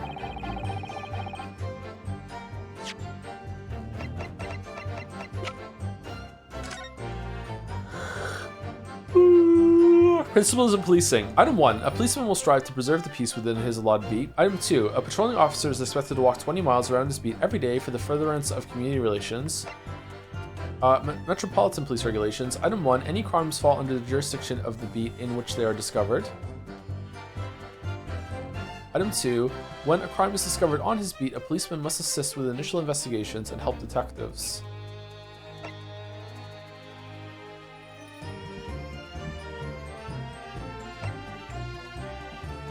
Okay, I'm not seeing anything that we could use to push here. Any crimes fall into the jurisdiction of the beat in which they're discovered. Okay, we knew that. That's why he couldn't carry it. He had to go to the police box. And then when a crime is discovered on his beat, a policeman must assist with initial investigations and help detectives. Okay, it's not his beat though. He was just there. I'm confused why this is relevant, but I guess it'll come up. Maybe something's gonna happen. Hold it! By which you mean they don't open fully, is that correct? Yes, sir. They're just there to allow a bit of air through the house, you see, so they're restricted as to how much they open. And therefore, anything thrown out the window from inside the room would simply strike the pane and fall to the street directly below. For clarity, allow me to mark the map. Here is the location where objects would have fallen. Okay, so again, once again, like, okay, you're right, but she has the book, so how did it get there? Yes, directly opposite the scene of the crime, on the other side of the rather wide road. Would it have been so hard for somebody to mention this top hinge casement thing before? Maybe she was on the other side, picked up the book, then the knife fell into her back, and then she got up and walked across the street before she finally succumbed to the knife wound and fell down and collapsed. Well, I have another question for you, Constable.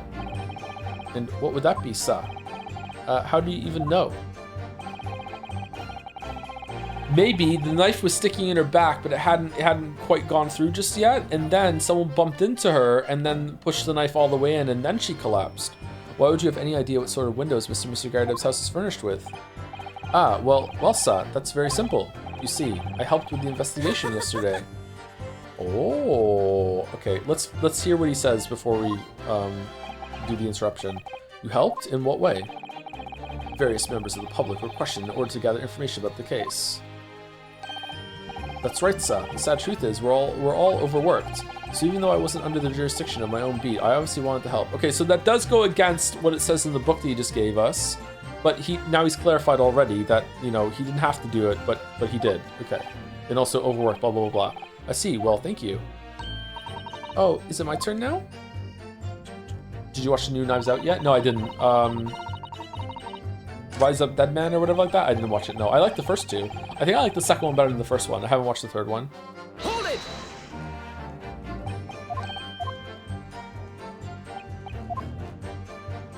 Was it good? There must be a faster way to get back here and do it.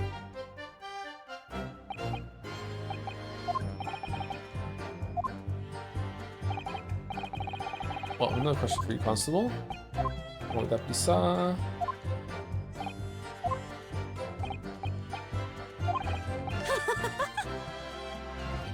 Excuse me! Excuse me? Do you have something to add, Miss Beat? I'm sorry, Mrs. Beat?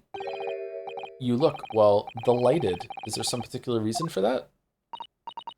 Oh, I was just remembering. That's all. We really were so lucky. Lucky? What do you mean? Well, of course I feel terrible for the poor woman who was attacked. Don't misunderstand me, please.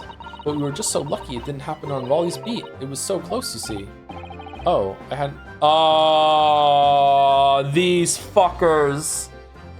Oh, you motherfuckers. Their beat is on the side of the street and they moved them over so they could go to dinner. These motherfuckers. Oh my fucking god. Oh, what the fuck?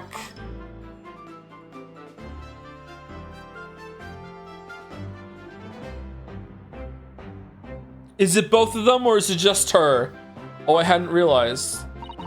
Oh yes, that street, Briar Road. That's the boundary between Raleigh's Beat and the next... Isn't that right, my love?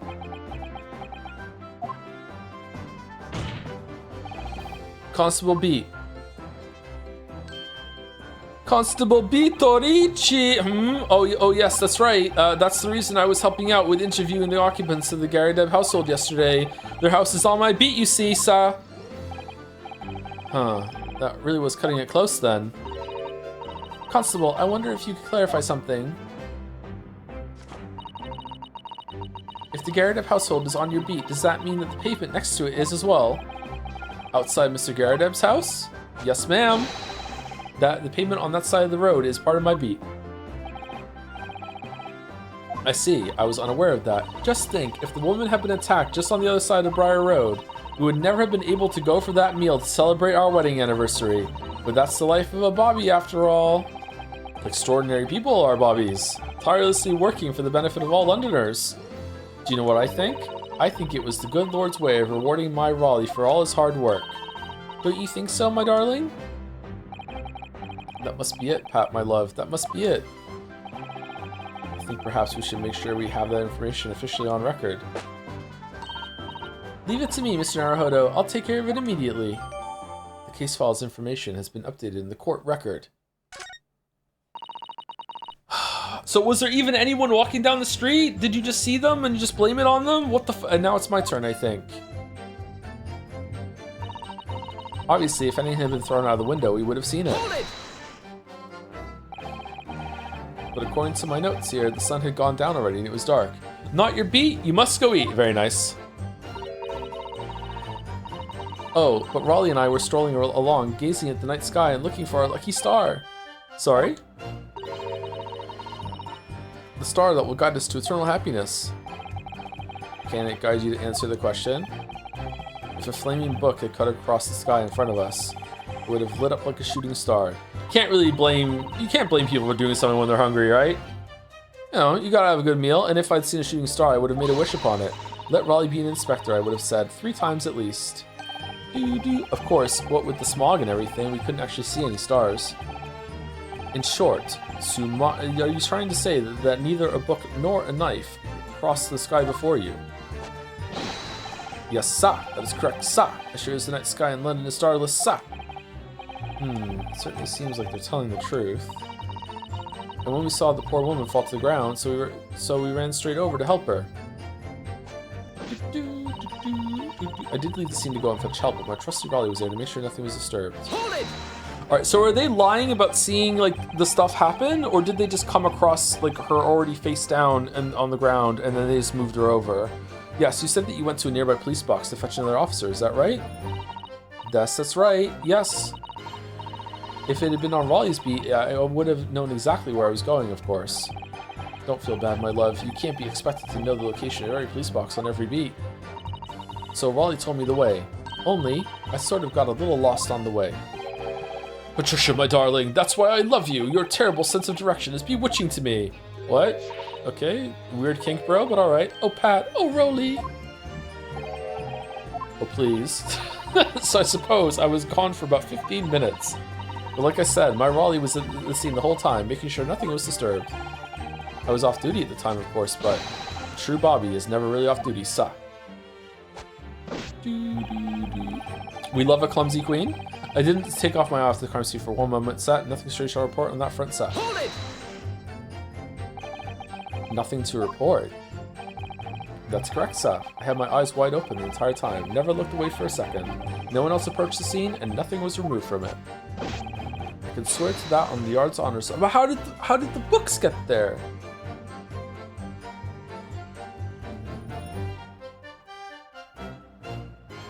Did the girl go find the books and just plant them there? Is this a whole thing?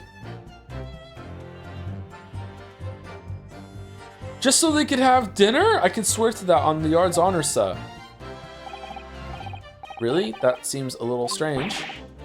Beg your pardon, sir? Strange, sir? Seems altogether regular to me, sir. This burnt copy of the Lion's Pride was originally in the Garadeb household.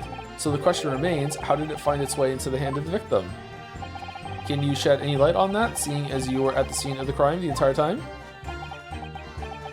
Aha! Could it be a different copy, sir? One that just happened to be burnt as well? Oh, seems legit to me. Yes, definitely possible. Yeah, we don't need to pursue this any further. Even if that were possible, why would the victim have been gripping a book like that in her hand? People do strange things. As we can see from the photographic print, she had a bag over her shoulder. Well, sir, that book was in the lady's hand from the moment we arrived at the scene. Is that so? There's something about this statement that's not sitting right with me. The two mysteries of how that knife ended up in her back and how the book ended up in her hands. There must be some common thread between them. Can I ask you something? Okay, so he just contradicted himself there. If the book was already in her hand when we arrived at the scene, and the book landed on the other side of the street, then she had to have been on the other side of the street to pick it up, right? So, unless he's saying that she picked it up and then walked to the other side of the street afterwards. Okay, so how are we going to contest this? I think I figured it out, but I don't know how to say it. I'm against picketing, but I don't know how to show it. What am I supposed to do? Can I ask you something, please, Mr. Lawyer, sir? Oh, yes, of course. What is it? You're doubting us, aren't you? I can tell. What? I wasn't really. I mean, what's she doing? Oh, she's laying the charm on. Please, just because I'm a woman, it doesn't make my testimony any less valuable. You might just see me as the wife of a policeman, but I'm a woman of my word, I am. I could totally heal as a holy priest. It'll be fine. I really don't remember ever suggesting that I doubted you. No excuses, I don't want to hear it. My voice will be heard. My lord, you'll let me speak, won't you? Yes, Miss Beat, I will allow you to supplement your testimony if you so desire. sometimes the path of least resistance is the sage one. That was a very loud mutter. I heard that. The Japanese man thinks the policeman's wife's word counts for nothing, does he? Well, watch out, sir. I might let you get away with something like that, but my Raleigh won't. Duly noted, Miss Beat. Please, I humbly ask you to continue. What could she possibly be about to say, I wonder? I was really hungry. I know what I saw. My eyes never let me down. My sense of direction is a little off sometimes, though. I didn't take mine off the crime scene. Oh, this is the new one. Okay. Hold it! And after moving the corpse, she went to the wrong fucking police box and still reported it to his fucking beat. Mrs. Beat, nobody is questioning what you told us. I saw it, I did. That evening, I saw it clearly. That little Eastern man with the whiskers and the funny curved back slinking away from the scene. And I know what I didn't see as well. I didn't see any flaming books or knives flying through the sky. All very clear. You also mentioned something about having a poor sense of direction? Oh, yes. Well, that's a little embarrassing, really. I'm always ending up in the wrong place when I've made arrangements to meet Raleigh. You know, he gets ever so cross. Okay, let's finish hers before we do this. Oh, well, we've all made mistakes like that from time to time, I'm sure. I got the wrong church on the day of our wedding, I remember. It caused a terrible kerfuffle. I like the word kerfuffle. I very nearly got married to someone I'd never even met before. That would most certainly not do, madam. Anyway, continue with your testimony, please, Constable. Yes, sir. This doesn't give a shit. Hold it! Okay, can I hold B until I get to the interruption one? Let's not overshoot it.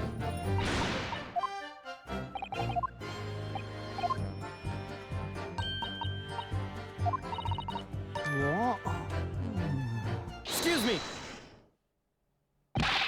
Constable B, is there a problem?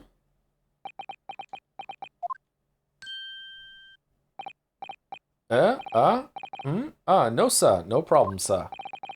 Did your wife's remark just now bring something to mind, perhaps? Oh, well, in a way, sir. Yes, sir. I was just remembering that the same thing happened that evening is all. You mean Mrs. Beat lost her way on the night of the incident? Well, you see, I sent her off to find a police box in the next beat over from mine, but she was gone a fair bit longer than what I was expecting. I thought she'd be back inside 10 minutes, but my darling was gone a good 15.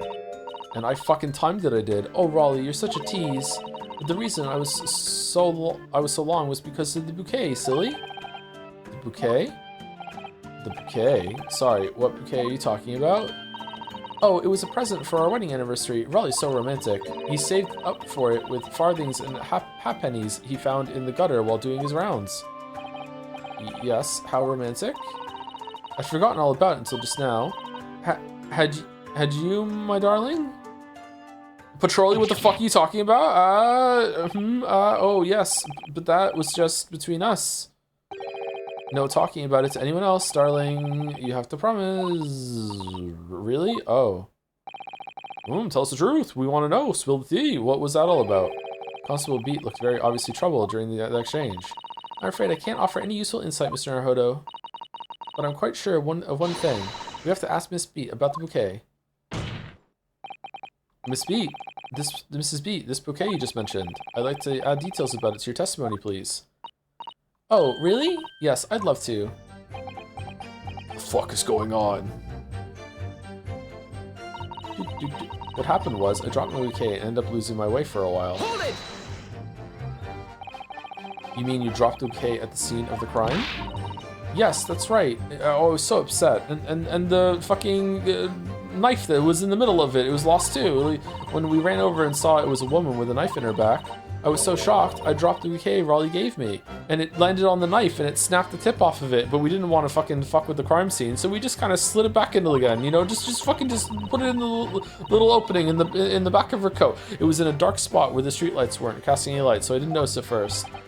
And then you went to the police box to report it to the policeman whose beat it was on? Yes, and I came back to the scene together with another constable, you see. That's when I spotted my bouquet again, but the funny thing was, when I went to pick it up, it was nowhere near the victim's body at all. It was him? He did it! In case you need reminding, Miss Beat, the victim is not deceased. I was all flustered for a moment before I heard a voice calling me from the other side of the road. I blamed a woman when I could have blamed a man? Oh shit. During International Women's Month? Your husband, presumably? That's right, silly me, I'd gone over to the wrong side of the street. Although, I'm going to blame the bouquet this time. I can't think of how it got there, I really can't. So the bouquet somehow moved from one side of Briar Road to the opposite. Curious indeed. Isn't it? But the worst of it is, I forgot to pick the bouquet up again when we left the scene. That beautiful rose Raleigh brought me, with that change from the gutter you spent so long collecting. By bouquet, do you perhaps mean this sorry solitary rose? Oh, yes, that's it. That's the bouquet. Raleigh bought it for our anniversary with old bits of change he found in the gutter. Maybe just call it a rose? And tell us, Lord Van Zieks, where did you come by that flower? According to the report by the police officer in charge of the crime scene investigation, it was found on the edge of the pavement in front of the Garadeb household. In front of the Garadeb's house? Although it wasn't noticed until the morning as it lay where the street lamps cast no light. It was believed to be of no relevance to the case since it was found on the opposite side of the thoroughfare. Oh, thank you, sir, thank you. Could I have it back now, please? No, I think for good measure, this rose should be added to the court record as evidence. All the judges figured it out! Oh, damn! Oh, the anniversary bouquet is entered into the court record. President Patricia Beat from her husband, Raleigh. The shock of seeing the stabbed victim caused Mrs. Beat to drop the rose where she stood. But it's a symbol of our love. I want it back after the trial. Do you hear me? I want it back. Oh, good grief. Rest assured that I should do my very best not to forget Miss Beat. Mrs. Beat. I didn't take one out the crime scene for one moment, said. Okay, what the fuck do you want me to do?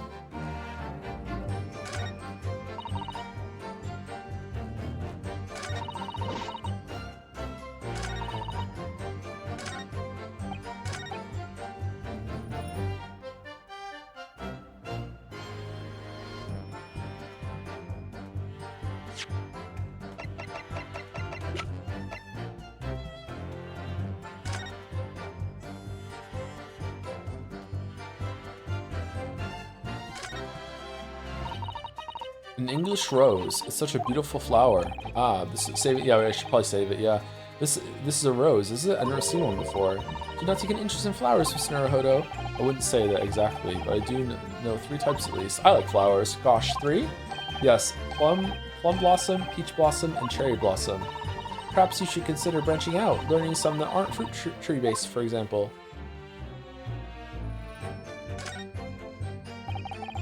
It's very stylish paper the flower's wrapped in, isn't it? It's just an old newspaper, Mr. Naruhodo. Oh, I suppose it's because I'm not used to seeing English print. It looks so exotic to me. Ah, I see. Is something wrong? Oh, no. I was just thinking that if you wrapped a stone-baked sweet potato in English newspaper, it might look like some sort of fancy cake. Ah, Susanna-san, you do love your cakes.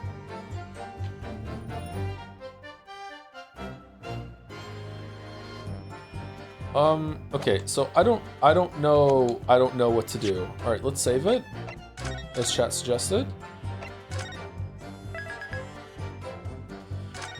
Okay, I feel like it's not going to be pressing them for more information, because we've already done just a shit ton of that. So what, okay, so I think I know what happened, but how do I get there? It's too soon to say you moved the body. Instead it's probably something about presenting the bouquet to one of these to be like, how did it get there then? This has nothing to do with Mr. and Mrs. Garrett. Believe me, London Bobby is good for his word. It could be that one. Like, why was the bouquet on their side of the street then?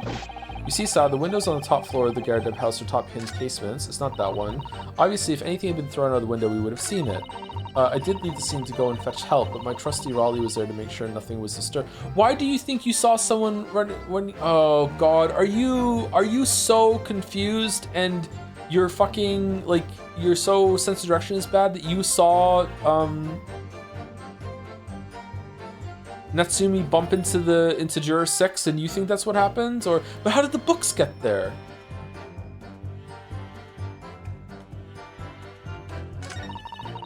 What happened was I dropped my bouquet and I ended up losing my way for a while.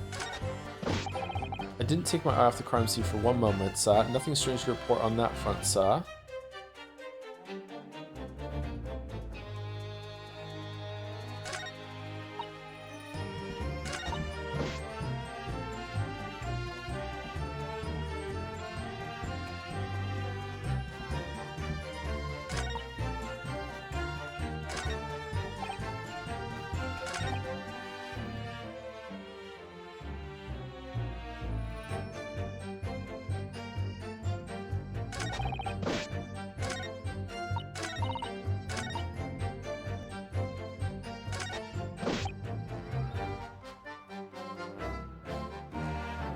But if you moved the body so it wasn't going to be on your beat, but then you still helped.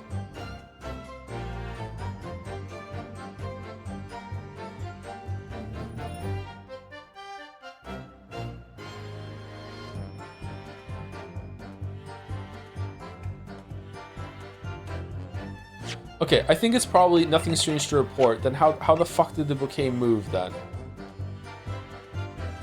I think it's this one. Objection! You claim, Constable Beat, that there was nothing to report in the 15 or so minutes you were regarding the scene. But that cannot be. What do you mean to say? In your testimony just now, Miss Beat, you explained to the court that when you arrived back at the scene of the crime with a policeman assigned to that beat, the bouquet you had dropped on the victim's side was no longer anywhere nearby. Yes, on the opposite side of Briar Road to where the victim was attacked. But considering the size of that meager bouquet, if a single solid bloom can be so described, no doubt it was blown in the wind across the street, back into the gutter where it belongs. That tracks actually. Objection. Meager. But if that were the case, why did Constable Beat not testify to that fact? Oh! Judge slamming the gavel. Ooh! No one else approached the scene, and nothing was removed from it.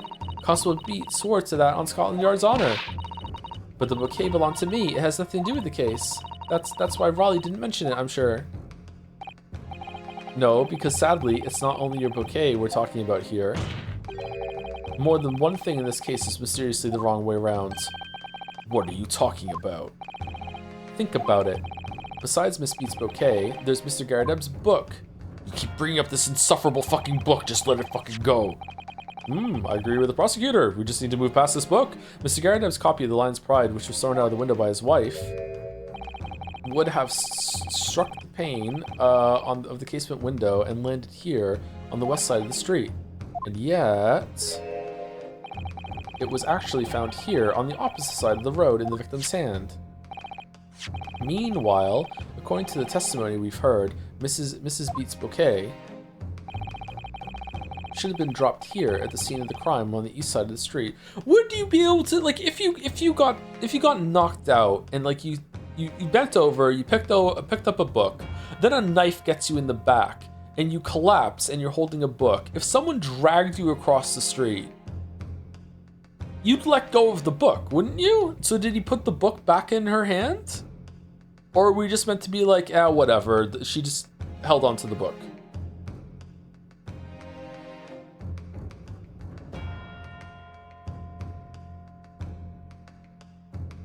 Should have been dropped here to see the crime on the east side of the street. But in fact, it was actually found here on the opposite side of the road in front of Mr. and Mrs. Garadeb's house. There's no logical explanation for those things, unless somebody deliberately moved them.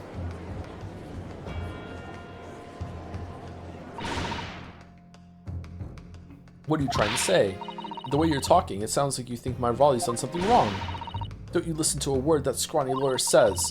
Wittering on about books and bouquets, why should we care? It's nitpicking, that's what it is. Nitpicking and biased, I win, bye-bye. Oh good, Mrs. Garadeb's come round. Like Nanako, you might call it nitpicking, Mrs. Garrideb, but I call it a video essence for deliberately meddling with the scene of a crime. It's a criminal offense. It's called, tampering, Mr. Naruhodo. But the person responsible for this tampering could not admit to it. It's for a very subtle but compelling reason. Tampering. You've barely heard the term before. Tell us, my learned friend. Who would possibly have had a cause to carry out such an elaborate deception? Yes, there is someone who tampered with the scene of the crime that evening. All the evidence and all the testimony points to that one particular person. Counsel, I must demand that you substantiate this conjecture. Who are you saying is responsible for tampering with the scene of the crime? Okay. Take that! Obviously, there's only one person it could have been. Fucking Raleigh. Constable Raleigh Beat. It was you. What? A policeman? A member of Scotland Yard? What nonsense? Why would my Raleigh do something like that? There's no one straighter than my husband. Are you sure, though? No, Bobby works more tirelessly for the people of London. Mrs. Beat, you said in your testimony that your husband asked you to go to a nearby police box to fetch the officer on duty. The 15 minutes that you were absent from the scene is the only opportunity anyone had to tamper with it. You're making it up. It's all nonsense. It's all lies. What about that Japanese man with the whiskers? I bet it was him. He did it. If that was true, Constable Beat would have seen him do it. Oh. And forgive me for pointing it out, but when you dropped your bouquet, Mrs. Beat, it was after the defendant had fled the scene. Well... First, you make accusations about the landlord and his wife, and now you incriminate a policeman as well. What's next, me? But your accusations lack one very important thing. The lawyer did it. You claim the crime scene was tampered with. But there's only one reason why anyone would commit such a reckless crime, to hide something. That's right, he's right. But my husband and I just happened to be there, that's all. So why would we have anything to hide? It doesn't make sense. You've offered no motive for this alleged tampering, and until you do, your accusations are nothing but empty threats. Constable Beato had a reason for wanting to tamper with the scene of the crime. That's the key to this entire affair. Mr. Naruhodo, have you managed to solve this mystery? Counsel, you made a very serious accusation against the London police officer. If you are mistaken, I'm sure I need not point out that your reputation as a lawyer will be irrevocably damaged. Irrevocably damaged. Are both correct?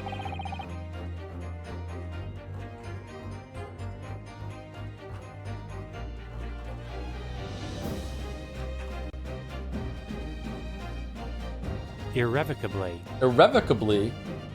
There's 3 ways to say this word? Holy shit. Irrevocably. Damn. With that stark warning in mind, you will now explain to the court the motive for this alleged tampering. Yes, my lord.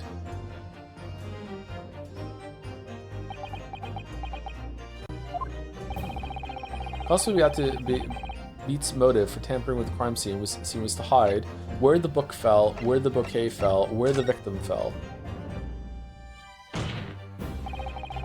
Where the victim fell to the ground. That is what this Bobby had to cover up at all costs. What? Where the victim fell? You mean where she was attacked? What are you talking about? We told you at the very start, didn't we? Oh, she's gonna love that he did this for them. She's gonna be like, you did that so we could go to dinner? Oh my god. Pat, Rolly. On the pavement of Briar Road, we saw it happen, remember? It was right here, as if anyone didn't already know. That's certainly what everyone else has been led to believe. But in fact, that isn't where the victim was stabbed at all. What? What? I'm beginning to wonder where this tumultuous trial will end, counsel. If that's your assertion, then the court is dying to know, my Nipponese friend. Where are you proposing that the crime actually took place that evening? Oh, right here, right here, right here. Take that! I hope that's within the pixel that it wants, but that's on the opposite side of the road. I don't understand. On the evening in question, Mr. Garadev's book fell directly down from the open window above, and your bouquet, Miss Beat, never moved at all. What did move was the scene of the crime itself. Good gracious! Great balls of fire! Objection! Dude, jury hasn't said shit in a while. Perhaps you haven't been listening to the ample testimony the court has heard. But these witnesses both saw the moment the attack took place. That's right, I saw it with my own eyes. Fucking did you? It was 5 o'clock in the evening, already dark. There was the typical London fog on the grounds. When you saw the incident unfold and ran to the victim's aid. That was actually on the west side of Briar Road. No, that's not true. It can't have been. Constable Beat then arranged for you to be absent for a while by sending you for help. And during the 15 minutes you were away, he transplanted the crime scene. He moved all the things shown in his print, the victim herself, the 4 books. He moved everything, in fact, to the pavement on the east side of Briar Road. Extraordinary! But the constable overlooked one thing. What? What did he overlook? The bouquet. The bouquet, I presume. Thank you, Van Zieks. Exactly. The prosecution told the court just a few minutes ago about the discovery of the rose bouquet. Lord Van Zieks said it wasn't noticed until morning as it lay where the street lamps cast no light. And yes, it couldn't be seen in the dark, obviously. Which is why it was only the bouquet that was found in its original position on the pavement on the west side of Briar Road. Man, he's just asleep. He has no idea. He's fucked. And that is the defense's theory about what really happened that evening. How do you respond? Constable Rolly Beat.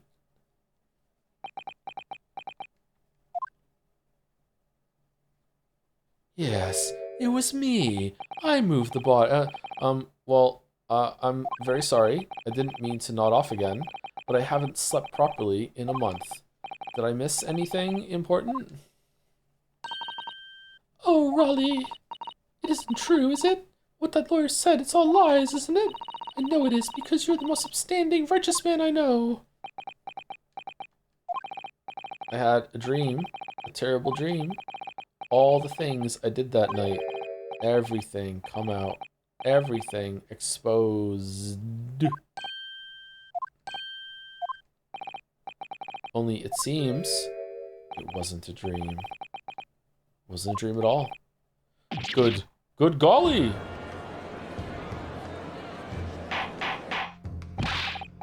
Order! What on earth is the meaning of all this? Oh, Rolly, why? Why would you do something like this? Moving a corpse is a criminal offense, isn't it? It's not a corpse, though. Alleged corpse. Wishing the victim dead should be one, too. Constable, explain yourself. Why would you do this? As a respected member of Scotland Yard, your duty is to protect the good people of London town. I can't say, sir. What? I really am ever so sorry about all this. For damaging the Yard's reputation, for everything.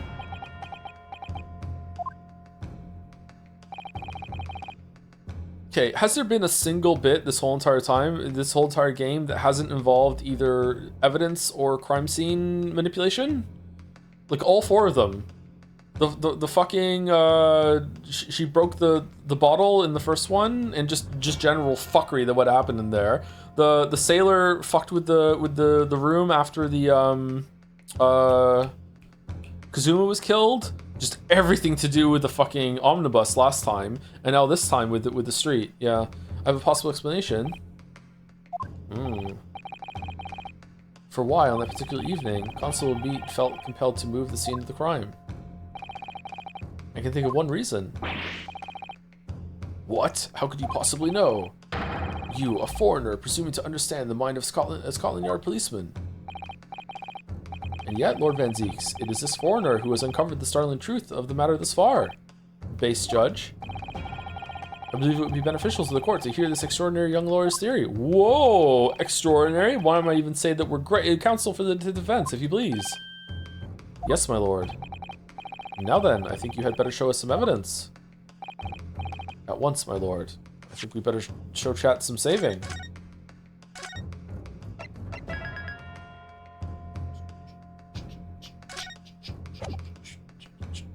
I was looking at chat. Did I save it? Yeah, okay. England, Japan. It makes no difference where you come from. Human emotions are the same. I'd rather not choose at all. And I think I have a fairly good idea of the feelings behind this man's actions. What gives away the motive for Constable Beat's unthinkable actions? The book. The book. The book. Could also be the rose. We'll accept the rose. Take that! I realize that I'm a foreigner in this land, and I have only just arrived from Japan, which is why all this information about London's so-called bobbies is completely new to me. I've learned that, though honorable, patrolling the beat is the most demanding work in the world, for example. Keeping the peace, looking after the citizens on his beat, it is in all kinds of ways. There's no doubt that the young Bobby is charged with a great deal to do each day, certainly. But for Constable Beat, the day in question was special. And special? How? I bet the bouquet would be accepted, yeah. On account of this bouquet, my lord. Oh yes, it was our very first wedding anniversary. Constable Beat had worked so hard to be able to afford this simple gift for his wife, and it was so looking forward to taking her out for a celebratory meal, when he and Mrs. Beat stumbled upon a crime along Briar Road. When he saw that shadowy figure through the fog collapse on the pavement ahead of them. Okay, so who's the other person then? Is it just Natsumi walking home? But he wouldn't have been on this side of the road. Because the way that he... Like, he would have walked here, like this, down here. He wouldn't have gone up here. The entrance is on this side, right? So how is he here? And how did his books get here? I'm confused. What must have gone through the man's mind?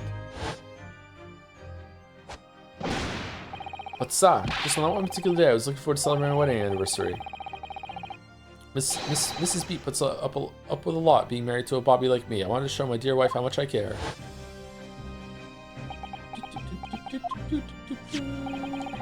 This is the warrant card that Constable Beat offered to lend me earlier. Inside, among the rules for patrolling policemen, it says, "You idiot Beat. When a crime is discovered on his beat, a policeman must assist with initial investigations and help detectives, and also do their best Monokuma impression after going bing, bing, bing, bong. A body has been discovered. Aha, Constable B. Is that or is that not the reason why you moved the whole scene of the crime that day? Or the dreadfully wrong one? Yes. Everything you said, it's all right. So that's it. It was all to do with the boundary of your beat. Oh. Exactly. To summarize, so the incident actually occurred on Constable Beat's beat. Good gracious! Constable, do you realize the gravity of what you have done? It was the first time since I became a copper that I'd ever cursed God. Stay close to me, Pat. The criminal could still be lurking somewhere. As we ran over to the scene, I had every intention of doing my duty as a police officer. We've got to report this to the station as quickly as possible. But then it dawned on me. I realized where we were, where the victim was lying, and what that meant for me. When a crime is discovered on his beat, a policeman must assist with the initial investigations and help detectives. Why here? Why did this have to happen here? And why tonight, of all nights? Why? Fuck, she wasn't even dead, bro! Like, you dragged her over to stage the thing and she was still alive! You could have helped. It's a copper's job to guard the scene of the crime, so I told Pat she'd have to go to the nearest police box and fetch whoever was on duty there. It was then, when I opened my mouth to speak, it just came out. I couldn't believe the words that were coming out of my own mouth. This is the next beat to mine, Pat. So you have to go to the police box that covers it. Turn right along Mearsam Street, and then... Uh-oh, you can't get past the roadworks.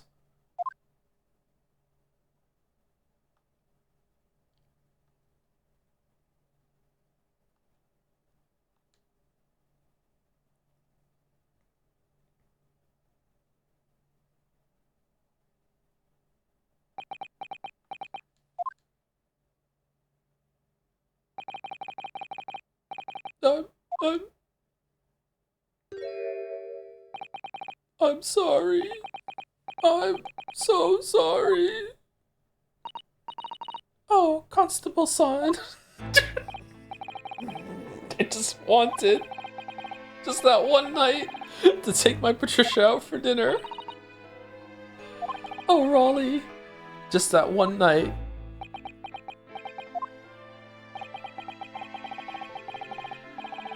You know, if we played non-stop Wii games for a couple months, the Saw emote would become the most used one of all time.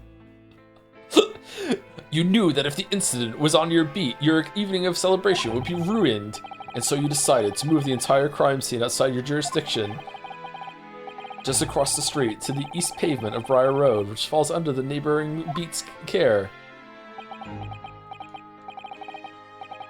You see, I thought, well, I was sure the victim was dead, you see.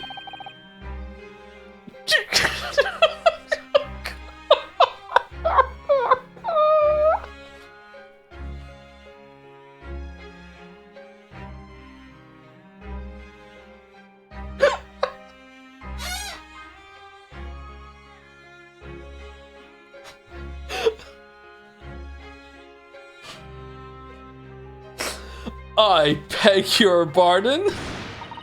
Oh, of course he did. Is that gonna be the most enduring thing for metaphor? What the fuck are you talking about? Otherwise, my Raleigh would have never have left the poor woman on the freezing cold pavement. I see you're reading now. But God got me back from my sins, didn't he? That's why I missed the rose I bought for Pat. Oh no, Raleigh, that was all my fault. I should never have dropped it in such a dark place. I'm so sorry, Raleigh. Oh, sorry, I mashed them both together. I'm so sorry, Raleigh. And you can tell us, Constable, how many books did you move from one side of the road to the other in total? Huh? Oh. Oh, 4 it was. Yeah, yes, sir. Definitely 4. Where did the books come from? 3 of them dropped by Mr. Natsumi, and the 4th being the one that fell from the window upstairs in the Garrett household, of course.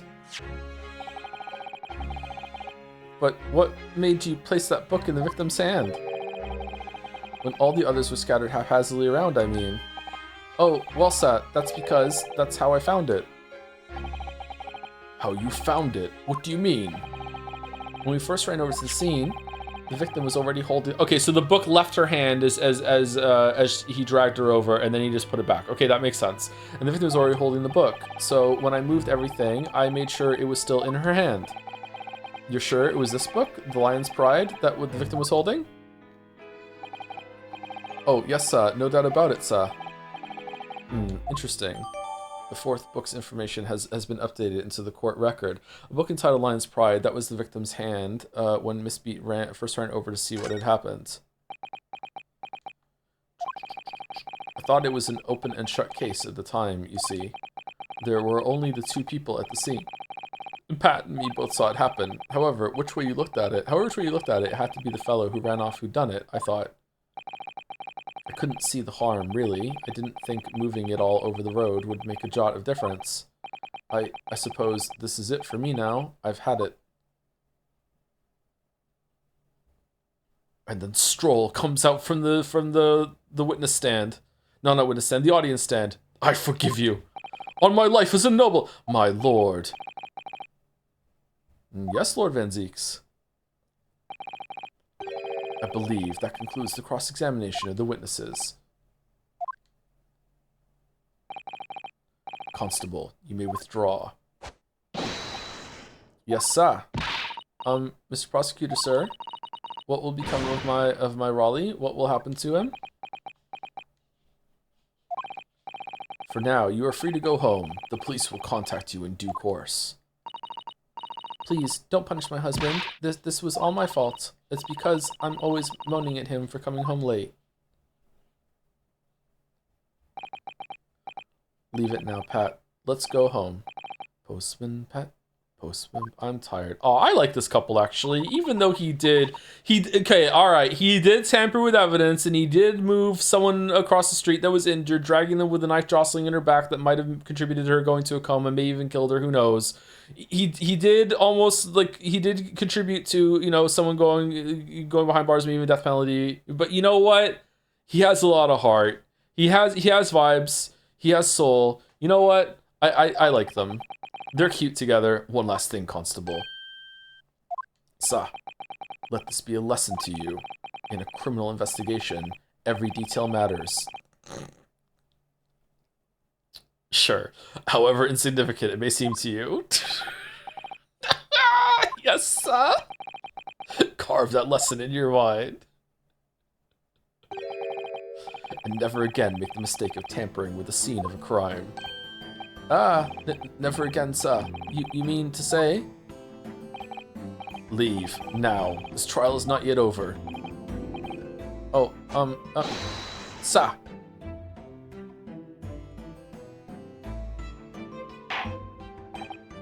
Well, quite a startling revelation, I must say. Whoever thought a third party transplanting the entire scene of a crime like that? Indeed, my lord. Nevertheless, there are some immutable facts here. Principally, that the accused, Mr. Sosuke Natsumi, is the only person who could have possibly committed this crime. For fuck's sake, are we really doing this now? No, I disagree. Now that we know the true scene of the incident, there is someone else. Another person who could be responsible for the knife in the victim's back. Forgive me for being presumptuous, but are you a fucking idiot, Von Zeeks? Of course it wasn't him now. The knife came from the window when she bent to pick up the book.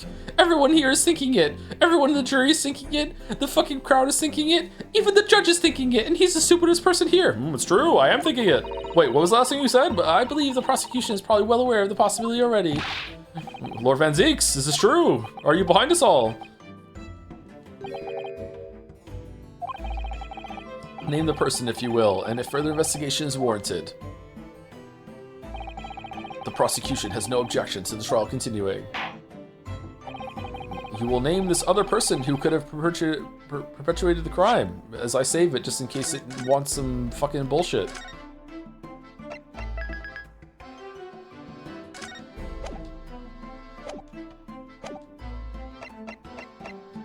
It was Iris, because I don't like her.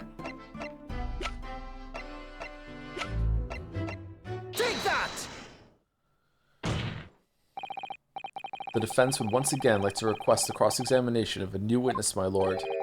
And once again, my assistant made the same request earlier.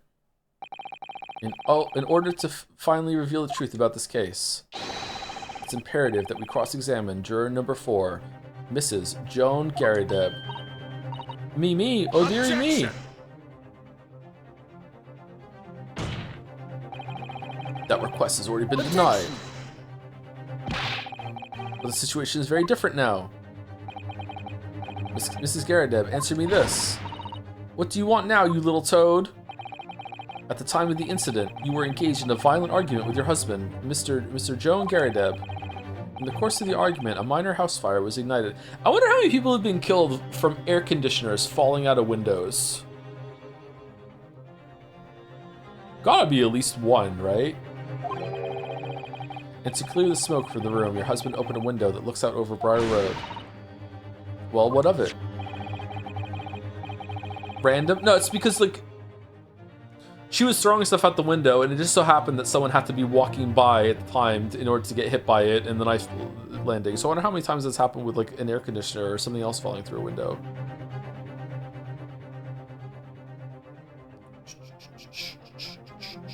You threw this book at your husband when he was cornered with his back against the window. Upon striking the pane of the open top hinge casement window, the book plummeted directly down, finding its way to what we now know to be the true scene of the incident. Yes, and as I said, what of it? During the argument, you were beside yourself with rage. As such, you threw not just books, but anything you could lay your hands on. So, let me ask you one more time, Mrs. Garrideb. This knife, the one removed from the victim's back,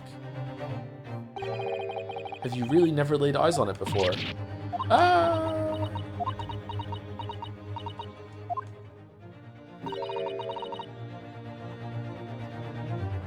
I don't recall it. Seriously. Am I supposed to remember everything I picked up and threw at my husband? And anyway, the man over there and all that regalia said members of the jury needn't testify, didn't he? Conveniently, yes. Objection! No, I have no recollection of saying that at all. Juror number 4. Oh! Make no mistake. You jurors are not special in any way. You are not immune to the judicial process. If you know something about this knife, madam, let the truth come out. But that's just a common or garden knife. It could have come from anywhere. We have several like that at home. If one went missing, how would you expect me to know? Several. What's that? Are you joking? What are you saying, please, Mrs. Garadeb? Now you listen to me. I refuse to believe all this nonsense. I couldn't bear the thought that I had injured someone. Do you hear? I couldn't bear it. Oh, the poor woman. All right, Stroll. So yes, I want evidence. I want to see hard evidence if you're going to insist on this being my fault. You're going to have to prove to me that I threw that knife, if that's what you think. Come along now. Chop chop, do your worst. Well, Mr. Naruhodo? If I had evidence like that, believe me, I would have thrown it at her already. Is the knife chipped because it hit the window and then the tip came off? Wouldn't that have like broken the window at least a little bit? What are her windows made out of? Quadruple glazing? Fucking old-timey windows? Then take the stand, juror. Oh. The prosecution does not object to the defense request to cross-examine this woman. Thank you, Lord Van Zieks. I'm going to have to testify? Testify, juror number 4, as I'm sure you will appreciate, having observed it with your own eyes today. Witness testimony can lead to the most extraordinary truths being unearthed. Truths of which the witnesses themselves may not even have been aware. Oh dearie me. So I demand your full and unadulterated testimony, Mrs. Garadeb. And mark my words, in this court of law today, we shall extract the truth. Do you concur, counsels? Fuck yes, my lord. Oh, that's what I'm hoping for, my lord.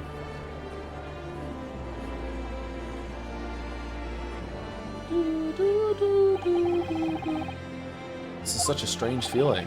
For the first time since arriving in this country, it actually feels real.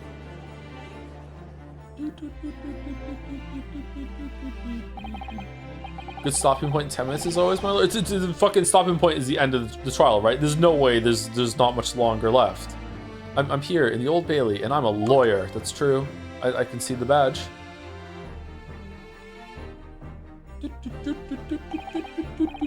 Witness, state your name and occupation. Oh, yes, my name is Joan Garadeb. I knew it! And I'm, well, I'm a juror and such like. It sounds like even she doesn't know if she's a housewife or a maid or what anymore. The court has decided your testimony is required in order to clarify matters in this case. Do you understand, madam? Yes, my lord. You will tell the court everything that took place in your household on the evening in question. And I warn you, do not attempt to hide the truth. Oh dearie me. Chin up, Joni. Nothing to worry about now. Oh, I didn't know you were here, John. Wasn't only you in the room that day, old thing, was it? Rather think I ought to testify as well, don't you? But what about your knee, dear? Don't you worry about that, what? I hardly notice it. I'm not the sort of chap to leave a comrade to face disciplinary action alone. Oh, John. I presume you are Mr. John Garadeb. Yes, sir. Former second lieutenant of the 3rd Regiment of the 4th Northumberland Fusiliers, sir. A Fusilier! Seen my fair share of action and now living the quiet life, as it were. The quiet life? Were you not engaged in an incendiary battle with your spouse on the day in question? That is quiet compared to the war, sir. Well, yes, quite. I believe this may represent a first in the proud history of the British court. Calling a juror to the witness stand is unprecedented. However, the court will hear your testimony now, juror number 4, and that of your husband. You will recount clearly and concisely the events in your home at the time of the incident in question. I'm starting to get worried that we're not going to find out how the books got around her, sir, at once.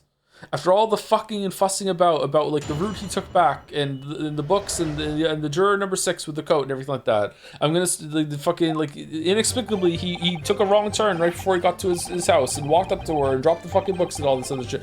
Yeah, yes, on the day you're referring to, the wife and I did have a bit of a skirmish. Can't recall the reason now.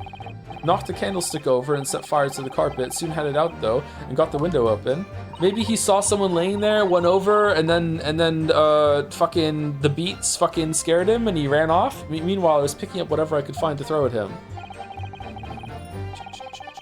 Plenty of knives around our place. Can't say I'd notice if one or two went missing, I'm afraid. If that bally thing in the victim's back really was one of ours, you'll have a job proving it, I think. I didn't process anything I just read out loud.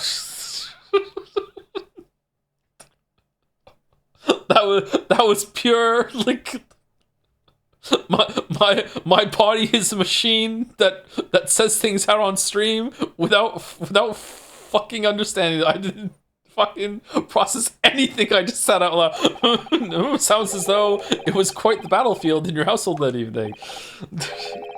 Hello, an entirely one-sided assault, it seems. The enemy caught us on the hop, sir. Had no choice but to dig in and take defensive measures. To be honest, if the enemy had kept shelling us for another minute, we'd all have been toast. Of course, a veteran such as myself is only too aware that on every battlefield, you're just a gnat's whisker from death at any moment. Are we still talking about a marital quarrel here? Well, I must say, I'm dubious that this testimony will shed any light on the origins of this jackknife.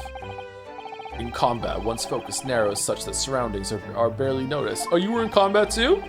These witnesses may not be able to offer anything more than they have testified already. This may be a dead end. Van Zieks may well be right. Well, whatever the chances, we only have this last cross-examination to uncover the truth, Mr. Naruhodo. Well, we've already had 3 last cross-examinations before. How about another one? Yes, I'm afraid so. Very well, counsel. Begin your cross-examination. The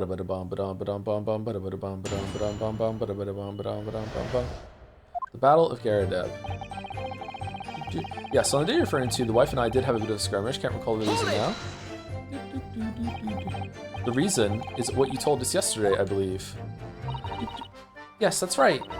If I remember correctly, it all started because of a note that was tucked into the pages of a book belonging to Mr. Garadeb.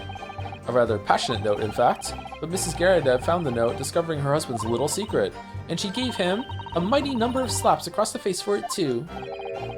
What a sort of state of affairs? Hell on earth.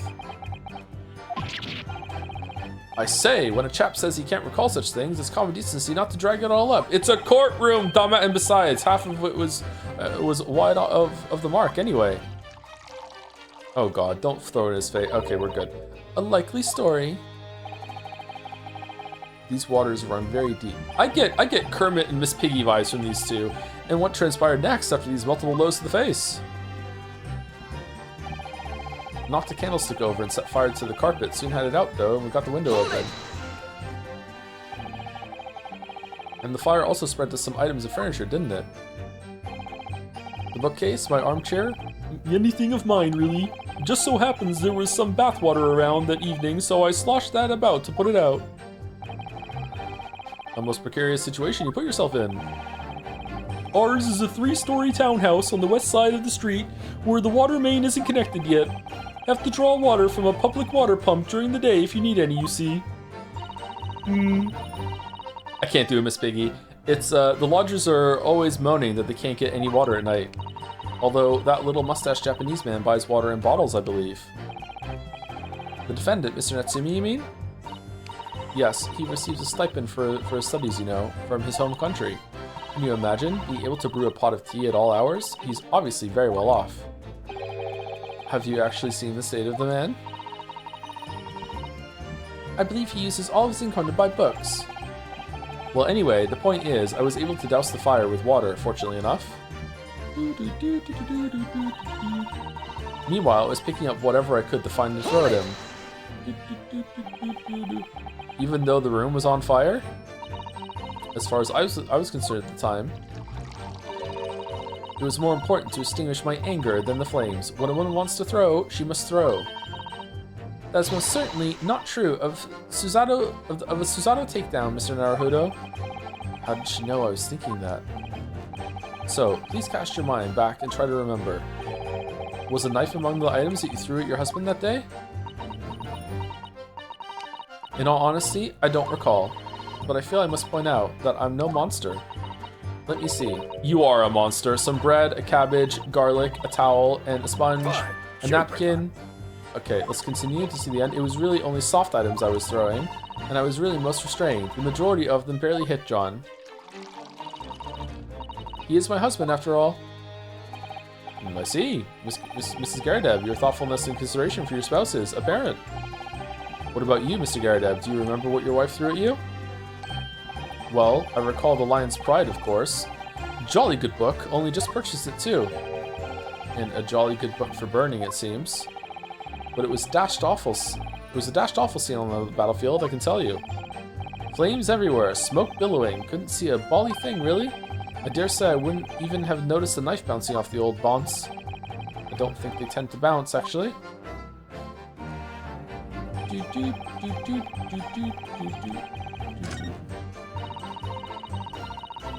Hold it!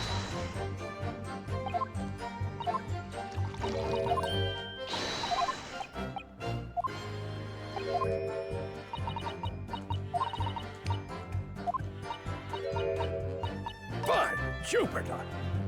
By Jupiter? Excuse me! Do you have something to add, sir? Mr. Garadeb. Yeah? Don't shoot! Don't shoot! Ah, sorry, I beg your pardon? Oh, it's another fucking phrase ruined. Oh my fucking god. Did your wife's remark just now bring something to mind? Nothing of any significance, no? Just that the barrage projectiles, the old thing launched in my direction, was something more solid than she implies. Books, bricks, and the fire poker, I seem to recall. Hey, Raider. Ouch. And the woman's aim is uncanny. She landed a direct hit with every bally. Oh, it's just... Good grief, woman. We're not at home now. This is a court of law. Oh, dearie me. Ever so sorry, dear. What's she even doing with a teapot in here? Honestly, John, I would never have thrown such things at you, obviously. Well, take a look at this, then. How do you suppose that happened, Your pipe, sir. Oh, it's broken. Had this thing in my hand as usual at the time of the onslaught. Knocked it clean out with one of her soft projectiles she did, yes. And when I went to pick the thing up, it was broken in two. I'd like to see a sponge do that sort of damage. I see, your pipe was broken. It would never have been sent... It never would have been sent flying unless it was hit by something pretty solid. Anyway, I've managed to bandage the thing up for now. Ha, you are one to exaggerate, aren't you, dear? I wonder what we should make out of this account. It could be important. Yeah, sure, why not? Defense, please, Mr. Garadeb's remarks just now to be of great significance. This war veteran's words only tell us one thing. Betray a fiery wife, and pipes, as well as hearts, may be broken. Sentimental wisdom, perhaps, but hardly worthy of adding to the formal testimony. Indeed. Common sense, one might say. Might one? In that case, would you at least permit us to examine the pipe, sir? Well, I don't see why not. Oh, the tip of the knife is gonna be in the pipe. Okay. Oh, dearie me, there you go again, trying to ingratiate yourself with a young lady. Very well. The court will accept the gentleman's pipe as evidence. The pipe has been entered into the court record. Mr. Garadeb's pipe apparently fell to the floor during a domestic dispute he had with his wife and broke. I wouldn't speak out of turn, Mr. Naruhodo. I was just feeling rather disappointed for you that your request was turned down. Oh no, it's fine. Thanks to Susato-san, we have some new evidence to work with. We should examine it carefully. Well, thank you for that. Rebuttal, Mr. Garadeb. Now, if we could return to the crux of the matter. What can you tell the court about the knife used to attack the victim?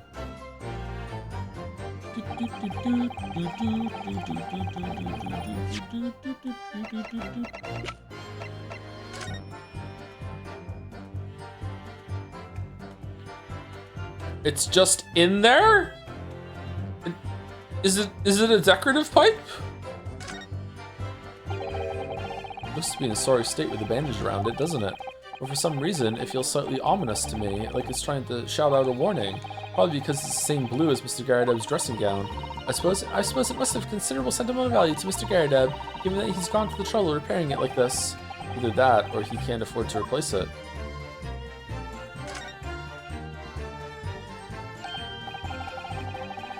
Oh, something just twinkled inside the chamber of the pipe there.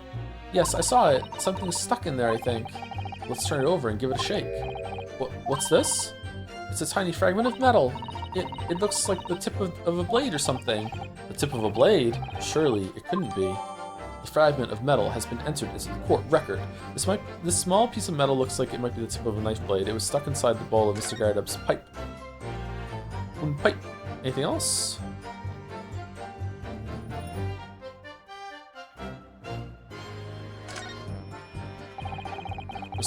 There's a small nick out of the bowl here. Look, it appears to have been made relatively recently. And see how there are little scrapes and dents all over it. It's clearly a well-loved pipe. Yes, you're right. It seems to me recently that being well-loved goes hand in hand with getting some battle scars. This particular nick is catching my eye, though, because it's clearly new.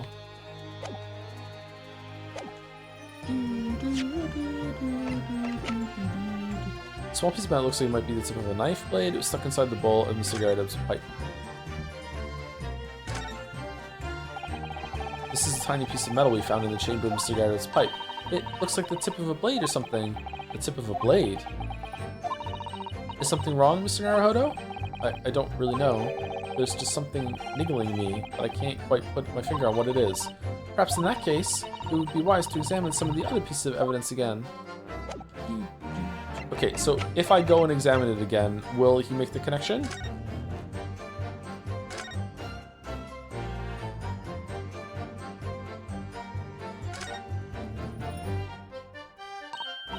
Oh, look here, Mr. Naruhodo, just at the tip. A small piece of the blade appears to be missing. Wait, part of it's missing? I could be wrong, but I've just got a feeling. You remember this? Ah, that's a tiny fragment of metal that we found inside Mr. Garrideb's pipe. Yes, and just maybe, just maybe? Oh my, it's a perfect fit. Somehow, I just knew it.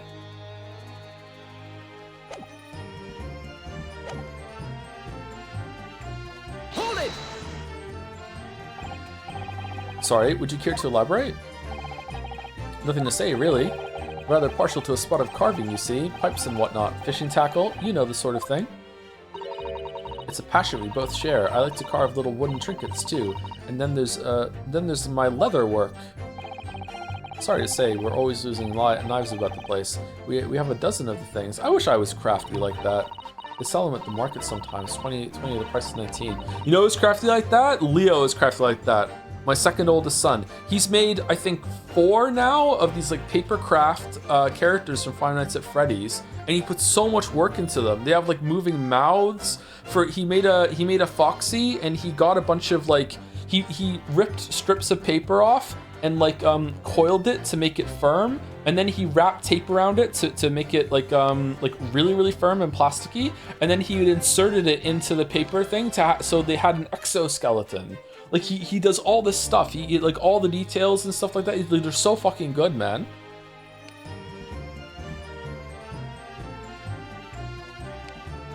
No one taught him how to do it either, because, like, fucking, like, Lily and I don't know how to do that shit.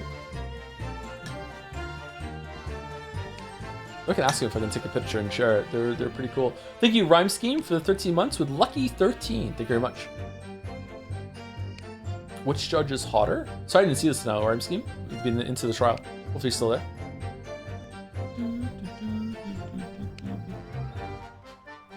They sell them at the market sometimes, 20 for the price of 19. Needless to say, I snapped them up. John prefers to use 2 knives at mealtimes too, instead of a knife and fork. What? Bro. Now, Joe, we don't want people thinking... Okay, I didn't even get to say it. Okay. Here we go again with scaldings. Why are they being so evasive? I imagine it's because they don't want to believe it. They can't bear the thought that it might have been one of their knives that injured the victim, which is entirely understandable, of course. Still. Go on with your testimony, witnesses. Sir. That bally thing in the victim's back really was one of ours. You'll have a job proving it, I think. Okay, so is that the one we're pressing with the knife tip, or what? Flame knives are on our place. Can't say I noticed if one or two went missing on it. Yeah, it's not that one. It's this one. Okay. Let's press. Hold it! So you have no intention of admitting it was your knife, unless we can produce proof?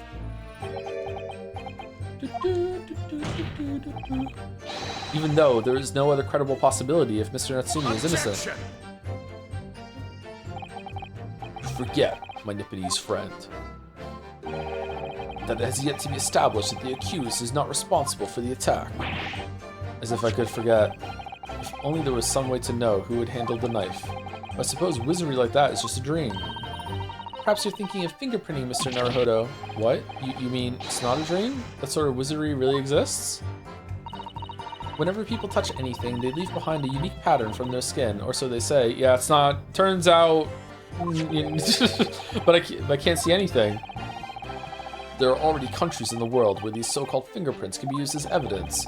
Lord Strongheart is currently discussing the matter at the Ministry of Justice. And yes, I believe we are rapidly approaching an era of scientific methods of investigation. But for now, we shall have to find an alternative method of proving our assertion.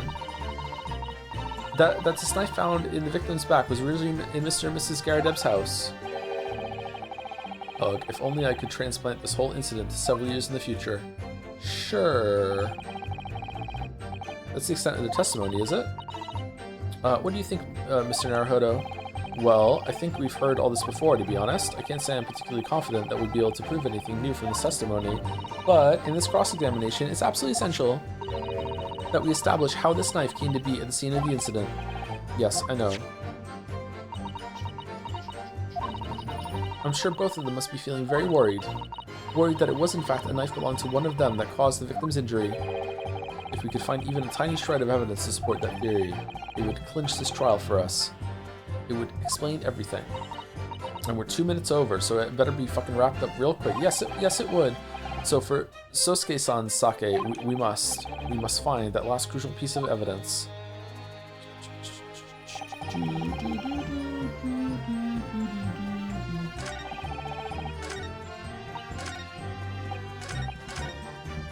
Oh, for fuck's sake. Oh,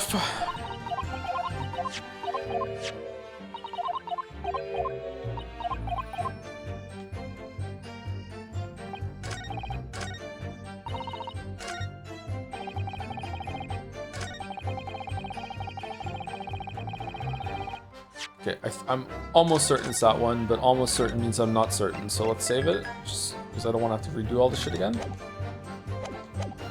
Okay, and we're going to present the knife bit. Although I think the knife would also work. Objection! Maybe the pipe would work too? Mr. Garadeb, could I ask you to take a good look at this, please? You can ask, but I can't see a bally thing. You can't. Used to call me Dead-Eyed Deb back in the regiment, of course. But that was some time ago now. Even when I'm trying to enjoy a large print book by the fire these days. I struggle to tell a B from a D and a P from a Q, to be honest. Oh, he does, dearing me. It's rather wearing being asked about every other letter and every other word. You must be very dizzy. Be very busy. What is that, a tiny scrap of metal? Yes, almost certainly from the tip of a blade. And what may appear at first to be just a tiny scrap is in fact a crucial piece of evidence. Interesting. And where did the defense come by this evidence? It was lodged in the chamber of Mr. Garadeb's pipe. Okay, probably should have done that publicly so they can all see. My pipe, you say? By Jove, I wonder how that got there. And what precisely does this fragment of metal signify, Counsel? Are you suggesting that it is in some way related to the matter of the stabbing on Briar Road?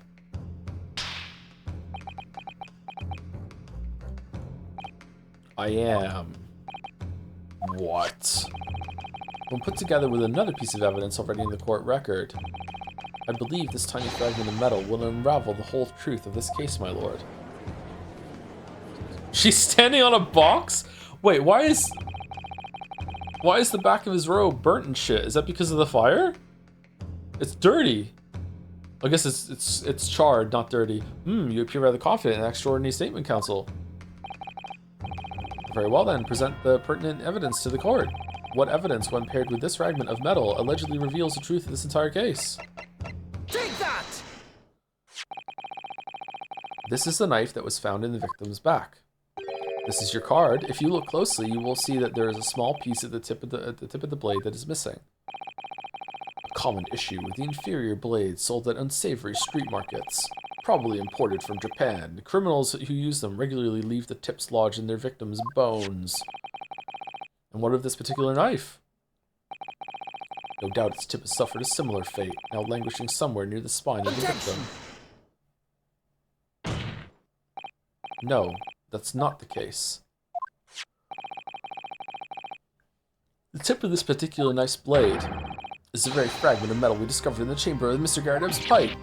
My god, I didn't think you were making that connection until right now. Holy shit, good grief, Lord Van Zeeks. I don't believe it.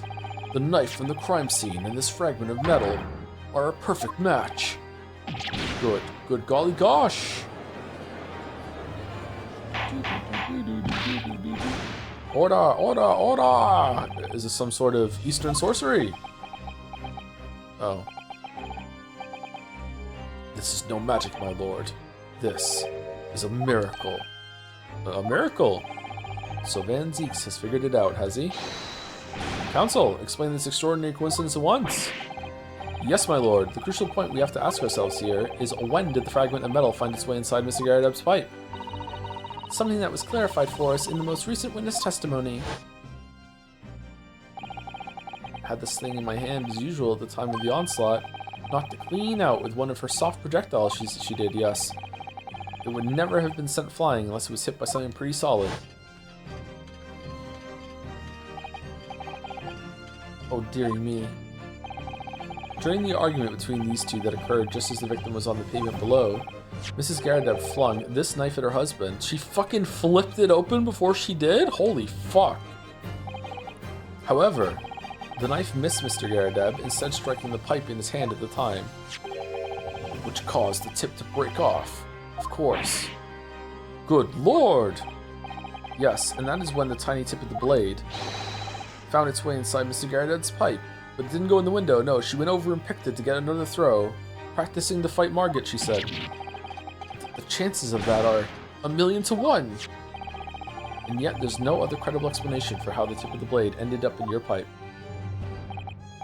Then, after losing its tip, the knife ricocheted off the pipe and flew out of the open window. Ah! In short, Sue, this knife, which fell from the window of the Garredeb's house, is the very same knife that struck the victim in the middle of the back on the street below. Oh gosh, oh dear, oh no! Objection!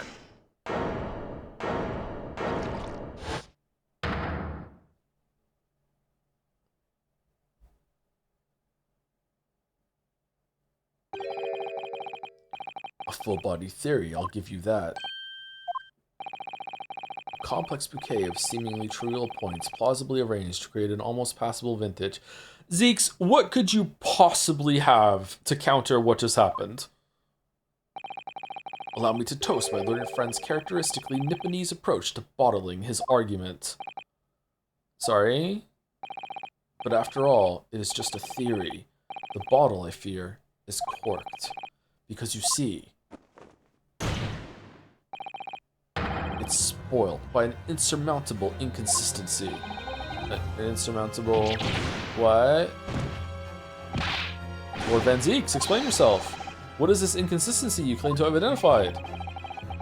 Give me a moment to save the game, ask my chat, and go through my evidence list. Alright, what fucking statement are we gonna counter here, chat? I feel like the testimony is not gonna be what we're using. Maybe the autopsy? An inconsistency of the simplest nature, my lord.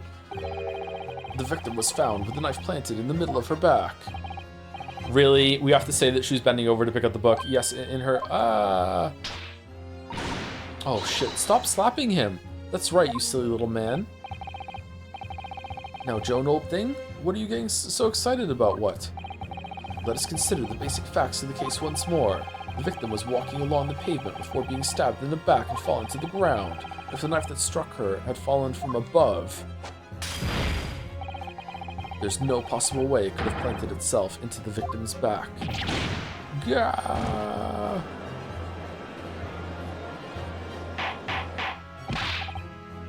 Order! Order! Quite right, you see. That's exactly right. If the knife had fallen on her from above, it would have struck her on the top of her head. Well, maybe it did. Second knife? He's lost for words. Look. I knew it. I never liked this theory in the first place. I don't know, though. What really did happen? What? Knife hit her in bed? What? It would appear the defense had made a rather spectacular blunder. Have we? If a theory has even one inconsistency, it cannot stand.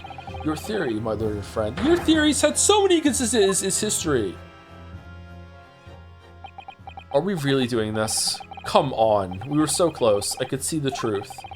I was so sure we were on the right track. But now, the way has been blocked completely. By just one simple inconsistency. If this was the first 3 games, we'd turn around and we'd see some gigantic boobs in our face right now. Good thing it's a better game. Or in other words, the rare all is lost Sumari. We simply need to eliminate that one inconsistency and the theory will stand. I prefer Susie. Miss Susato, you mustn't worry, Mr. Naruhodo. You were just caught off guard, that's all, and your mind went blank. But if the path the path you were on is indeed correct, then a way will present itself. The key to this is in the court record, I'm sure, and all the information you need is there. It seems you have nothing to say, my Nipponese friend. Well, your silence speaks volumes. A tacit acceptance that your theory is fatally flawed. Objection!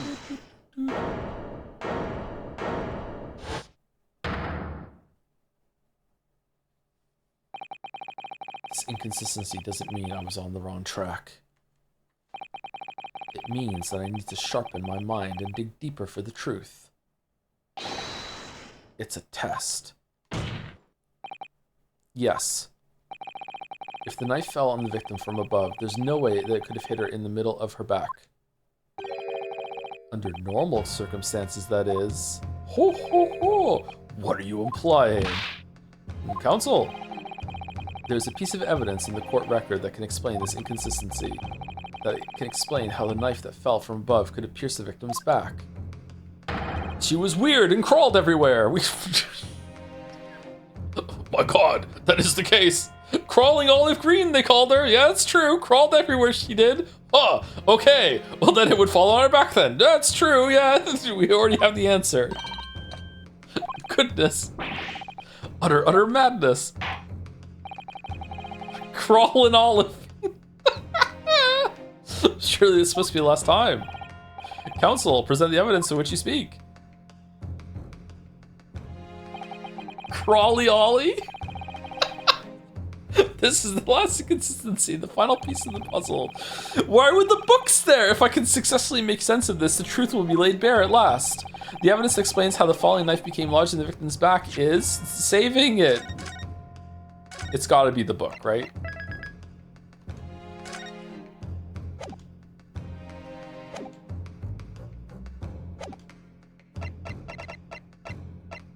Okay, is it that she picked up the book? Is it the book itself? It's that she picked up the book. Take that! This, the 4th book found at the scene. This is the final piece of evidence that the defense will present. Unless you object again, then we'll probably do another one. The burnt book. Is that not Mr. Garadem's book? Yes, and to understand its significance, we have to consider how it came to be at the scene in the first place. This photographic print clearly shows the book in question, and the victim holding it in her hands. But as we all now know, it was the police constable that put the book between her fingers like that. Quite so. As part of his wholesale transplanting of the crime scene to the opposite side of the road. Wait, that means it was like that before. That's true. However, as part of his testimony, Constable Beat made an extremely enlightening statement on that point. But what made you place that book in the victim's hand? Oh, well, sir, that's because that's how I found it. When we first ran over to the scene, that the victim was already holding the book. So when I moved everything, I made sure it was still in her hand. What a fucking useless fucking flashback. In other words, Sumari, the victim, had already picked the book up of her own volition.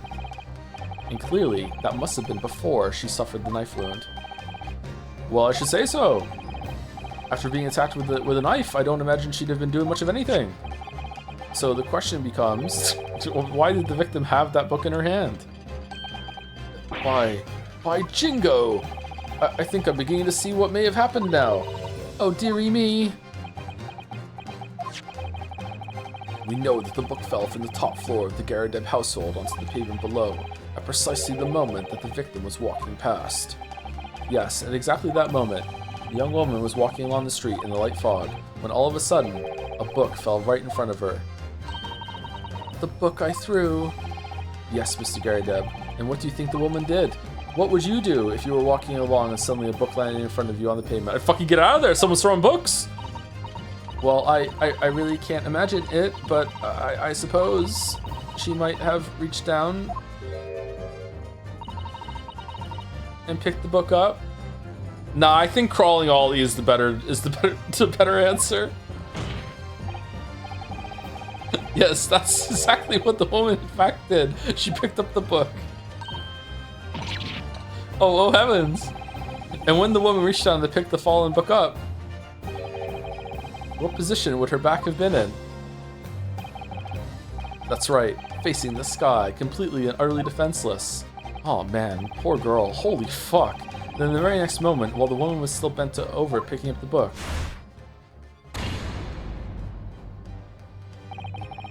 the next object fell from the room above, the jackknife straight into the middle of her back. And at the same time, walking by chance directly behind Miss Green, was the defendant, Mr. Sosuke Natsumi. But why? Well, I never. It appeared to Mr. Natsumi that the woman simply collapsed on the floor, in the dark and the fog. He didn't see the knife falling from her above. And from the other direction, the constable and his wife saw no one but the victim and an apparent attacker. So there never was a real culprit to run from the scene in the first place.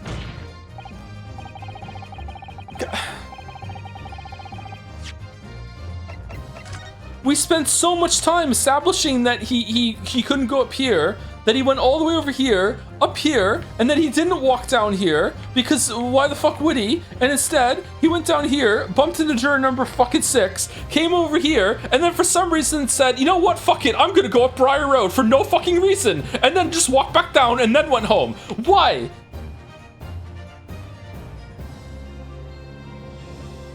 He did jump the gap. So he just collapsed for no reason?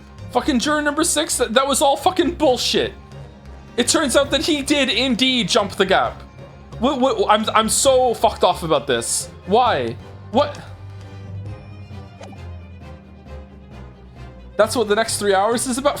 There was nothing more than a series of unlikely events that culminated in an unfortunate accident. And that is the real truth behind this case.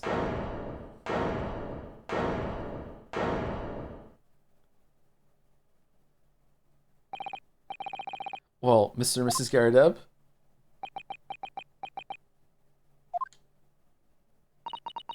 The very first time you showed me that knife, I had my suspicions. I wondered if perhaps it might have been something like that. There, old bean. She's not dead, it's fine. Courtroom doors blast open. She's dead! Oh, fuck. Always knew you had a murderous rampage, old bean. No, off to jail with you. See you later. Call me James now. I'm gonna go find that lady that wrote that bookmark. Oh, poor Mrs. Garadeb. What do you mean, poor Mrs. Garadeb? What the fuck do you mean? Fucking Strolls Auto. Fuck you. Fucking no.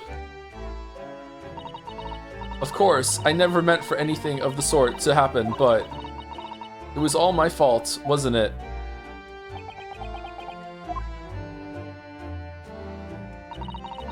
I take full responsibility. I let my anger get the better of me. I threw that book, and I threw the knife as well.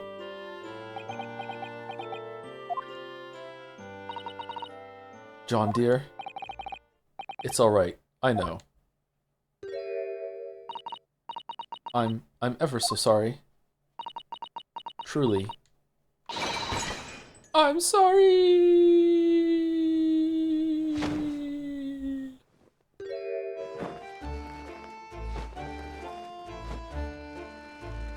One last fat joke for the road? Yeah, sure, why not?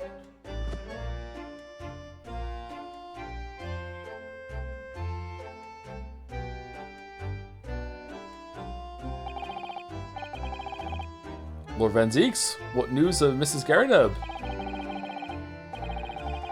She's been taken to the infirmary. It would appear that today's events had left her in an especially flustered state. However, I believe she will recover in due course. There's no cause for concern. By the way, I'm very confused about who I should be going to serial murder after this case is over. Do I still go for Natsumi? Do I go for Mrs. Garrideb? Or do I go for Mr. Garrideb for just, wild card? No fucking reason. I have no fucking clue. Yes, unbeknownst to themselves, they caused what could easily have been a terrible tragedy. They shall have to prepare themselves for the consequences of their actions. There is some good news, however, my lord. I have just had word from the hospital where the victim is being treated. Her condition is improving steadily, and the doctor believes she will regain consciousness soon. Oh, okay. It's strange, we've been talking about the victim all this time, but we've never once met her. Oh, that'll happen soon, don't worry. How wonderful, the woman is out of danger, it seems. Yes, that is good news. She'll live to crawl another day.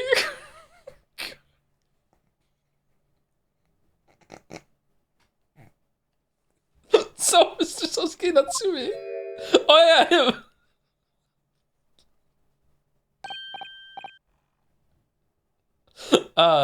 Yes. On behalf of my fellow countrymen, I would like to take this opportunity to beg your pardon.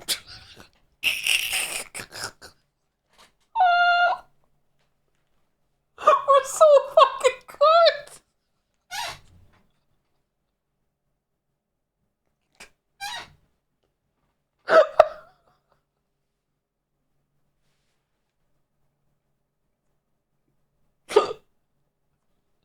On behalf of my fellow countrymen, I would like to take this opportunity to beg your pardon, sir. You gave me just an Eastern homeland to study your Great British culture. And have been repaid with immeasurable unkindness. Please accept our heartfelt apology.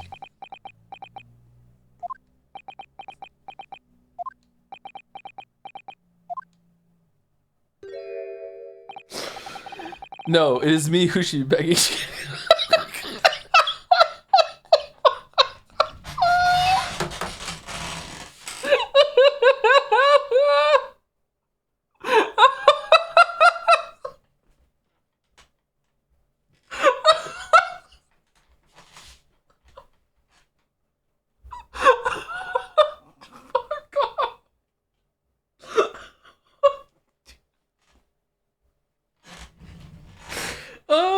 Sorry, I'm really tired, yeah? No, it is me who should be begging your pardon. Oh no, Mr. Natsumi. That evening, when the young woman just collapsed on the pavement before my eyes, I jumped to the wrong conclusion again in my confusion. That is true, you did kind of scamper off, yeah. What conclusion, sir? Oh, I was sure that the woman was dead. Yes, Constable Beat said the same thing, didn't he? He thought she had been killed too. I suppose she must have looked completely lifeless. Do they have they must have known, the Easy Hunters, obviously they must have known about checking pulse and stuff like that, right? Like the constable should have known that, maybe not him.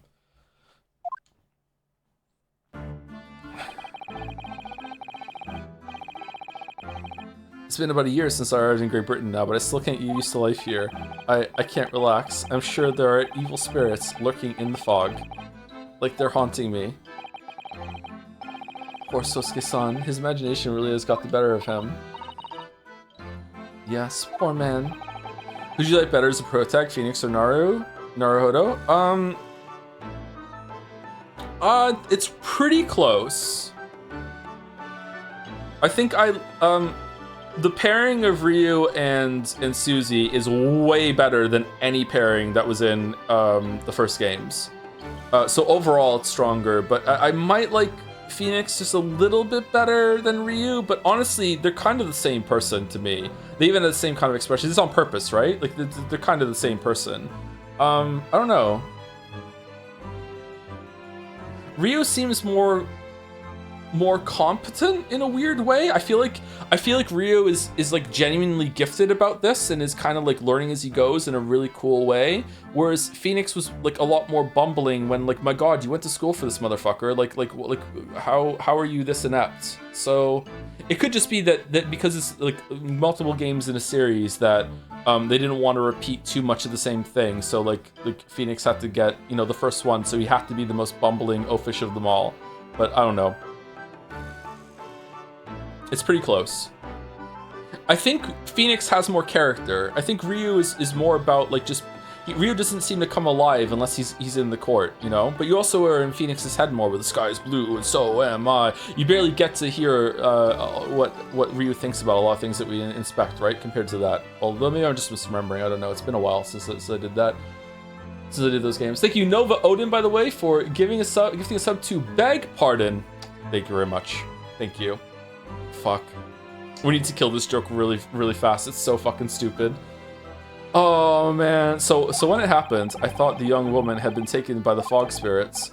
I should never have dropped my books like that and ran away. I should have called for help, for a doctor, for the police. Instead, I've managed to create a rift in the relationship of trust between our two empires. And for that, I am truly sorry. Oh, John is a juror now. One could indeed say that some sort of mischievous spirit has been at work here, I think. One that created a chain of unfortunate mishaps. We were befooled by this spirit and led to false conclusions. But thanks to Lord Van Zeeks and our young lawyer here from the east, that chain has now been broken and the spirit exorcised. Is Zeeks gonna get paid? I heartily commend you both. Oh. Now then, ladies and gentlemen of the jury. Yes, my lord. In concluding this trial, I must ask one last time for your decision regarding the defendant's culpability. Are you ready to present your findings to the court? Let's just be racist and say he's guilty, just out of nowhere. As a foreman of this jury, I can assure you we've reached a fair and just conclusion. I do declare, the truth can be extremely cruel at times. Well, I didn't suspect the woman next to me, that's for sure. Sitting in for the old bean while she's out of action, you know, but I know what her decision would be. Does this mean I'll finally be able to get out of here and start work? Well, it's about time. What? I say, I'll have a corker of a story to tell the grandchildren when I get home, won't I? Very well, ladies and gentlemen of the jury. I hereby demand your final decisions. Mr. Foreman. Not guilty. Not guilty. Not guilty. Not guilty. Not guilty. Not guilty. Not guilty.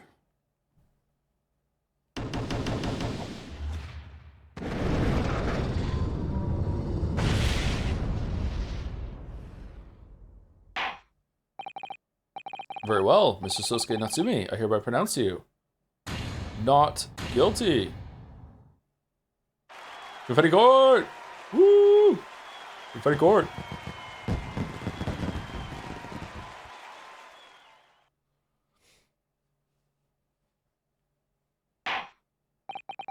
And finally, Mr. Natsumi. Oh, yes, Lord Sir. You are now a free man once more. It is my hope that you will continue to further your education in British culture.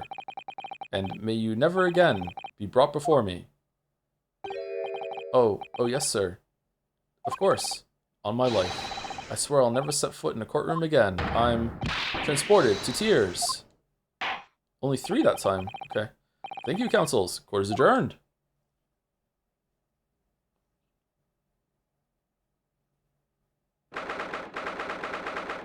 th of February, 3:17 p.m.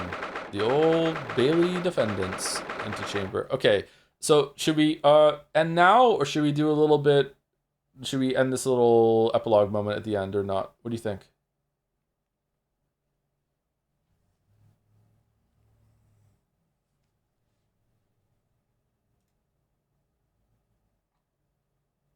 Can I say it's really funny to me that Shu Takemi worked on Leighton crossover game, and then this game decides, yeah, British people just look like that in Ace Attorney 2, so one could argue Leighton game is canon? It is canon. Absolutely canon.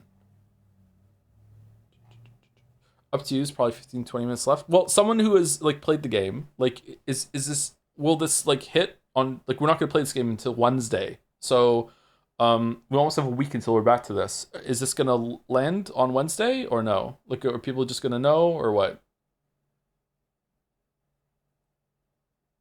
Are we not doing it tomorrow? No, we're not doing it tomorrow. We're doing the fan art, and then we're just gonna do like a gameplay thing tomorrow. No Monday. No, Monday is the we're not streaming on Monday, and Tuesday is Pathologic. If we're gonna stream on Monday, it's gonna be Pathologic.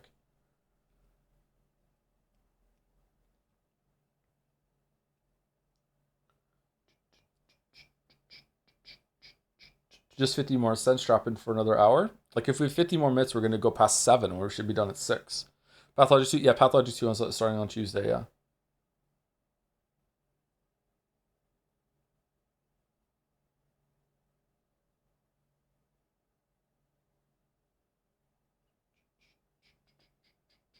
You can stop now? Okay, we'll stop now then. And we'll have this recap.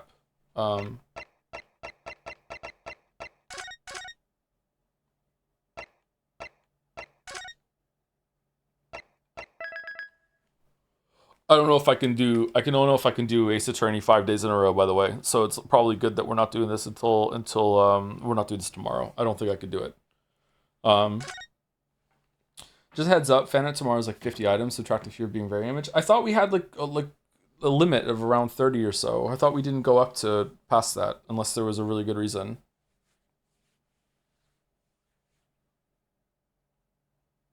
You might not have a voice tomorrow, Joe. That's true. Yeah. You skipped a week? Yeah, but it's not the first time that we've had to skip a week.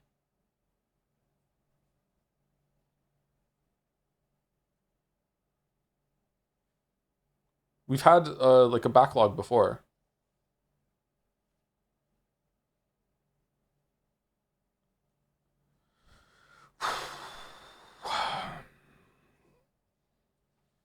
Fun fact, Sosuke Natsume was a real-life Japanese author who visited Great Britain as an exchange student to study English literature, although he sadly didn't enjoy much of his time there. When getting permission to use him in the game, his living relatives allowed it only on the condition that Sosuke talks about how much he didn't like his time in Great Britain. Yeah, I think people have brought this up before. I didn't know that they asked for permission to do it, though. That's funny. That was the terms. Will you stream Wednesday, Saturday for TGA or Wednesday, Friday? I was told that I could beat it in 3 days next week. Wednesday through Friday would be enough. If it's not enough, then I guess I'll go later on those days to get it done. But next Saturday is Pathologic 2 into raiding Walrus for Road to Empress. So I would rather not do it on Saturday. I've got a decent way to split in the gallery if you want the count to be more manageable. Yeah, I think that 50 is going to take us like 3 hours.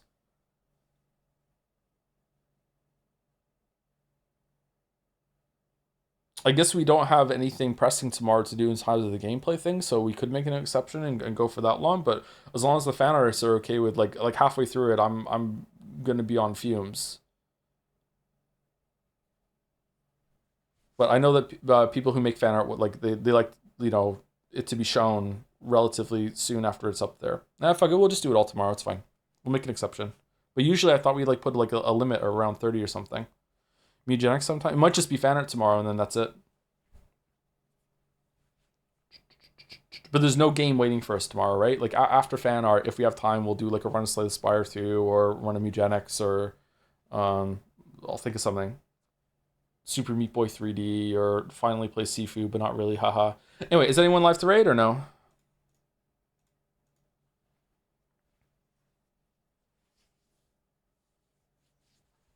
Jelly?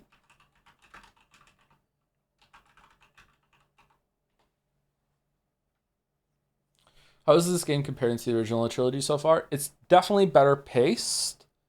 I think that it has more charm to it. I'm really enjoying the animations and the 3D models and everything like that, which is weird. Usually when a game goes from 2D sprites, pixel art, whatever, to 3D, it usually loses a lot of its soul. Weirdly, it's usually better when it's hand-drawn or pixel art, for me anyway. This is actually, I think, an improvement. I feel like that you can have a lot more. They really captured the making all the characters move. I actually would really love to see a remake of the original game with this system, to see what they could do with those characters and everything like that. I think that would go hard, actually. So that would be really, really cool. I do think that I preferred the mysteries in the first games so far, but there was a lot more, so I'm probably remembering the highlights more than the lowlights. And I also think that there was way better interplay and back and forth between Phoenix Wright and the prosecutors. So far, it's only been the first guy, and then there was, and it's been Van Zieks, and I like Van Zieks, don't get me wrong, but I feel like he's just kind of there, and he's imposing, and he doesn't have as much back and forth with Rio as Wright did with Edgeworth and Von Karma, etc. And that's what I think. Anyway, Ray's going through. I'll see you tomorrow for fan art. I'll see you on Tuesday for Pathology 2, and I'll see you on Wednesday for more of this, if that's all you're sticking around for. See